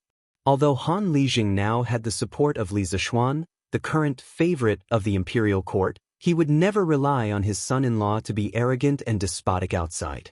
On the contrary, he was even more cautious than before, fearing that he would cause trouble for Li Zishuan outside. He even cherished Li Zishuan more than Li Zishuan himself. Cough cough. "Master Han, what kind of person do you think I, Wang Qingxing, am? I became a grand scholar at the age of 25. Although I don't dare to say that I have many great achievements, I have never done anything to oppress the people. The main families of those 3 villages were all willing. This official definitely did not force them." Wang Qingxing, who was in the carriage, heard Han Lijing's words and quickly defended himself. Han Tianhu cupped his hands and said, "County Magistrate Wang, please don't be angry. I apologize, but I have no intention of slandering you." "Pa, it's fine, it's fine. It's just a misunderstanding. I didn't take it to heart." Wang Qingxing rubbed his chin and chuckled. The carriage continued to move forward and soon arrived at a village. The houses in the village were very old. Some of the families even lived in thatched huts. A small river flowed around the village. The simple old people in the village were sitting in front of the door basking in the sun. The children were running around and playing. In the fields in the early spring, the wheat sprouts were only about an inch tall. It was a lovely green color. It was worth mentioning that there were many rows of willow trees at the entrance of the village. In this season, the willow trees had already begun to sprout. The green color brought a lot of vitality to the village. Master Han, Willow Village is just ahead. I have an appointment with Master Lu, Master Zhang, and Master Sunday. They are waiting in the village. Wang Qingxing pushed open the window and said with a smile. We're finally here. These 2 days have been hard on County Magistrate Wang. After everything is done, I will prepare a table of wine in the city. County Magistrate Wang, you must come. Han Tianhu let out a long sigh of relief. After several days of running around, he felt a trace of exhaustion in his heart. However, when he thought of what he had to do next, his body was suddenly filled with energy. It was all thanks to Wang Qingxing's assistance from the side. Otherwise, if he was alone in this unfamiliar place, it would probably take him a long time just to find the landlords of these 3 villages. Old Master Han is too polite. You're welcome, Wang Qingxing said with a smile. After stopping the carriage at the entrance of the village, the 2 of them walked towards the village with 3 to 5 yamen runners. Moments later, the 2 of them arrived at a luxurious house that occupied at least 2 to 3 acres of land. Seeing the painted red door and the tall courtyard walls, Han Tianhu couldn't help but frown. He thought to himself, the villagers of Willow Village are so poor, but the landlord here lives in such a luxurious house. He probably eats lavishly. I wonder how many people live here. That's right. Although they hadn't met yet, Han Tianhu had already labeled the landlord of Willow Village as an evil person who robbed the people of their wealth. Greetings, County Magistrate. The servant in front of the luxurious house saw Wang Qingxing walking over with a group of yamen runners and quickly went forward to greet him. Are your old master and the neighboring village's old Master Zhang and old Master Sun in the house now?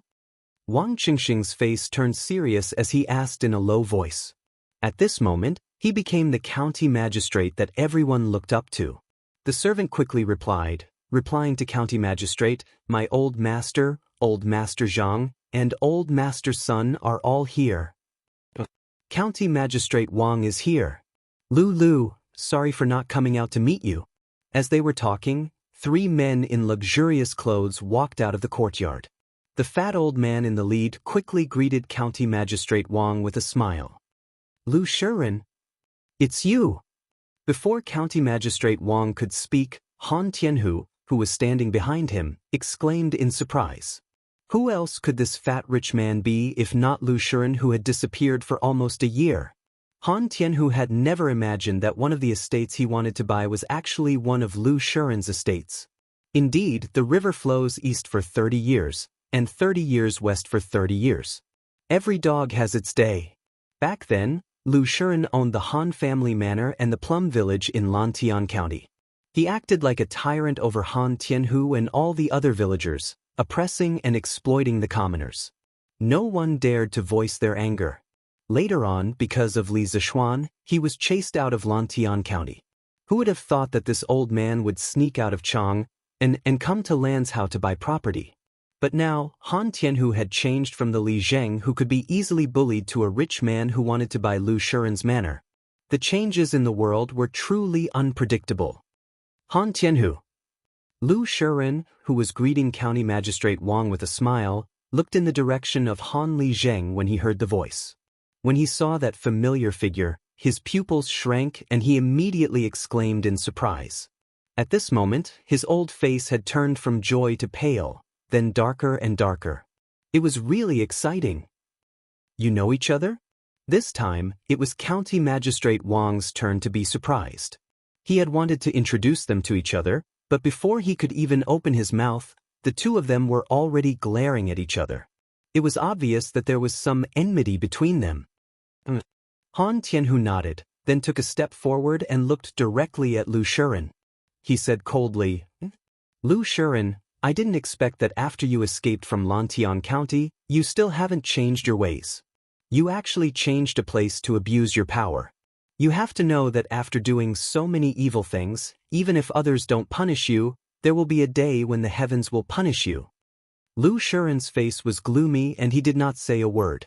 If it was a year ago, he would not have been so cowardly in front of Han Tianhu, but now, he had no choice but to be cowardly.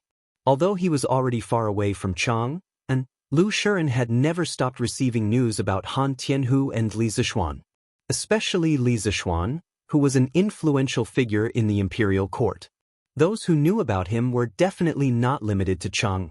It would not be an exaggeration to say that his name was known all over the world. For the past year, he and his crippled son had been living in fear. The father and son were afraid that Li Zixuan would send people to take revenge on them. Because with Li Zixuan's current status, if he wanted to kill them, it would be as easy as crushing 2 ants. Therefore, to prevent any accidents, Lu Shiren used all his savings to buy a manor in Yifang County. He rarely left the manor because he was afraid that Li Zixuan would send people to take revenge on him. Because of this, Lu Shiren did not dare to act rashly. He did not even dare to say a word because he knew that Han Tianhu had the ability to kill him today. Old Master Han, what is going on? County Magistrate Wang was confused for a while before he finally asked. Chapter 12:13. Old Master Han? Hearing County Magistrate Wang address Han Tianhu in such a respectful manner, Lu Shiren's heart sank even more. Obviously, County Magistrate Wang knew Han Tianhu's identity. Then, County Magistrate Wang would be even less likely to help him. Heaven really wanted to destroy him. County Magistrate Wang, this Lu Shiren was the landlord of the manor that I previously lived in. He and his son usually relied on their status to run rampant in the village, causing the local people to boil with anger. Later, the villagers couldn't bear it anymore and joined forces to drive them out of the manor. I didn't expect that they would escape here. Han Li cupped his hands and said to County Magistrate Wang, There's such a thing? County Magistrate Wang didn't suspect him. He squinted his eyes and turned to look at Lu Shiren.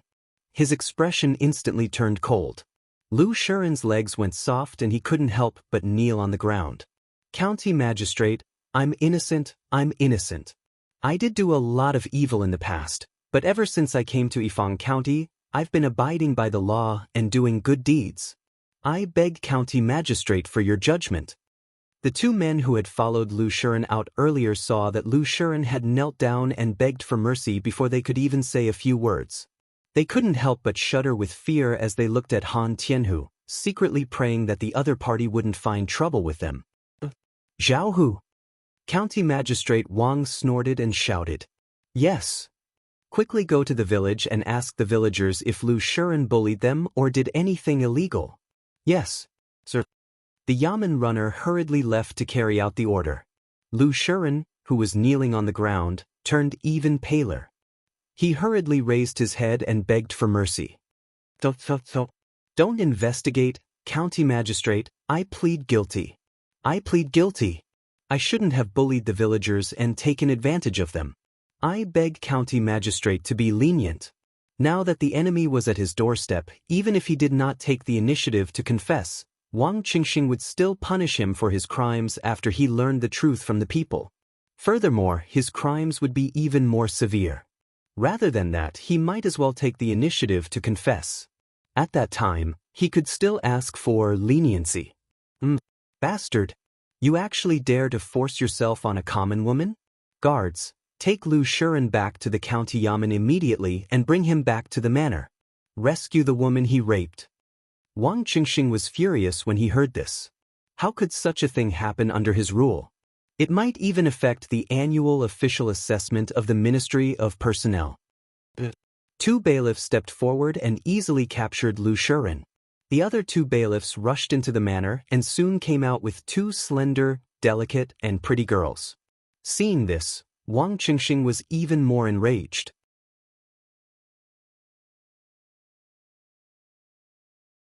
Han Tianhu frowned and looked at the 2 suspiciously, then said, As far as this old man knows, Nanping Village and Kaiyang Village have a total of 4,000 mu of fertile land. I wonder if Old Master Zhang and Old Master Sun are willing to buy all the land at once for 20 strings of coins per mu of land? This price was not high for Tang Chu during this period of time, but it was also not low. It could be considered a relatively fair price. Yes. Tomorrow, this old man will take the land deed and follow Old Master Han to the county office to register and hand over. As soon as his voice fell, The two rich old men immediately agreed. Hey, little Ku, so much money, and you just put it in the dormitory? Yanhuang College. Cheng Chumo, Sun Zifan, Yuchi Baolin, Zhang Sun Chong, and the others had just helped Li Tai move the copper coins and had to help Li Ku. Cheng Chumo was a little confused. What did these two brothers mean? Did they like to pile up copper coins in the dormitory to show off their wealth? Were they kidding? Li Ku was carrying a big box alone and replied, if not in the dormitory, where should I put it? Back to the palace? Then when the academy needs money in the future, I will go back to Chang and to get money. How troublesome.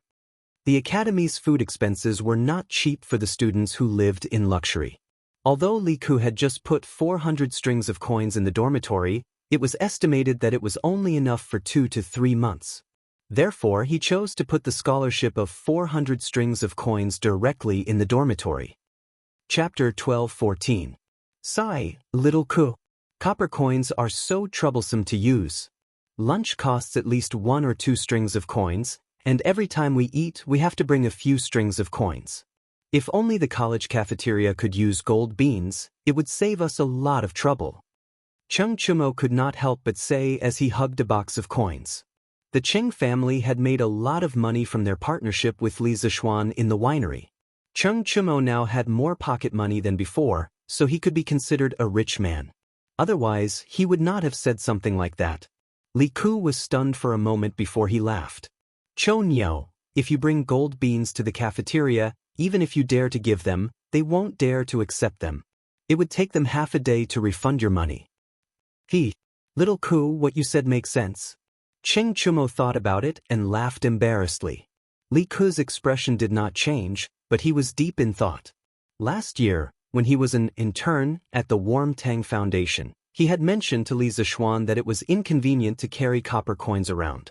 At that time, Li Zishuan encouraged him and told him that as a student of Yanhuang College, he had to solve the problem whenever he encountered a problem. If he could solve the problem of copper coins, he would start a new era and leave his name in history. Since then, he had been thinking about this problem. Today, Cheng Chumo's random words gave him a hint of inspiration. Perhaps it could be like this. For the next few days, Li Ku seemed to be possessed. Other than going to class every day, he would write and draw in a small notebook. Even during the weekends, the students would often see him in the classroom. No one was surprised by this because they all thought that Li Ku was studying hard. After all, it was the first time Li Ku had entered the top 3 in the final exam. He had surpassed Li Tai. If he wanted to maintain this result, he would have to work even harder. However, the reality was completely different from what everyone thought. On this day, Li Ku came to Li Zishuan's office. Yamacho, I have something to talk to you about. Li Ku knocked on the door and said to Li Zishuan, sit down and talk. Li Zishuan glanced at Li Ku, especially at the booklet the child was holding. He then pointed at the sofa opposite him and smiled. Thank you, Yamacho. Li Zishuan thanked him and sat down on the sofa opposite him. Speaking of which, in the entire Tang dynasty, only Li Zishuan could enjoy such a soft sofa. With half of his butt on the sofa, Li Ku organized his thoughts and said, Yamacho, I've thought of a way to solve the problem of copper coins being inconvenient to carry around. Tell me about it. Li Zishuan looked at Li Ku in surprise. He quickly put down the book in his hand and looked like he was all ears. Li Ku was a little nervous, but he still mustered up his courage and said, Yamacho, I think that to solve the problem of inconvenience to carry around, we can set up a department in the academy to provide a copper coin exchange service for the students. In other words, the students can take the copper coins and exchange them for paper certificates of the corresponding value in the academy. With these certificates, everyone can go to the cafeteria to eat or to the Gu family's store to buy things. Wherever the academy uses copper coins, these certificates can be used as a replacement. Every once in a while, like the Gu family's store, they can take the certificates and exchange them for copper coins at the academy. This way, no one will lose money and the transaction process will be much more convenient. Yamacho, what do you think of this idea? Li Ku had been talking for a long time, but Li Zishuan still hadn't responded. Li Ku suddenly felt a little guilty and asked, good. Very good. Li Zishuan suddenly stood up and clapped his hands as he laughed. At this moment he only wanted to say, "Show off. Heaven show off." What Li Ku said just now, wasn't it the prototype of banknotes or paper money? His constant guidance to this child had finally borne fruit. "Little Ku, I am very gratified that you can think of this, but there are some problems that you need to consider first." Li Zishuan first affirmed Li Ku's idea, then pulled Li Ku back to reality from the clouds. "Yamacho, what other problems do you have?" Li Ku stared at Li Zishuan without blinking and asked. Li Zishuan smiled and stretched out a finger. "First, you need to think of a way to make the students believe in your certificate and be willing to exchange copper coins for it. After all, they have never seen your certificate before. Why would they be willing to exchange their money for a piece of paper? Second, once the students believe in you and are willing to exchange copper coins for the certificate, you need to think of a way to make the person who receives the certificate believe that you can exchange it for copper coins. This is because the ultimate goal of a businessman is to make money. If they can only make a few pieces of paper in the end, who would be willing to do it? You don't need to worry about the cafeteria, but as for Gu Xiaomao, I can't force him. You have to deal with it yourself. Third, and most importantly, you need to consider whether or not someone will copy your certificate in the future and use it for profiteering. Our Yanhuang College is not big, but it's not small either. If someone forges the certificate, then the losses we will suffer cannot be underestimated." Li Ku listened as he wrote down all the problems that Li Zishuan mentioned in the booklet. After Li Zishuan finished speaking, he was silent for a while before he stood up and cupped his hands. "Thank you, Yamacho, for your teachings. As for the first and second points, this student will try my best to make the students and the merchants of the college believe in this certificate. As for the third point, this student is thinking of making the design on the certificate more complicated and stamping it with Yamacho's personal seal. I'm afraid it won't be easy for others to copy it, right?" Li Zishuan shook his head and said, "Who said that the seal can't be copied? But if this certificate is only used in the college, then it's not impossible. But I hope that this kind of transaction certificate can be promoted to the common people in the future. So, little Ku, you either don't do it, or make it impeccable. Make it so that no one in the world can copy it." Li Ku widened his eyes and said in disbelief, "Yamacho, you want to let the common people and merchants use this kind of certificate to trade?" He never thought that Li Zishuan would play with such a big deal. If the common people could use his certificate, then wouldn't he be creating a new type of currency? Thinking of this, Li Ku's breathing became a little hurried. Seeing Li Ku's reaction, Li Zishuan smiled faintly and said, "Why not? Do you still remember what I told you 2 months ago? If you can solve the problem of copper coins being inconvenient to carry around, then you will create a new era and leave your name in history.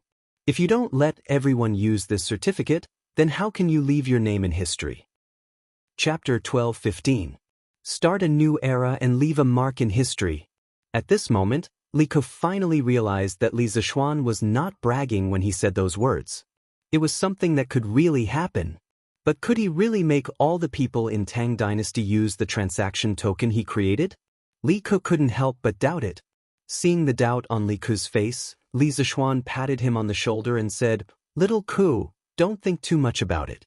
Right now, your priority is to make everyone in the academy believe in your transaction token and make sure that it won't be copied by others. As for making everyone in Tang Dynasty use our transaction token, it's still too early to do so. There's still a long way to go." "Then, Yamacho, what should I do to make sure that the transaction token won't be copied?" Li Ku's eyes lit up as he asked. Li Zishuan smiled mysteriously and said, 3 days later, go down the mountain and visit the workshop. Faubert will give you a transaction token printed by the workshop. At that time, you will know that there are some things in this world that are difficult to copy." Li Ku was pleasantly surprised. "Yamacho, you already have a plan?" "Ha, you can say that. 3 days later, you will know." Li Ku saw that Li Zishuan didn't want to elaborate, so he didn't ask any further. At this moment, he felt that something was missing. After thinking for a while, he said, "Yamacho, I think that we should give the transaction token a name and design different denominations to make it easier to use in the future." Li Zishuan nodded. Even if Li Ku didn't say anything, he would name the currency. But what should he name it? Renminbi or banknotes? Forget it, it doesn't match the Tang dynasty. After thinking for a long time, Li Zishuan finally said, let's call it Tang Yuan. A Tang Yuan is equivalent to a coin. Below the Tang Yuan is a Tang Jiao. A Tang Jiao is equivalent to a copper coin. As for the denomination of the transaction token, it can be 1 Tang Jiao, 5 Tang Jiao, 10 Tang Jiao, 50 Tang Jiao, 100 Tang Jiao, and 1 Tang Yuan, 5 Tang Yuan, 10 Tang Yuan, 50 Tang Yuan, and 100 Tang Yuan. When you trade, no matter how much the item is worth, you can use glutinous rice balls of different denominations to form the corresponding amount of money. It's convenient and time-saving. Tang Yuan? What a nice name. Li Ku's eyes lit up and he praised, Yamacho, what should the department in the academy that is in charge of depositing and exchanging Tang Yuan be called? He had to admit that this child was quite thoughtful. Let's call it Yanhuang Bank. It's a village that specializes in managing Yanhuang College's copper coins. Things like banks were too far away from this era. If he rashly brought it up, it would probably be hard for people to accept it. After thinking about it, only the term bank would be easier for people to understand. Bank. Good. Then Ku will go and prepare the matters of the bank. Li Ku excitedly got up and said goodbye. I didn't wait in vain. The era of paper money is finally coming. After Li Zishuan left, the corners of Li Zishuan's mouth curled into a smile as he muttered to himself. Why do I feel like Yamacho has already thought of this method for a long time? On the way back to the classroom, Li Ku suddenly stopped in his tracks and hit his head in annoyance as he muttered softly. His suspicions were not without reason. When Li Zishuan heard about the method of the transaction certificate, it seemed like he already had a perfect anti-counterfeiting method in his mind. The reason why he said so much was likely to be to test him. But if Li Zishuan had already thought of this method, why didn't he act on it? Why did he wait until Li Ku suggested it? Forget it. Who cares? Yamacho must have his reasons. After thinking for a long time, Li Ku still could not figure out the deeper meaning behind Li Zishuan's actions. He shook his head and decided not to think about it anymore. He still had a lot of things to do now. Master Lu, take a look at this seal. Can you engrave it? In the afternoon, Li Zishuan came to the workshop with a drawing in his hand. He looked for Skyblade, Lu Dingyi, the original master of Strange Pavilion, Heavenly Craft Pavilion, Lu Yidao. Lu Yidao's carving skills were the best in Cheng. After Li Zishuan bought Heavenly Craft Pavilion and established Strange Pavilion, he hired Lu Yidao to the workshop and gave him preferential treatment. When the workshop first introduced movable type printing, most of the words were engraved by Lu Yidao. Yo, Marquis, let this old man take a look. Lu Yidao did not dare to be negligent. He quickly took the drawing from Li Zishuan with both hands and began to look at it carefully. After a while, he raised his head and asked, Marquis wants to engrave all these words on the seal? Is there any problem? Li Zishuan nodded in response. Miniature carving was a craft that had a long history. Many skilled craftsmen during the spring and autumn period could do it. Li Zishuan asked Lu Yidao to make this seal mainly for the purpose of making banknotes anti-counterfeit. In the Song dynasty, banknotes appeared in China. Not only were there banknotes, there were also many anti-counterfeit technologies. After all, in ancient times, there were no banknote detectors, QR code scanning, and other advanced technologies. However, the ancient people used some excellent anti-counterfeit technologies on banknotes. Li Zishuan planned to use one of them, the anti-counterfeit seal. Earlier, Li Zishuan said that he wanted to stamp his personal seal on the banknotes as an anti-counterfeit. However, Li Zishuan felt that it was not reliable because it was too easy to fake a personal seal. If he really wanted to use a seal as an anti-counterfeit, he would make an anti-counterfeit seal. This was a method of anti-counterfeit banknotes that the Jin merchants came up with during the Ming and Qing dynasties. They specially designed miniature carvings. The contents of the miniature carvings were hundreds of words of poetry. The miniature carvings were very delicate and could not be carved by ordinary techniques. Even if it could be made, it would take a lot of material resources and require a very high level of carving skills. Moreover, in the process of carving, A few words would be deliberately engraved. Even the original carver would not be able to carve the same miniature carvings as before. Therefore, the counterfeiters simply gave up on making fake banknotes. Marty, if it was a few years ago, old Lu, would have been able to do this kind of exquisite work. But now, old Lu, can't even see small things clearly with my eyes. I'm afraid I can't carve this seal of yours. Old Lu frowned and looked troubled. When Li Zishuan heard this, he thought to himself, isn't this presbyopia? That's easy. Master Lu, don't be in a hurry to refuse. I have a way to let you see very small things clearly. Please wait for half a day. I'll have someone send you something tomorrow. Wear it and you'll be able to see everything clearly. Li Zishuan said with a smile. What a joke. He had already made an astronomical telescope. How could he not make a pair of reading glasses? Even if he couldn't make reading glasses in a short time, he could at least make a magnifying glass first, right? Chapter 12:16. After giving Lu Yidao the blueprint of the anti-counterfeit seal and the pattern of Tang Yuan's motherboard, Li Zishuan went to find Uncle Fu and assigned him another task. Young master, is there really such a magical paper in this world? Faubert was surprised when he heard Li Zishuan's intention. Li Zishuan smiled and said, of course there is. It's just that the production method is more troublesome. When it's done, Faubert, you'll understand that what I said today is true. That's right. He wanted the workshop to produce a batch of special paper for the production of banknotes.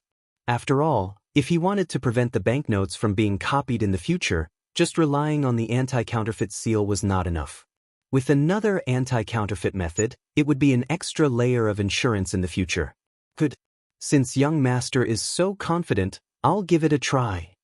Faubert nodded and took a pen and paper from the side. He sighed and said, young master, please don't blame me. I'm old and my memory is not as good as before. Young master, please tell me in detail how to make this water pattern paper. I'll write it down and try it out in 2 days. Li Zishuan looked at Faubert's wrinkled but kind face. He smiled gently and said, what's there to be surprised about? After all, a good memory is not as good as a bad pen. Faubert, you can leave the workshop's affairs to your subordinates. Don't tire yourself out. Faubert smiled and said, thank you for your concern, young master. I understand. Now in the workshop, I'm just talking. It's not tiring at all. Dr. Sun even praised me for my strong body before the new year. That's good. Li Zishuan gave a heartfelt smile of relief and then got down to business. Uncle Fu, this kind of paper is actually not that complicated to make. First, let the steel factory forge a batch of water pattern rollers with protruding patterns. Then, install the water pattern rollers on the rollers of our paper machine and use them to imprint the paper. During the paper-making process, the water pattern roller would come into contact with the front of the paper, and the front of the paper would be imprinted with water patterns. The vertical and horizontal water patterns on the wet paper could be seen under the light. They were evenly and neatly arranged patterns with different transparency. Oh, that's right, the material for the production of water pattern paper must be the bark of the chu tree. Other materials cannot be used. Faubert, you can arrange for people to buy a batch of chu tree bark for the workshop. First, buy it near Cheng. Later, go to Sichuan to buy it because there should be a lot of chu tree in Sichuan. Watermarked paper was the kind of paper that would show bright lines or patterns other than the curtains when it was exposed to light. It was the same principle as how modern RMB could show the portrait of a great person when it was exposed to light. This kind of watermarked paper could increase the potential beauty of the paper and could also be used to prevent counterfeiting. In fact, water-patterned paper had existed since ancient times. It was not a patent of modern people. According to the original history, in the middle of the Tang dynasty, the people of Chengdu invented water-patterned paper. It had 2 types of printing, clear and dark. Other regions could not produce it at all, so it was called Sichuan paper. Thanks to this, the earliest paper currency in China's history, jiaozi, first appeared in the Sichuan region. It was only later that it slowly spread out. In the beginning, people did not care about paper money at all.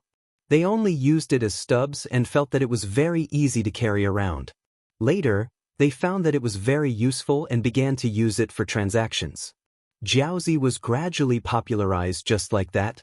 When it came to the Southern Song dynasty, because there was no supply of Sichuan's water pattern paper, they switched to printing paper from the Jianghuai region. However, Jiangnan paper did not have the special anti-counterfeiting ability of Sichuan paper, so there was a large amount of fake money in the market.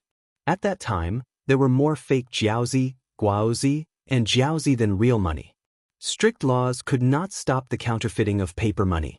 This directly caused the Southern Song dynasty's economy to sink into a quagmire. Therefore, the water-patterned paper used to produce banknotes was a very important anti-counterfeiting method. Chu tree bark? Young master, why must we use chu tree bark to make paper?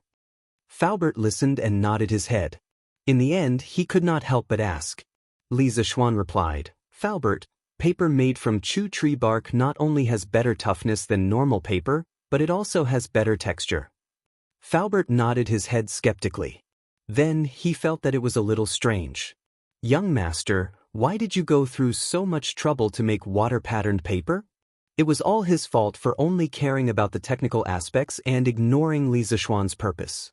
Li Zishuan smiled mysteriously and said, Faubert, you will understand later. Other than the water-patterned paper, there is one more thing that I need to trouble Faubert to arrange for people to do as soon as possible. Young master, please speak. Faubert had long been immune to Li Zishuan's creative ability, so he did not make a fuss about it at the moment. Li Zishuan paused and said, Faubert, recently you have been thinking of ways to control the carbon content in the steel to refine a slightly softer steel. I plan to use this steel to make an engraving board, an intaglio engraving board. After this steel is refined, let Master Lu draw the engraving pattern I gave him on the steel plate, and I will engrave it myself later. Intaglio printing, or intaglio printing, was the traditional method of modern banknotes production. In the 21st century, all the countries in the world were still using intaglio printing to produce banknotes.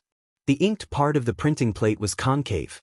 During printing, the printing plate was directly in contact with the paper. Under the strong pressure, the ink in the concave pattern was directly transferred to the paper.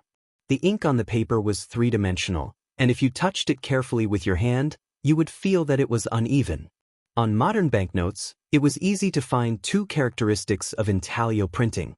One was that the ink layer was thick, and the second was that it had a strong three-dimensional effect. Intaglio printing was the ultimate anti-counterfeiting method that Li Zishuan had designed for Tang Yuan. He did not believe that there would be a place in the world with such advanced printing technology as Qi Chuji's workshop. More importantly, the master plate used for intaglio printing was hand-engraved. Hand engraving had a unique anti-counterfeiting property because every engraver's work had its own personal style and characteristics, and also had a certain degree of chance. This was something that could not be imitated by others, including the engraver himself, who could not carve an identical engraving plate. Although there were many advanced copying techniques and counterfeiting methods in the 21st century, it was impossible to copy a banknote that was exactly the same as a hand-engraved banknote. With this three-pronged approach, Li Zishuan could be said to have blocked all avenues for those who wanted to copy banknotes. Although Faubert had never seen intaglio engraving and intaglio printing, he could roughly guess what Li Zishuan wanted to do from the words. After thinking for a while, he nodded and said, Good. Currently, the workshop can already produce steel. The soft steel that young master mentioned should also be no problem. Li Zishuan replied with then got up and left. Chapter 12:17. Ink Girl, are you there? After returning to Yunshan, Li Zishuan went to Emo Lingwei's courtyard and shouted from outside. He had just gone to the academy to look for Emo Lingwei, but he couldn't find her, so he could only come to the courtyard. Although it was broad daylight, he had to avoid suspicion when looking for a girl. After all, Emo Lingwei could very well be his friend's wife in the future. So he just stood outside the courtyard and shouted for Emo Lingwei from afar. Thump, thump, thump. After a while, a series of footsteps could be heard from the house in the courtyard. Then Emo Lingwei, who was wrapped in a mink coat, ran out in a hurry. Yamacho, you're finally here. Come in quickly. Come in quickly. Before Li Zixuan could say anything, Mo Lingwei said excitedly. Fortunately, she was holding a book in her hand, otherwise she would have touched Li Zixuan. Li Zixuan was sweating profusely. He thought to himself, what medicine did this girl take today? He hurriedly took 2 steps back and said warily, Ink girl, what's wrong? Are you also looking for me? Mo Lingwei responded subconsciously, but then she felt something was wrong and said, that's not right. What do you mean by also? Yamacho, are you also looking for me? Li Zixuan rolled his eyes and complained in his heart, Sister, if I don't have anything, why would I come here? To chat with you? If that's the case, won't your little Ning fight with me? After a while, he nodded helplessly and said, there are some things that I want you to help me with. Before Li Zixuan could finish, Mo Lingwei interrupted, Hey, Yamacho, don't say anything. Answer me a few questions. Then, without waiting for Li Zixuan's answer, she quickly flipped the book to a certain page and asked, Yamacho, this book says that when a part of the conductors in a closed circuit cut the magnetic induction line, there will be an electric current in the conductors. But why can't we see the so-called magnetic induction line with our naked eyes? Li Zixuan was stunned. He finally understood why Mo Lingwei was in such a hurry today. It turned out that she had fallen into the trap of electricity. This was also what he had expected. Ink girl, let's put this question aside for now. I have something more important to talk to you about. Although he understood Mo Lingwei's difficulties, Li Zixuan still said so. Compared with making reading glasses for Lu Yidao, it was undoubtedly more important and urgent. Mo Lingwei quickly retorted, No way. No way. What could be more important than this? If I can't figure it out, I'm afraid I won't be able to sleep tonight. Yamacho, I haven't slept well for 2 consecutive nights. Only then did Li Zixuan notice her 2 panda eyes. He couldn't help but smile and sigh in his heart. This girl is really a science fanatic. Okay, let's solve your problem first. Unable to persuade this stubborn girl, Li Zixuan took the book from Mo Lingwei's hand and began to explain. Ink girl, first of all, you have to understand that the magnetic induction line is just an idealized physical model. It is a curve that describes the distribution of magnetic fields for the convenience of magnetic research. In addition, electric fields and magnetic fields are both substances, but they are different from ordinary substances. They have no physical form. They exist, but they can't be seen or touched. Ink girl, do you understand? After digesting it for a while, Mo Lingwei nodded and said, Well, I think I understand. Yamacho, you are really a genius. You can actually come up with the method of magnetic field lines. Oh, by the way, Yamacho, I have another question. Why do you have another one? Li Zixuan stared at her speechlessly. He had just heard Mo Lingwei say that she understood and was ready to breathe a sigh of relief. He didn't expect that Mo Lingwei wouldn't give him a chance to breathe at all. There must be more than one question, Yamacho. Mo Lingwei looked at Li Zixuan strangely. Her eyes seemed to say, You didn't think that there was only one question at the beginning, did you? Yamacho, I don't understand why the direction of the magnetic induction current is the right-hand spiral rule, and not the left-hand spiral rule. Is there a deeper reason that you didn't write in the book? Li Zixuan heard this and was speechless. He thought to himself, why does this girl have to question everything? She's almost asking 100,000 questions. However, in this world, people who like to get to the bottom of things and challenge authority would only have 2 outcomes in the future. One was to become a loathsome idiot, and the other was to become a super big shot in the academic world. Those people who would honestly learn whatever was taught in the book without the slightest doubt would have limited achievements in the future. In comparison, Mo Lingwei's academic limits were much higher in the future. Ink girl, this is the conclusion from the experiment. If you don't believe me, you can, on the west side of Yunshan, in front of a courtyard, a man and a woman were standing in front of the courtyard. They weren't talking about love, nor were they in front of flowers under the moonlight. Instead, they were discussing academic problems. They were really the 2 weirdos of the Tang dynasty. Li Zixuan's lips were almost dry from talking from 4:45 p.m. to 5 o'clock p.m. Finally, he solved all of Mo Lingwei's problems. Hey, Yamacho, you said you wanted to talk to me about something. Hurry up and say it. After Mo Lingwei's doubts were cleared, she finally thought of Li Zixuan's matter. She asked Li Zixuan. Li Zixuan didn't have the energy to complain about this girl's carelessness. He sighed softly and said, I came here today to ask Ink Girl for a favor, but it's already late, so we can only wait until tomorrow. Yamacho, tell me what it is first so I can be mentally prepared. Mo Lingwei expressed that she was a little afraid of Li Zixuan's trap. A few days ago, Li Zixuan asked her to prepare for the construction of the generator. At that time, she didn't know how big the trap was, but after she jumped in, she realized that it wasn't a trap at all, but a bottomless abyss. Once she jumped in, she wouldn't be able to jump out even if she wanted to. Seeing Mo Lingwei's wary face, Li Zixuan was both angry and amused. He said, It's not a big deal. I just want you to help me polish 2 glass lenses.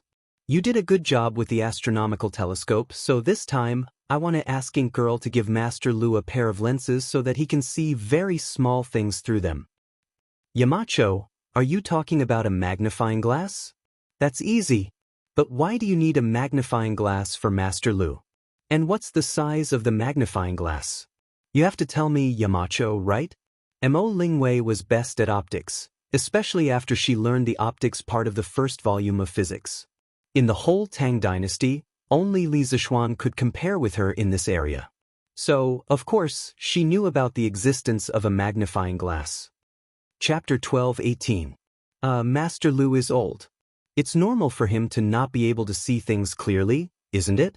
Forget it, Ink Girl, don't grind the lenses for now. Just make a magnifying glass for Master Lu.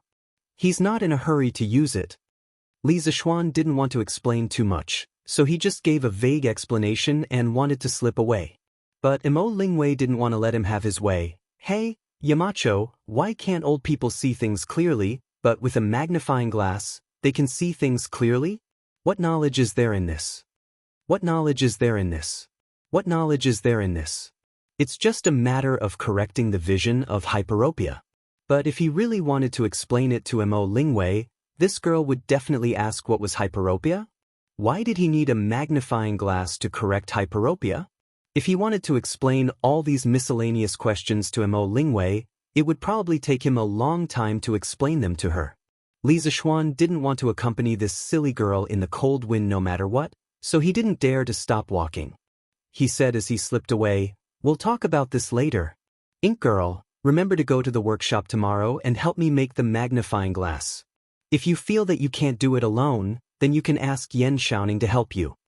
The next day, Li Zixuan went to the academy and discussed the dam construction plan with Mo Huai again. Mo Huai still felt that the plan wasn't perfect, so he requested to modify it again. On Li Zixuan's side, he had already started to send people to recruit workers. If he wanted to build a dam, he would need at least a few thousand people, and it would be best if they were good at swimming. Fortunately, the entire Lantian County had become Li Zixuan's fief, so it was much easier to recruit craftsmen. According to Wang Zhong, in just 2 days, there were more than 2,000 villagers who were good at swimming came to apply. It was estimated that in another week, all the craftsmen would be recruited. Coming out of the academy, Li Zixuan coincidentally met Mo Lingwei. After learning that this girl had made the magnifying glass for Lu Yidao in just one morning, he clapped his hands and laughed, praising Mo Lingwei greatly. Then, taking advantage of Mo Lingwei's joy, Li Zixuan immediately slipped away. He had to go home to eat, so he didn't want to be caught by Mo Lingwei again. Wife, there's news from father-in-law. Do you want to hear it? After returning home, Li Zixuan's to find Han Yushi. Husband, my father's a letter? Han Yushi stood up in surprise and asked Li Zixuan. He just came this morning. Li Zixuan replied with a smile. Yifang County was not far from Chang and City. It would only take a day to travel 800 miles. Husband, tell me what's written in the letter? Han Yushi quickly put down her work, came over, and asked anxiously. Wife, take a guess. Who did father-in-law meet in Lan Province? You definitely won't be able to guess. Li Zixuan smiled and said mysteriously. Han Yushi rolled her eyes and said coquettishly, Who else can he meet? My father doesn't know anyone there. Husband, aren't you deliberately making things difficult for me by asking this question? Ha. Okay, I won't tease you anymore. Wife, father-in-law said in the letter that he met Lu Shiren and his son there. Li Zixuan took out a piece of paper full of writing from his sleeve, handed it to Han Yushi, and said with a smile, "It's quite a coincidence." Speaking of which, it's a coincidence. Father-in-law originally planned to buy the 3 farmsteads that he told me about before, but he didn't expect Lu Shiren to be living in one of them. Moreover, this fellow was chased out of Plum Village last year, but his evil intentions didn't change. After he went to Willow Village, he still bullied the people and kidnapped the women of the village. Now that he has been arrested by the county magistrate of Yifang County, he really deserves to be punished. This father and son have finally received the punishment they deserve, Han Yushi said with a gratified smile. After lunch, Li Zixuan went to take a nap. Spring was sleepy, autumn was tired, and hibernated. Especially during the transition between winter and spring, if he didn't take a nap at noon, he would feel uncomfortable in the afternoon. When he woke up, it was already 2 o'clock in the afternoon. Han Yushi came over to tell him a piece of news. Husband, Faubert sent someone to tell me that the steel you want has been refined, and it has been handed over to Master Lu to draw patterns on it. Li Zixuan said in surprise, "Oh? So fast? That's great." According to this progress, he should be able to receive the finished drawing of the banknote master tomorrow. In fact, the real progress was faster than he had expected. In the evening, when night was about to fall, Lu Yidao personally carried the mother plate of the banknotes he had drawn up to Yunshan and personally handed it to Li Zixuan. "Young master, all the patterns on the mother plate have been drawn. Tomorrow, I will begin to carve the seal you asked me to do." "So fast? Master Lu, you've worked hard." Li Zixuan took a small package from Lu Yidao and said in surprise. Lu Yidao stroked his beard and said with a smile, "It's mainly because of the magnifying glass you asked Ink Girl to make. It's really useful. With this thing, I can do twice the work with half the effort. I have to go back quickly. Otherwise, it will be completely dark in a while." Li Zixuan said with a smile, "Take care, Master Lu." The night in Yunshan was quiet. It was past midnight, but there was still a room in the number 1 courtyard that was still lit. It was the study room. Li Zixuan was carving in the study room at the moment. In the evening, Lu Yidao sent the soft steel master with the finished Tang Yuan pattern. The rest was to carve grooves according to the lines drawn on the steel plate. This was a delicate work. When the modern manual carvers were carving, they had to hold a magnifying glass in their left hand and a knife in their right hand. They had to concentrate on carving lines on the steel plate. If there was a mistake, all the work would be wasted. Someone had once calculated the points and lines on banknotes. A point needed to be carefully carved a few times, and a banknote meant that it needed to be carved 1,000,000 times. If one didn't have the endurance and strong basic skills of 10 years of practice, ordinary people would never be able to do this. The reason why Li Zixuan wanted to carve by himself was mainly because this time he was carving on a steel plate. Although the steel plate was soft steel, it was still very hard. Lu Yidao definitely couldn't do it, so he had to do it himself. At this moment he was holding the tip of the wind-chasing sword 3 inches above it, and using the sword as a pen, he was concentrating on painting on the plate. The wind-chasing sword could cut iron like mud. Facing soft steel, it was almost like cutting tofu. At this time, the master plate with fine lines in Li Zixuan's hand had been carved with many grooves, but it was still far from being completely carved. Because the patterns on it were too complicated, even with Li Zixuan's abnormal speed, it would take him a whole night to carve it. Chapter 12:19. Li Zixuan spent an entire night carving the mother version of the banknote from nightfall to sunrise the next day. If it weren't for his strong inner strength, he wouldn't have been able to hold on for such a long time. Moreover, it would have been impossible for him to finish carving the mother version of the banknote in just one night. Even so, when he finished carving the last stroke, he couldn't help but feel dizzy and exhausted. Li Zixuan called Pang Feiji over and asked him to deliver the mother version of the banknote to the workshop personally. After that, he quickly went to bed. He really couldn't take it anymore. Logically speaking, this was his first time carving the mother version of a banknote. In his previous life, he didn't have the opportunity, the conditions, the ability, and even the courage. In this life, he was going to personally design the first banknote for Tang Dynasty. It would be a lie to say that he wasn't excited.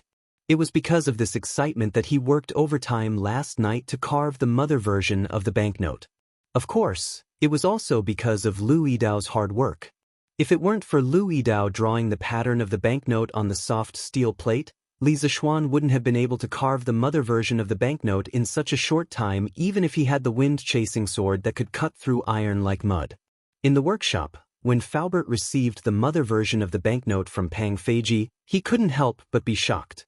Obviously, he didn't expect Li Zishuan to work so hard and stay up all night to carve the mother version of the banknote. From this detail, Faubert also understood how important Li Zishuan was to this matter.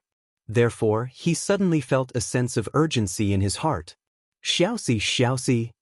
Faubert carefully kept the mother version of the banknote and shouted towards the outside of the house. Hey, Manager Fu, you're here. Song Xiaoxi quickly ran in from outside the house and bowed. Faubert asked, Xiaoxi, is the water pattern roller done at the steel mill?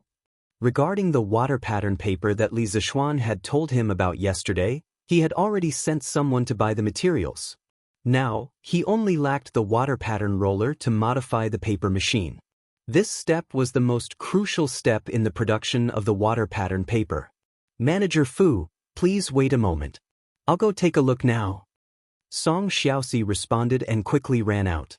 When Lu Yidao learned that Li Zishuan had sent the soft steel master plate to the workshop this morning, he was both shocked and stressed. That was because Li Zishuan, a layman who knew nothing about engraving, could engrave such a large piece of soft steel master plate with so many complicated patterns in just one night. As an old guy who had been engraving for decades, if he was too slow, how could he face Li Zishuan in the future? It just so happened that he had a stand-mounted magnifying glass in his house. The condition was much better than before, and there was no reason for him to slow Li Zishuan down. Therefore, Lu Yidao immediately began his closed-door training and began to carve the anti-counterfeit seal that Li Zishuan asked him to carve. On Yunshan Mountain, Li Zishuan slept all the way until evening. Around 5 p.m., he slowly woke up from his sleep. He felt a pain in his head. This was the aftereffect of staying up late. Last night, he was not only mentally exhausted, but also physically exhausted. He couldn't help but rub his temples. After a long time, he finally felt a little better. Husband, you're finally awake. Are you hungry? I've made some congee with pork and century egg. Have some to fill your stomach. Han Yushi's voice came faintly. Li Zishuan heard it and nodded subconsciously. Yes, yes. Thank you, wife. At this moment, his stomach was indeed empty. After a while, Han Yushi brought a bowl of congee with pork and century egg. Li Zishuan tested it slightly. It wasn't hot and the temperature was just right. Han Yushi must have kept the congee warm in the pot and waited for him to wake up so that she could bring it to him directly. Thinking of this, Li Zishuan couldn't help but feel warm in his heart. In terms of thoughtfulness, his wife was the most considerate. Li Zishuan looked at Han Yushi gratefully. The husband and wife looked at each other and smiled tacitly. At this time, Li Zishuan asked while eating, Wife, is there any news from the workshop today? Han Yushi glanced at Li Zishuan and said faintly, Husband, you want to ask about Master Lu, right? Don't rush them too much. I heard that in order to help you carve the seal, Master Lu didn't leave the house for the whole day. If you rush them again, Master Lu will be exhausted. Even if it's urgent, it doesn't have to be in a hurry for 1 or 2 days. Wife, you're right. Li Zishuan touched his nose embarrassedly. After listening to Han Yushi's words, why did he feel that he had become an evil capitalist who desperately exploited his employees? And you, husband, I've heard you persuade me before that staying up late is not good for your health. But why did you stay up so long last night? Our family doesn't lack anything now. Husband, why do you have to be so anxious to do things? Han Yushi sighed faintly again. Li Zishuan was even more speechless at this time. Han Yushi's words were reasonable, and he couldn't find a reason to refute them. In fact, his habit of staying up late when something happened was completely in his nature. In the 3 years of his graduate studies in his previous life, Because of the research tasks assigned by the teachers above, he didn't know how many nights he had stayed up late. Especially when it was close to graduation and rushing to finish his thesis, he would stay up late almost every 2 or 3 days. That was simply putting his life on the line. This was the persistence of an engineering student. It was also the most admirable thing about the scientists who struggled on the front lines in his previous life. In this life, Li Zixuan vowed to let the scientific researchers enjoy the best treatment. His original intention of founding Yanhuang College was also for this. Ahem. Good. My wife is right. Your husband will not stay up late in the future. The strange thing was that after Han Yushi rambled on for so long, Li Zixuan didn't feel annoyed at all. Instead, he felt a little warm in his heart. Perhaps this was the unique advantage of a beautiful woman when it came to preaching. The next day, Li Zixuan saw that there was still no news from the workshop. In order not to pressure Faubert and Louis Dao, he didn't go over. Thinking of some things that Lantian County's county magistrate he told him a few days ago, Li Zixuan wanted to personally go to Lantian County to take a look. But he suddenly remembered that his confinement period wasn't over yet, so he could only give up on it. Since he couldn't leave Yunshan, Li Zixuan could only stay in the study room to plan his marquee mansion in Lantian County. This was the true marquee mansion of Yong. After all, it was built on his fief in the name of the government. Last year, he had planned to wait until the new year to expand the side courtyard on Yunshan. Now, it seemed that there was no need to expand the side courtyard. When the marquee mansion was built, no matter how many people there were in his family, the marquee mansion would be able to accommodate them. Therefore, the future marquee mansion must be big. Li Zixuan planned to build his marquee mansion into a luxurious mansion with an ancient manor as its foundation, but with modern-style interior facilities. After all, as a marquee mansion, its appearance should be more formal. Therefore, he didn't use the style of the Academy's high-rise buildings, but used the style of the Tang Dynasty's manor. As the manor's blueprints flashed through his mind, the content on the Xian paper on the table gradually became richer. Chapter 1220. An official with a luxurious manor, if placed in modern times, would definitely be seen as a symbol of corruption in the eyes of many people. However, Li Zixuan wasn't afraid of this kind of criticism because every penny he earned was clean. He wasn't afraid of being investigated. Anyway, a person worked hard to earn money, didn't he just want to enjoy it? He spent his own money to build a manor for himself. What could others say about it? In the afternoon, Song Xiaoxi finally sent news that everything in the workshop was ready.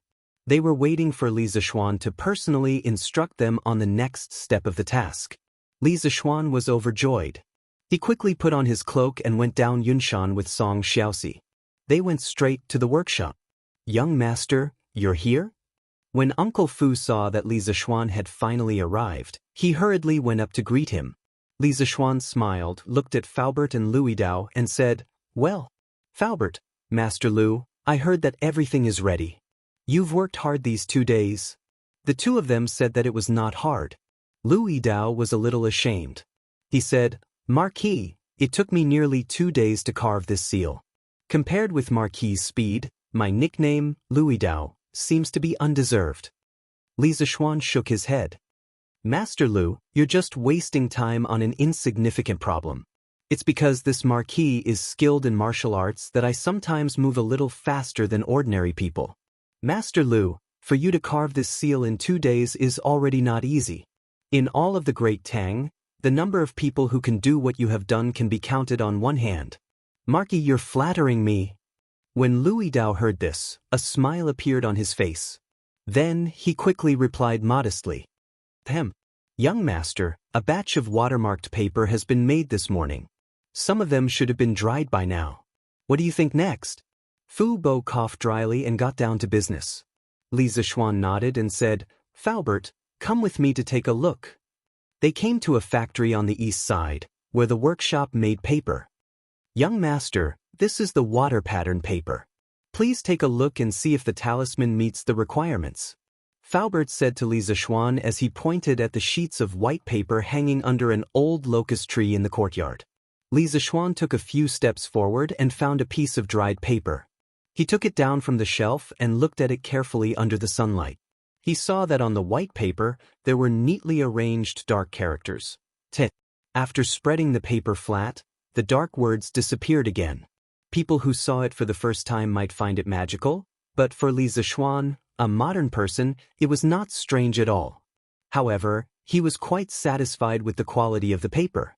Just the texture alone was not comparable to that of ordinary paper. That's right.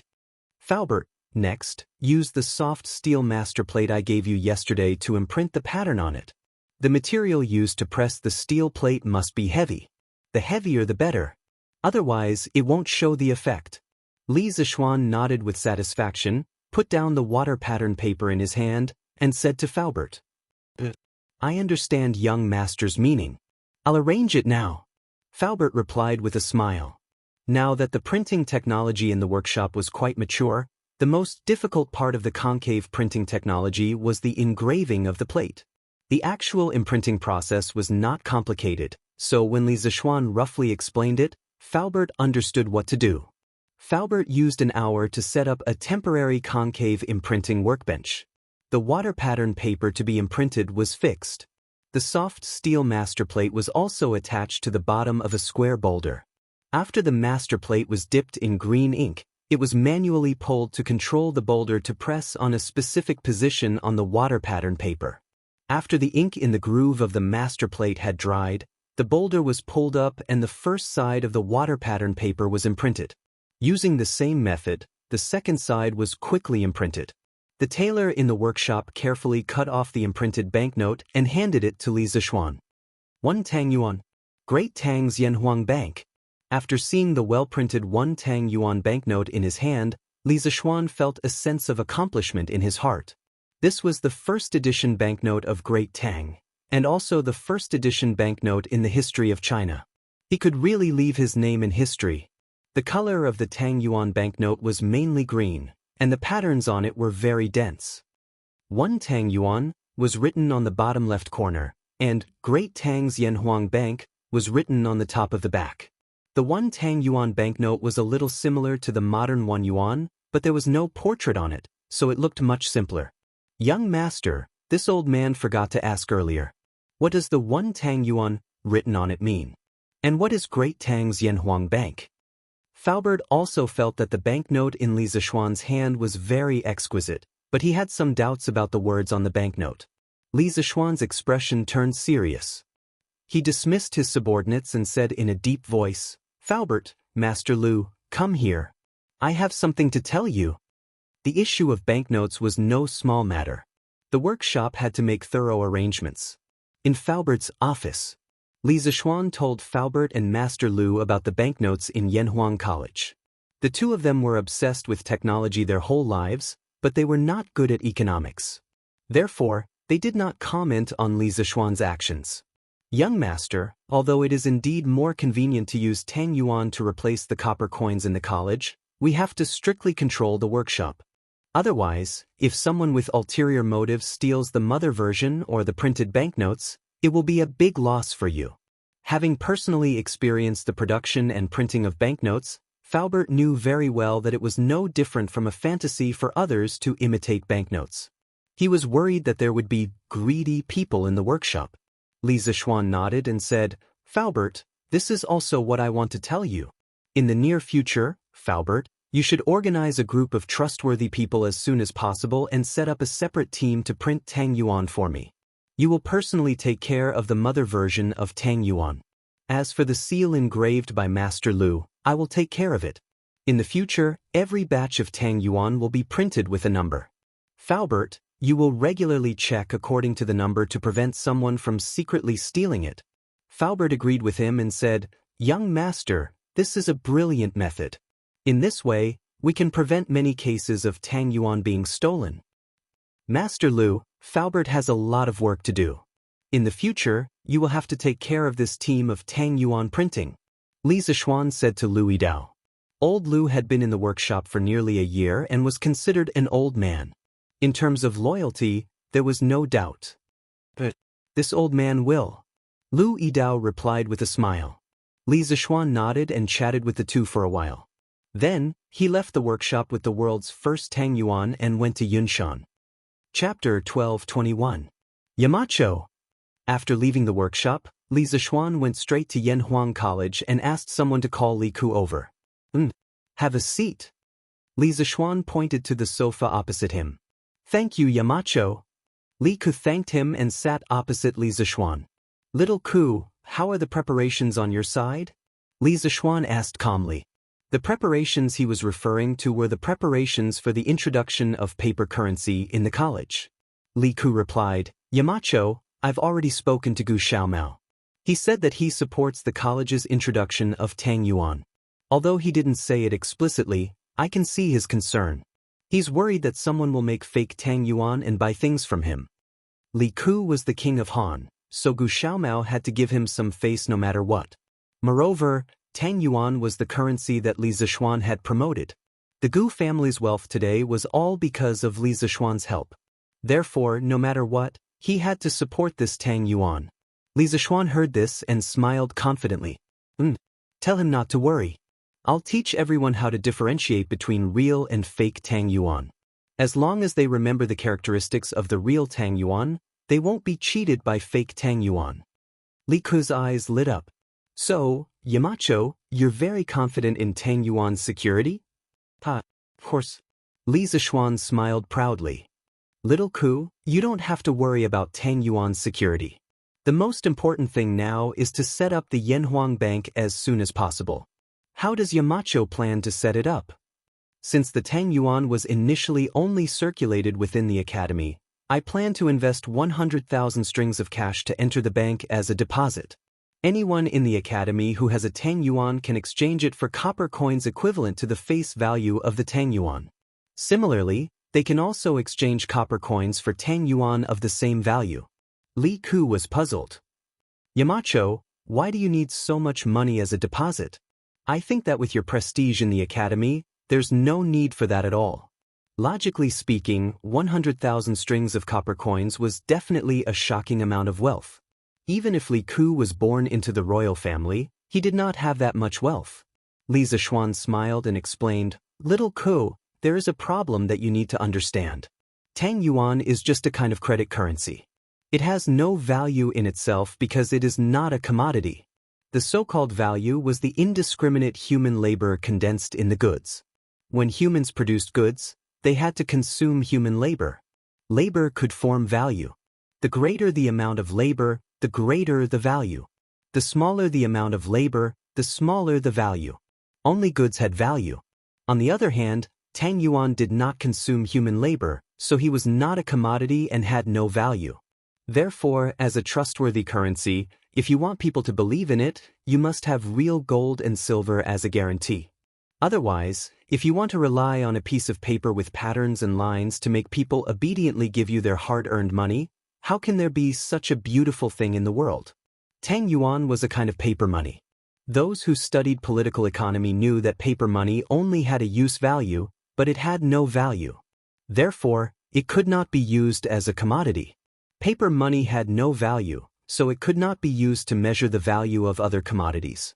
Therefore, paper money could not be used as a measure of value.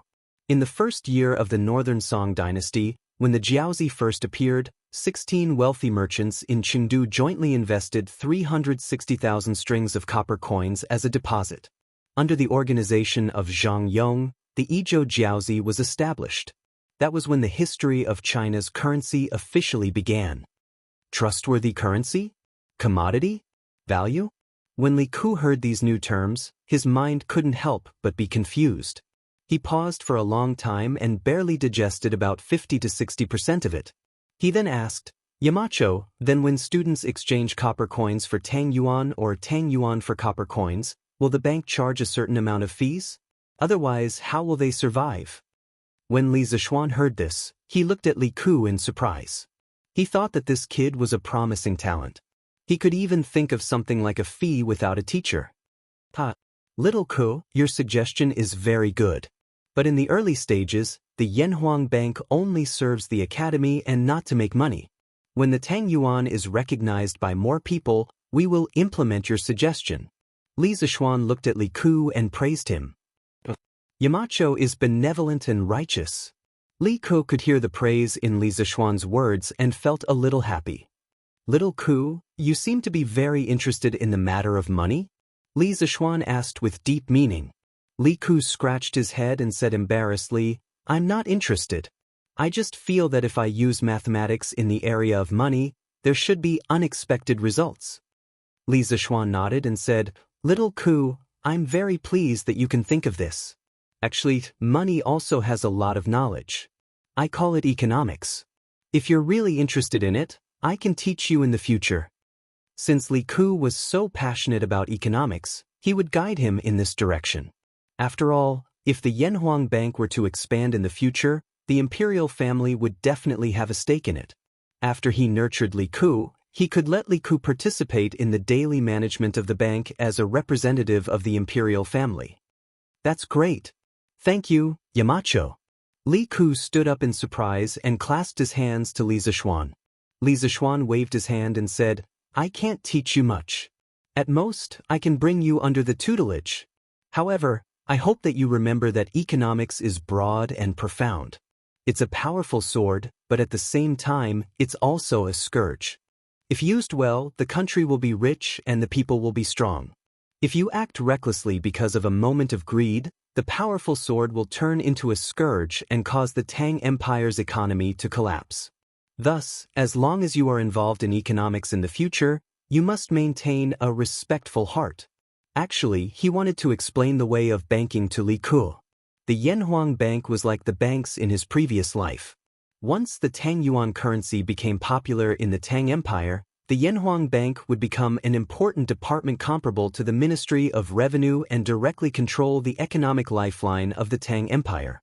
At that time, if someone couldn't resist the temptation of money and started to issue excessive amounts of money, the Tang Empire's economy would definitely collapse. Wasn't the Ming dynasty's banknotes the same? Li Ku said seriously, Yamacho, I will remember what you said today and never forget it. Li Zishuan nodded and said, Then you can go and do your work. The Tang Yuan and the bank will be activated in 2 days. You can come over to help then. Yes, Yamacho. Chapter 1222. Zhengguan First Year, February 5th, Yanhuang College Calendar, Friday. When it was close to noon, thousands of ox carts carrying brand new copper coins suddenly entered the gates of the college. A copper coin weighed about 5 to 6 caddies. 100,000 strings of cash would be 500,000 to 600,000 caddies. If they were to be transported by ox carts, wouldn't they be carrying thousands of ox carts? Such a huge commotion naturally attracted the attention of many students, especially those who were sitting by the windows facing the entrance of the academy. The students who were sitting by the windows and in the middle of class immediately saw the spectacular scene below Guanghua Tower. F***CK. There's so much money downstairs. Our academy is going to be rich. On the second floor of Guanghua Building, Class 1, Wang Meng was sitting by the window. At this time, he was already hungry and was looking forward to getting out of school to eat. Inadvertently, he glanced out of the window and caught a glimpse of a vast number of ox carts pulling copper coins. He couldn't help but cry out in surprise. The teacher who was lecturing in the classroom and the students who were listening to the lecture all turned their gazes in this direction in an instant. Wang Meng, stand up. Who allowed you to make such a racket in class? Class 1's lesson was mathematics. The teacher was Su Hongji. Old Su's expression was very ugly. Any teacher who encountered such a troublemaker in their class would have an ugly expression. Mr. Su, I was wrong. There's really a lot of money outside. There are thousands of ox carts, right? Look if you don't believe me.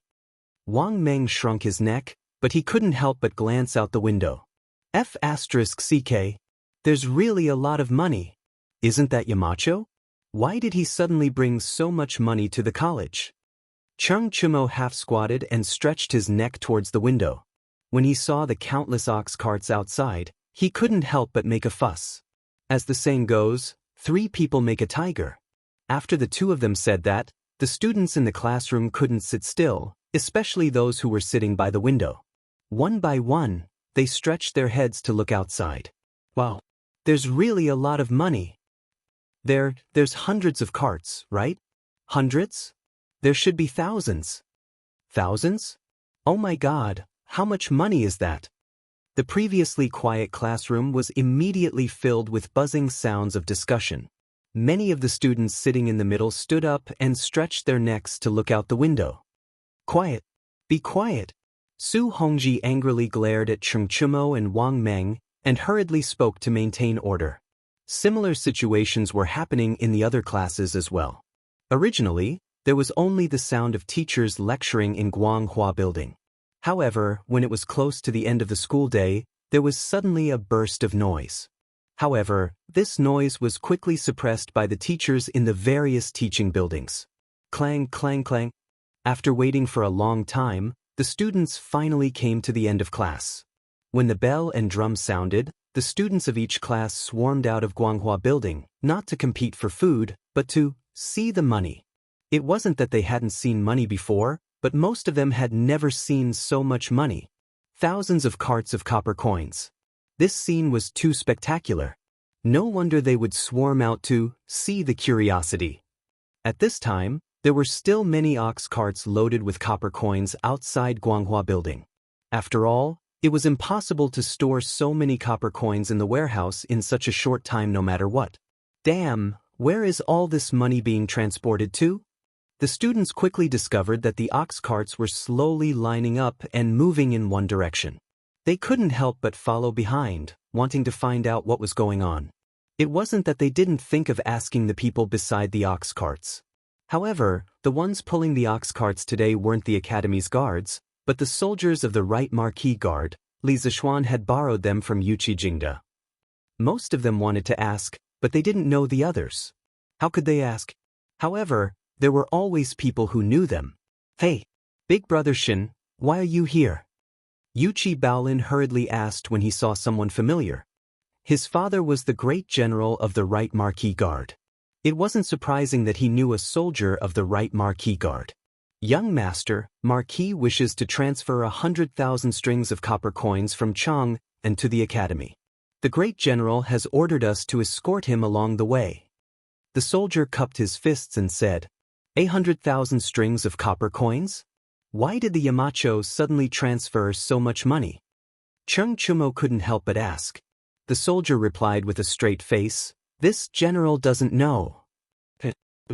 These copper coins are all transported to this building.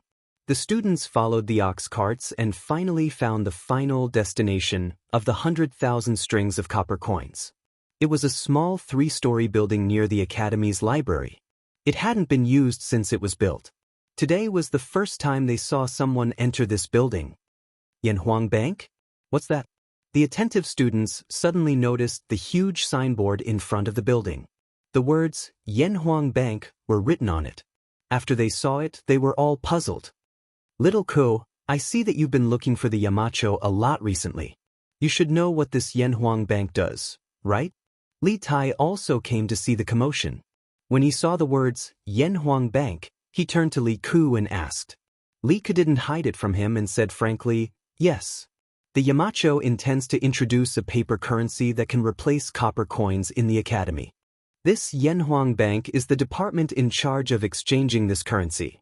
Paper currency? What's paper currency? Li Tai didn't understand. Li Ku and Li Zishuan had talked so many times that they often used professional terms.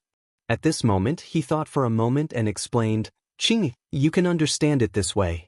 This paper currency is a certificate that can be exchanged for copper coins. It's mainly to make it convenient for everyone to buy things. They don't have to carry a bag of copper coins all day. That's a good thing. Li Tai's eyes lit up with excitement. Yamacho, why are you bringing so many copper coins to the Academy? After class, Yen Silu found Li Zishuan and asked. There was a hint of dissatisfaction in his voice because Li Zishuan's flaunting behavior had affected the Academy's normal teaching in the morning. Li Zishuan smiled and said, Mr. Yen, I was just about to look for you. Please inform all the teachers in the Academy to gather in the conference room for a meeting at noon. I have something important to announce. You'll know the answer to the question you asked just now in a while. Yen Silu was stunned for a moment and could only reply, "Okay. I'll go inform the teachers in the academy now." After that, he didn't ask any more questions and turned to leave. Chapter 12:23. Yamacho, everyone is here. At noon, in the large conference room on the first floor of Yanhuang College, the teachers of the college walked in one after another. Seeing that everyone was present, Mo Zhong went up to Li Zishuan and whispered, "Let's start the meeting now." Li Zishuan slapped the table and said in a deep voice. The teachers in the conference room all looked over. They were all waiting for Li Zishuan to give a reasonable explanation for the large amount of copper coins that the college had brought over this morning. However, most of them guessed that Li Zishuan was definitely going to make a big move. At this time, Mo Zhong brought over a plate of paper with green lines printed on it. Li Zishuan ordered softly, "Distribute it." Under everyone's puzzled gaze, Mo Zhong gave everyone in the room 10 strips of paper with patterns printed on them. Li Gang held the paper in his hand and looked it up and down. After seeing the intricate patterns and Chinese characters on it, he took the lead and asked, "Yamacho, what does this mean?" Li Zishuan saw that everyone had received 2 pieces of Tang Yuan. He smiled and said, "All right. Everyone must have received 10 pieces of paper. These pieces of paper are not ordinary. From today onwards, these pieces of paper will replace the copper coins in the college and become a new currency." "What? This thing replaces the copper coins? Then what does Tang Yuan and Tang Jiao mean? And what is Tang Yanhuang Bank? I know about this. The 100,000 strings of copper coins that Mountain Elder brought over today are in a house with the plaque of the Yanhuang Bank in the academy." As soon as Li Zishuan's voice fell, there was a burst of whispers in the room. It wasn't that they were making a fuss, but that the copper coin was already deeply ingrained in their minds. Now that Li Zishuan suddenly announced that he would use this thin piece of paper to replace the copper coin, how could they accept it in such a short time? I know that all of you are confused, but it is imperative that we replace the copper coins with Tang Yuan in the academy. Oh, I call the paper in your hands Tang Yuan. There are 10 different denominations of Tang Yuan. The smallest is 1 Tang Jiao, which corresponds to 1 copper coin. There are 5 Tang Jiao, 10 Tang Jiao, 50 Tang Jiao, and 100 Tang Jiao, which correspond to 5, 10, 50, and 100 copper coins respectively. Above that were the Tang Yuan. 1 Tang Yuan corresponded to 1 copper coin. Above that were 5, 10, 50, and 100 Tang Yuan. They corresponded to 5, 10, 50, and 100 copper coins respectively. In order to convince everyone of Tang Yuan's value, I have decided to personally invest 100,000 strings of cash as a deposit to establish the Yanhuang Bank. These 100,000 strings of cash have all been deposited today. I believe everyone has seen it. I can guarantee you that as long as I, Li Zishuan, am the Yamacho of Yanhuang College, the 100,000 strings of copper coins will never be taken away.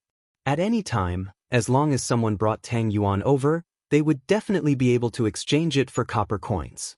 In the future, no matter if you want to exchange copper coins for Tang Yuan or exchange Tang Yuan for copper coins, you can go to the Yanhuang Bank to do it. Furthermore, as the students of Yanhuang College, you can enjoy the treatment of waiving processing fees when you do business with the bank for the rest of your life. In addition, the college's canteen, grocery store, and future salaries and scholarships will all be settled using Tang Yuan. Copper coins will no longer be allowed. The Tang Yuan that you receive can be exchanged for copper coins. You can also buy food or other items in the college, or at the Drunken Immortal Restaurant, Chitsu Pavilion, Chitsu Culture, and ready-made clothing stores under my name. Therefore, in summary, replacing copper coins with Tang Yuan will not cause any losses to you. On the contrary, it will bring great convenience to everyone. What do you all think? Li Zishuan's low voice resounded throughout the conference room. His grand plan was finally revealed to everyone. After hearing it, the students of the college widened their eyes in disbelief. They were all shocked by Li Zishuan's proposal. The bank, 100,000 strings of cash, Tang Yuan. They had never heard of these new concepts before, but after hearing them, they had to admit that Li Zishuan's Tang Yuan would indeed bring great convenience to people. However, Yamacho, Tang yuan is indeed much more convenient to carry around than copper coins, but what if a large number of imitation Tang yuan appear? Wouldn't the Yanhuang Bank lose all its money? Li Gang himself did not like the cumbersome copper coins. As an old man, he usually did not carry copper coins when he went out. However, Li Gang was worried that Li Zishuan's bank would go bankrupt due to the proliferation of counterfeit coins. Therefore, he kindly reminded him, "That's right. Yamacho, what if someone imitates Tang yuan?" The rest of the teachers also chimed in. They did not have any objections to using Tang yuan to pay them. After all, it was guaranteed by Li Zishuan's reputation and could be exchanged for copper coins at any time. Moreover, the shock of the 100,000 strings of cash in the morning had not dissipated yet.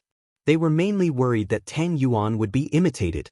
If they accidentally received counterfeit coins in the future, they would have to bear the losses themselves. You all have underestimated Tang yuan. Don't worry, Tang yuan's production and printing process are extremely complicated. It is absolutely impossible for ordinary people to imitate.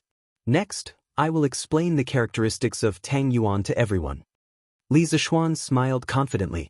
Then he picked up a 100 Tang yuan banknote and said, "Everyone, feel this Tang yuan banknote and feel its texture. Is it different from all the paper you've used before?" Everyone followed his instructions and picked up the Tang yuan on the table. Using 2 fingers, they carefully rubbed it and instantly felt the difference. The texture of this Tang yuan is really special. The texture is superb. Even the best Xian paper can't compare. The students from the academy were all surprised. Li Zishuan smiled and said, "I believe everyone has also felt it. This Tang yuan's texture is smooth and delicate. It is tough and resistant to bending, and it is very flat. If you shake it in the air with your hands, or pull it tight and loose, or use your fingers to lightly flick the surface of the Tang yuan, it will make a clear and crisp sound. As for ordinary paper, first of all, the texture is soft and rough, and the tensile strength is insufficient. It is very easy to break, and if it is shaken in the air, the sound it makes will be somewhat dull. Just based on this point, we can distinguish many authentic Tang yuan." Pa. After Li Zishuan finished speaking, most of the people in the room could not help but pick up the Tang yuan in their hands and start to shake or flick it according to his instructions. For a moment, the room was filled with the sound of pa. It really is. Listening to the sound, it is different from ordinary paper. This paper must be made with special materials. Yamacho's workshop is really amazing. But what if there is a ginseng that knows the method of making this paper? What should we do? Chapter 12:24. Everyone, please be quiet. In the meeting room, Li Zishuan secretly listened to the discussion of the teachers and continued. "Just now, I heard someone worried that the paper used to make Tang yuan had been stolen. What would happen? Or what would happen if someone made paper similar to Tang yuan? I can confidently say that the above 2 situations are absolutely impossible. First of all, texture is only the most common characteristic of Tang yuan. Next, everyone, please put your Tang yuan under the sun and see what happens." Before Li Zishuan could finish, someone impatiently flattened the Tang yuan and looked at the window. There are words.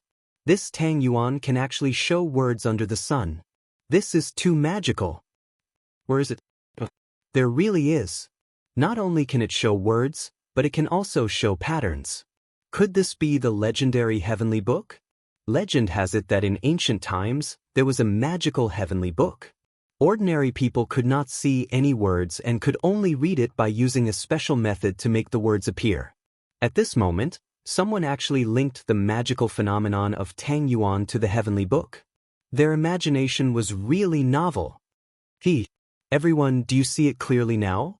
Apart from the special paper used for Tang yuan, there is also something special about it. Also, touch the surface of this Tang yuan. Don't you feel a bumpy texture? Just based on these 2 points, it is definitely not something that can be produced by an ordinary workshop. In the future, Yanhuang Bank will also provide you with the service of verifying the authenticity of your currency for free. If you receive any suspicious Tang yuan, you can take it for verification. The bank will have a special method to verify the authenticity of your Tang Yuan. In addition, every Tang Yuan will have a unique number and an anti-counterfeiting seal from the bank. This seal is also difficult for outsiders to copy. Mo Zhong, distribute a magnifying glass to each of the teachers. Having said that, Li Zishuan suddenly turned his head and instructed Mo Zhong. Yamacho. Mo Zhong responded and took out a cardboard box from behind the door. Inside the box were all handheld magnifying glasses. Mo Zhong gave one to each of the gentlemen. Besides Li Zishuan and Mo Huai, it was the first time the others had seen such a thing, and they couldn't help but be greatly surprised. Li Zishuan gave them a simple explanation of how to use it, then said, "That's right. Gentlemen, please use this magnifying glass and take a closer look at this seal. You will definitely find an unexpected surprise." To be honest, after experiencing so many surprises before, the teachers of the academy felt that no matter what happened next, they would not be surprised anymore. However, after magnifying the seal several times with a magnifying glass, many people still could not help but exclaim, "Oh my God! There are over 100 words in this small seal. The Tao that can be Tao is not an ordinary Tao. The name that can be named is not an ordinary name. The nameless beginning of heaven and earth, the nameless mother of all things." The words in this chapter were the first 3 chapters of the Tao Te Ching. Oh no, there are a few typos in it. Taoism was the state religion in the Tang dynasty, so there was no problem with using Laozi's Tao Te Ching. Typos? How could there be typos? The person who carved the seal must have done it on purpose, right? After all, only the wrong words are unique. That's possible. Overall, this Tang Yuan is too difficult to imitate. At this moment, everyone was convinced. They were completely convinced by the many black technologies hidden in Tang Yuan. They felt that Tang Yuan, with so many black technologies, was even harder to imitate than copper coins. Now, do you have any objections to using Tang Yuan to replace copper coins in the academy? Li Zishuan asked with a smile. Yamacho, I have no objections. Li Gang was the first to express his opinion. He was now living and eating on Mount Yun. Unless the emperor summoned him, he would not leave the mountain under normal circumstances. In this way, Tang Yuan would be in his hands. Even if he did not exchange it for copper coins, he could still use it. This would ensure that he did not have to worry about food and clothing. Moreover, compared to copper coins, Tang Yuan was much more convenient to carry around. For Li Gang, what reason did he have to disagree? Yamacho, I have no objections. I have no objections either. Me neither. For a moment, everyone in the meeting expressed their opinions. No one objected. Tang Yuan was not only convenient to carry around, but also difficult to imitate. Moreover, with Li Zishuan as the guarantor, it was also very valuable. They would not agree unless their brains were short-circuited. On the other hand, the monthly salary of the teachers in Yanhuang College was relatively high. Most of them were around 4 or 5 strings of coins. If Li Zishuan did not recommend Tang Yuan, their annual salary would probably be a few £100 of copper coins. It was not easy to find a place to store them, let alone carry them around. Since that is the case, I announce that from today onwards, all monetary transactions in the college will be conducted using Tang Yuan. Not only for the teachers, but also for the students. All right, today's meeting has come to an end. Everyone, please hand over the Tang Yuan and magnifying glasses in your hands. Each class's form teachers can leave the Tang Yuan and magnifying glasses behind. In the afternoon, you will take a class to convey the contents of this meeting to all the students in the class. Moreover, you must teach the students how to distinguish between the real Tang Yuan and the fake Tang Yuan. You must teach them seriously. I will also do random checks later. Remember to return the Tang Yuan and magnifying glasses after teaching them. Dismissed. When everyone heard this, they were all stunned. They thought that Li Zishuan would give all the Tang Yuan to them. They did not expect him to take them back. This was the first time they had seen such a stingy Li Zishuan. Li Zishuan caught a glimpse of everyone's expression and almost vomited blood. How could he be considered stingy? Everyone in the room had close to 200 strings of Tang Yuan. If he did not take them back, wouldn't it be asking for his life? Even if he was rich, he could not make such a big fuss. These Tang Yuan added up were equivalent to a year's salary of all the teachers in the college. How could he waste them like this? Yamacho. The teachers in the college also knew that the Tang Yuan in their hands was not a small number. Therefore, other than the form teachers of each class, the rest of the teachers handed over their Tang Yuan and left the meeting room one after another. Speaking of which, they did not even have time to eat lunch in order to participate in this meeting. So, I finally convinced the teachers in the college. Li Zishuan stood up and sighed with a sense of accomplishment. Speaking of which, from today onwards, the history of China's currency would officially enter a new era. Yanhuang Bank would become the first real bank in human history. Chapter 12:25. What? The Academy will no longer use copper coins and will use Tang Yuan instead? In the afternoon, the class teachers relayed Li Zishuan's message and the students were all shocked. However, what shocked them even more was what happened next. Because right after that, the head teachers talked about Tang Yuan's unique characteristics that were difficult to imitate. This made the students even more interested in Tang Yuan. Damn, this Tang Yuan looks good and is easy to carry around. Who doesn't like it? After class, I'll immediately exchange all my money for Tang Yuan. Cheng Chumo laughed arrogantly after hearing that. He could get hundreds of strings of cash from his family every month. Although he had a lot of money, he was starting to worry about where to put it, how to carry it around. One must know that 100 strings of cash was 500 to 600 pounds. Even if Cheng Chumo had martial arts and was stronger than others, he would not stupidly carry 500 to 600 pounds of cash on his body every day. The appearance of the Tang Yuan perfectly solved his problem. He no longer had to worry about having too much money. Chonyo is right.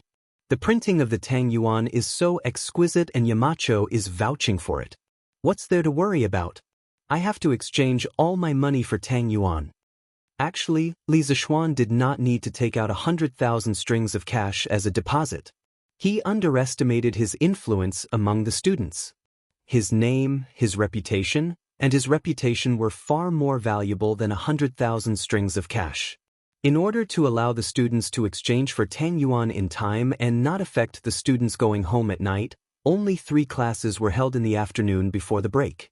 The students of the Yanhuang Academy immediately swarmed into the Yanhuang Bank.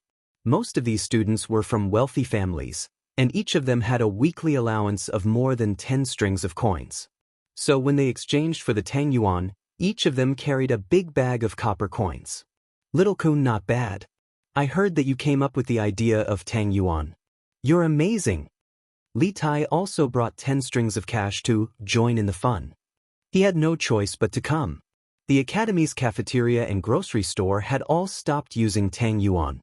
If he did not come to exchange for some money, he would not be able to eat next week. However, he couldn't carry any more copper coins. 10 coins was already his upper limit. Li Ku was a martial artist, so he naturally carried more copper coins than Li Tai. There were about 20 strings of coins in total, and he was only carrying them with one hand. It seemed like he did not expend any effort at all. Hearing Li Tai's praise, Li Ku scratched his head with his other hand. Qingke, I did not come up with the idea of Tang Yuan. I only gave some suggestions. The design, printing, anti-counterfeiting, and the establishment of the Yanhuang Bank. They were all done by Yamacho. I dare not take credit for it. Little Ku, why are you being so humble?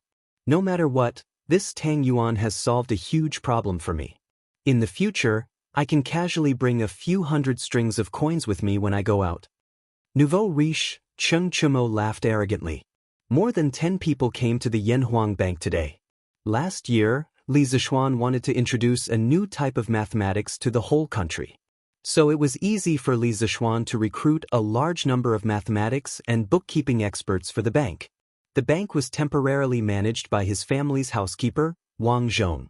Li Zishuan planned to send Li Ku to the bank when he was almost done learning. After all, real knowledge comes from practice. Even though there were a lot of students, there were more than a dozen queues. On average, each queue only had about 50 to 60 people. The people Li Zishuan had recruited for the bank were all old fellows. They were very experienced in counting money and keeping accounts. In just an hour, all the students had exchanged the copper coins they had brought with them into paper money.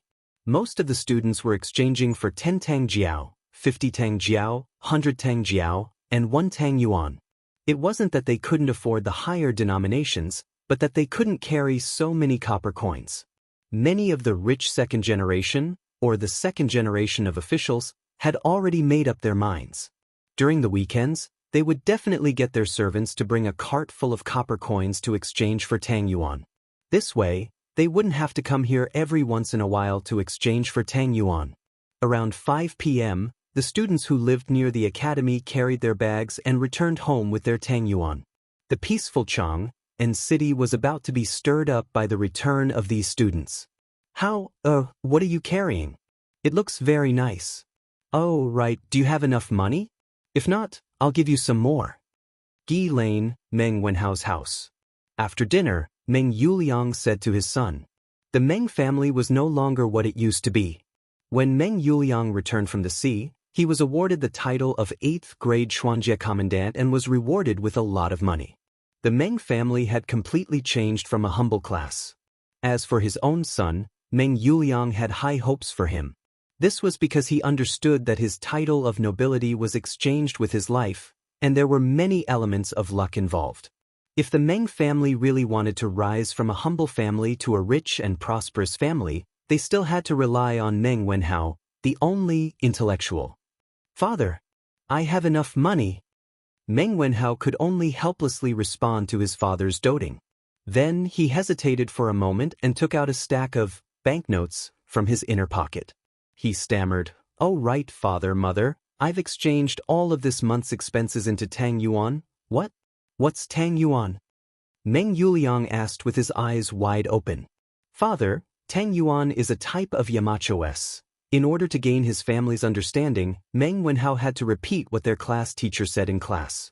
After he finished, he looked at his father hesitantly because he was afraid that Meng Yuliang would get angry. After all, although Tang Yuan had gained the trust of the students and teachers of the academy, it was hard to say if he could gain the trust of outsiders.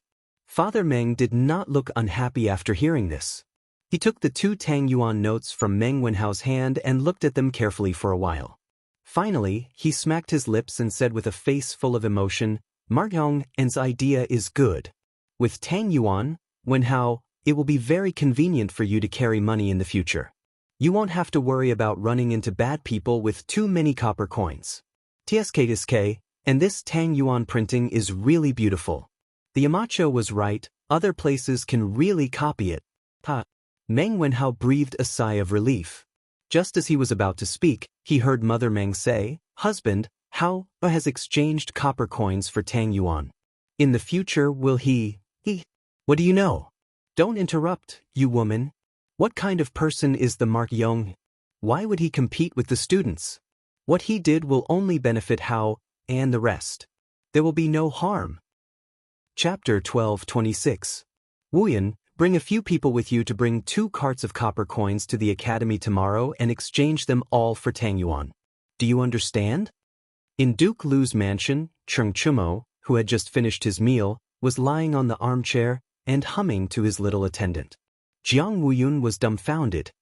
He suspected that his young master had eaten too much, so he asked uncertainly, Young master, you want to use 2 carts of copper coins to buy Tang Yuan? How long will it take for our mansion to eat? If master and madam know..." It was not Jiang Wuyun's fault for misunderstanding. It was mainly because Cheng Chumo's pronunciation was too inaccurate. Cheng Chumo glared and said angrily, "It's Tang Yuan, not Tang Yuan. What is going on in your head all day long?" Young master, I'm talking about Tang Yuan. What's wrong?" If *ck, I'm too lazy to talk to you. Here, come and see. It's Tang Yuan. Tang Yuan. Did you see it clearly? Cheng Chumo was extremely helpless. He could only take out a few pieces of Tang Yuan, pointed at the words on them, and gnashed his teeth. "Oh, it's Tang Yuan." Jiang Wuyun suddenly realized. He scratched his head and wondered, "Young master, although the patterns on these notes are very beautiful, they're not worth 2 carts of copper coins. If master and madam know, go away, don't use my parents to pressure me. Do you believe that I'll beat you up if you continue to dawdle? Besides, this money is originally my monthly expenses. I'm just using it to exchange for 10 yuan, not for a chicken or dog fight. What can my parents do if they know? Cheng Chumo was really impatient. He kicked Jiang Weiyun's butt and said angrily, Ugly bull, what are you doing? You're sneaking around and not letting me know? Tell me, I'll see if I should beat you up. At this moment, Qing Yaojin walked in with a majestic gait. His loud and clear voice shook the dust off the tiles. When Cheng Chumo heard this, his face was full of black lines. What did he mean by, tell me, then see if I should beat you up? It turns out that you're treating beating your son as your own pleasure. What? Why didn't you say anything? Go on. Tell me, what did you do? Father, I didn't do anything. Cheng Yaojin sat opposite Cheng Chumo and stared at Cheng Chumo with a burning gaze. Cheng Chumo could only say helplessly, I just changed all the money my family gave me for this month to Tang Yuan. Tang Yuan? The one in your hand? What were they doing? Bring it over and let this old man take a look. When Cheng Yaojin heard this, he did not immediately scold him. Instead, he looked at the few pieces of green paper in Cheng Chumo's hand and said, Father, Tang Yuan is a new toy that Yamacho tinkered with. It is used to replace copper coins. In the future, the Academy can only use Tang Yuan and not copper coins. Father, don't underestimate copper coins. Let me tell you, this toy? When Cheng Chumo saw that his father's attitude was not bad, he was happy to tell him more about Tang Yuan. After half an hour, Qing Yaojin clicked his tongue and said, Little Xian has thought of another good way to earn money. Ugly bull, go back and ask Little Xian if his bank is short of money. If he is short of money, this old man can invest 50,000 strings of coins. Father sleep. Cheng Chumo's eyes widened. He suspected that he had heard wrongly. He stuttered, Father, this bank doesn't make money. Now, the students and teachers of the academy don't need to pay extra to exchange copper coins and Tang Yuan. Why do you still need to invest so much money? Qing Yaojin pursed his lips and said to Cheng Chumo angrily, You brat, what do you know? Not collecting extra money now doesn't mean that we won't collect extra money in the future. In this old man's opinion, Little Xian's bank will definitely have great prospects in the future. Moreover, it will be a huge profit with little capital. Chongren Lane, Zhangsun Wuji's residence. I have to say, this Li Zishuan's idea is really strange. Using paper Tang Yuan to replace the heavy copper coins. This idea is bold, but it is also a wonderful idea. This old man dares to conclude that this lad must have a big plan. It is definitely not just a plot of land in Yanhuang College. Zhang Sun Wuji said emotionally as he held the Tang Yuan that Zhang Sun Chong brought back from the academy. Father, do you mean that Yamacho might promote Tang Yuan to people outside the academy in the future? Zhang Sun Chong asked with uncertainty. He really didn't think about it in this direction.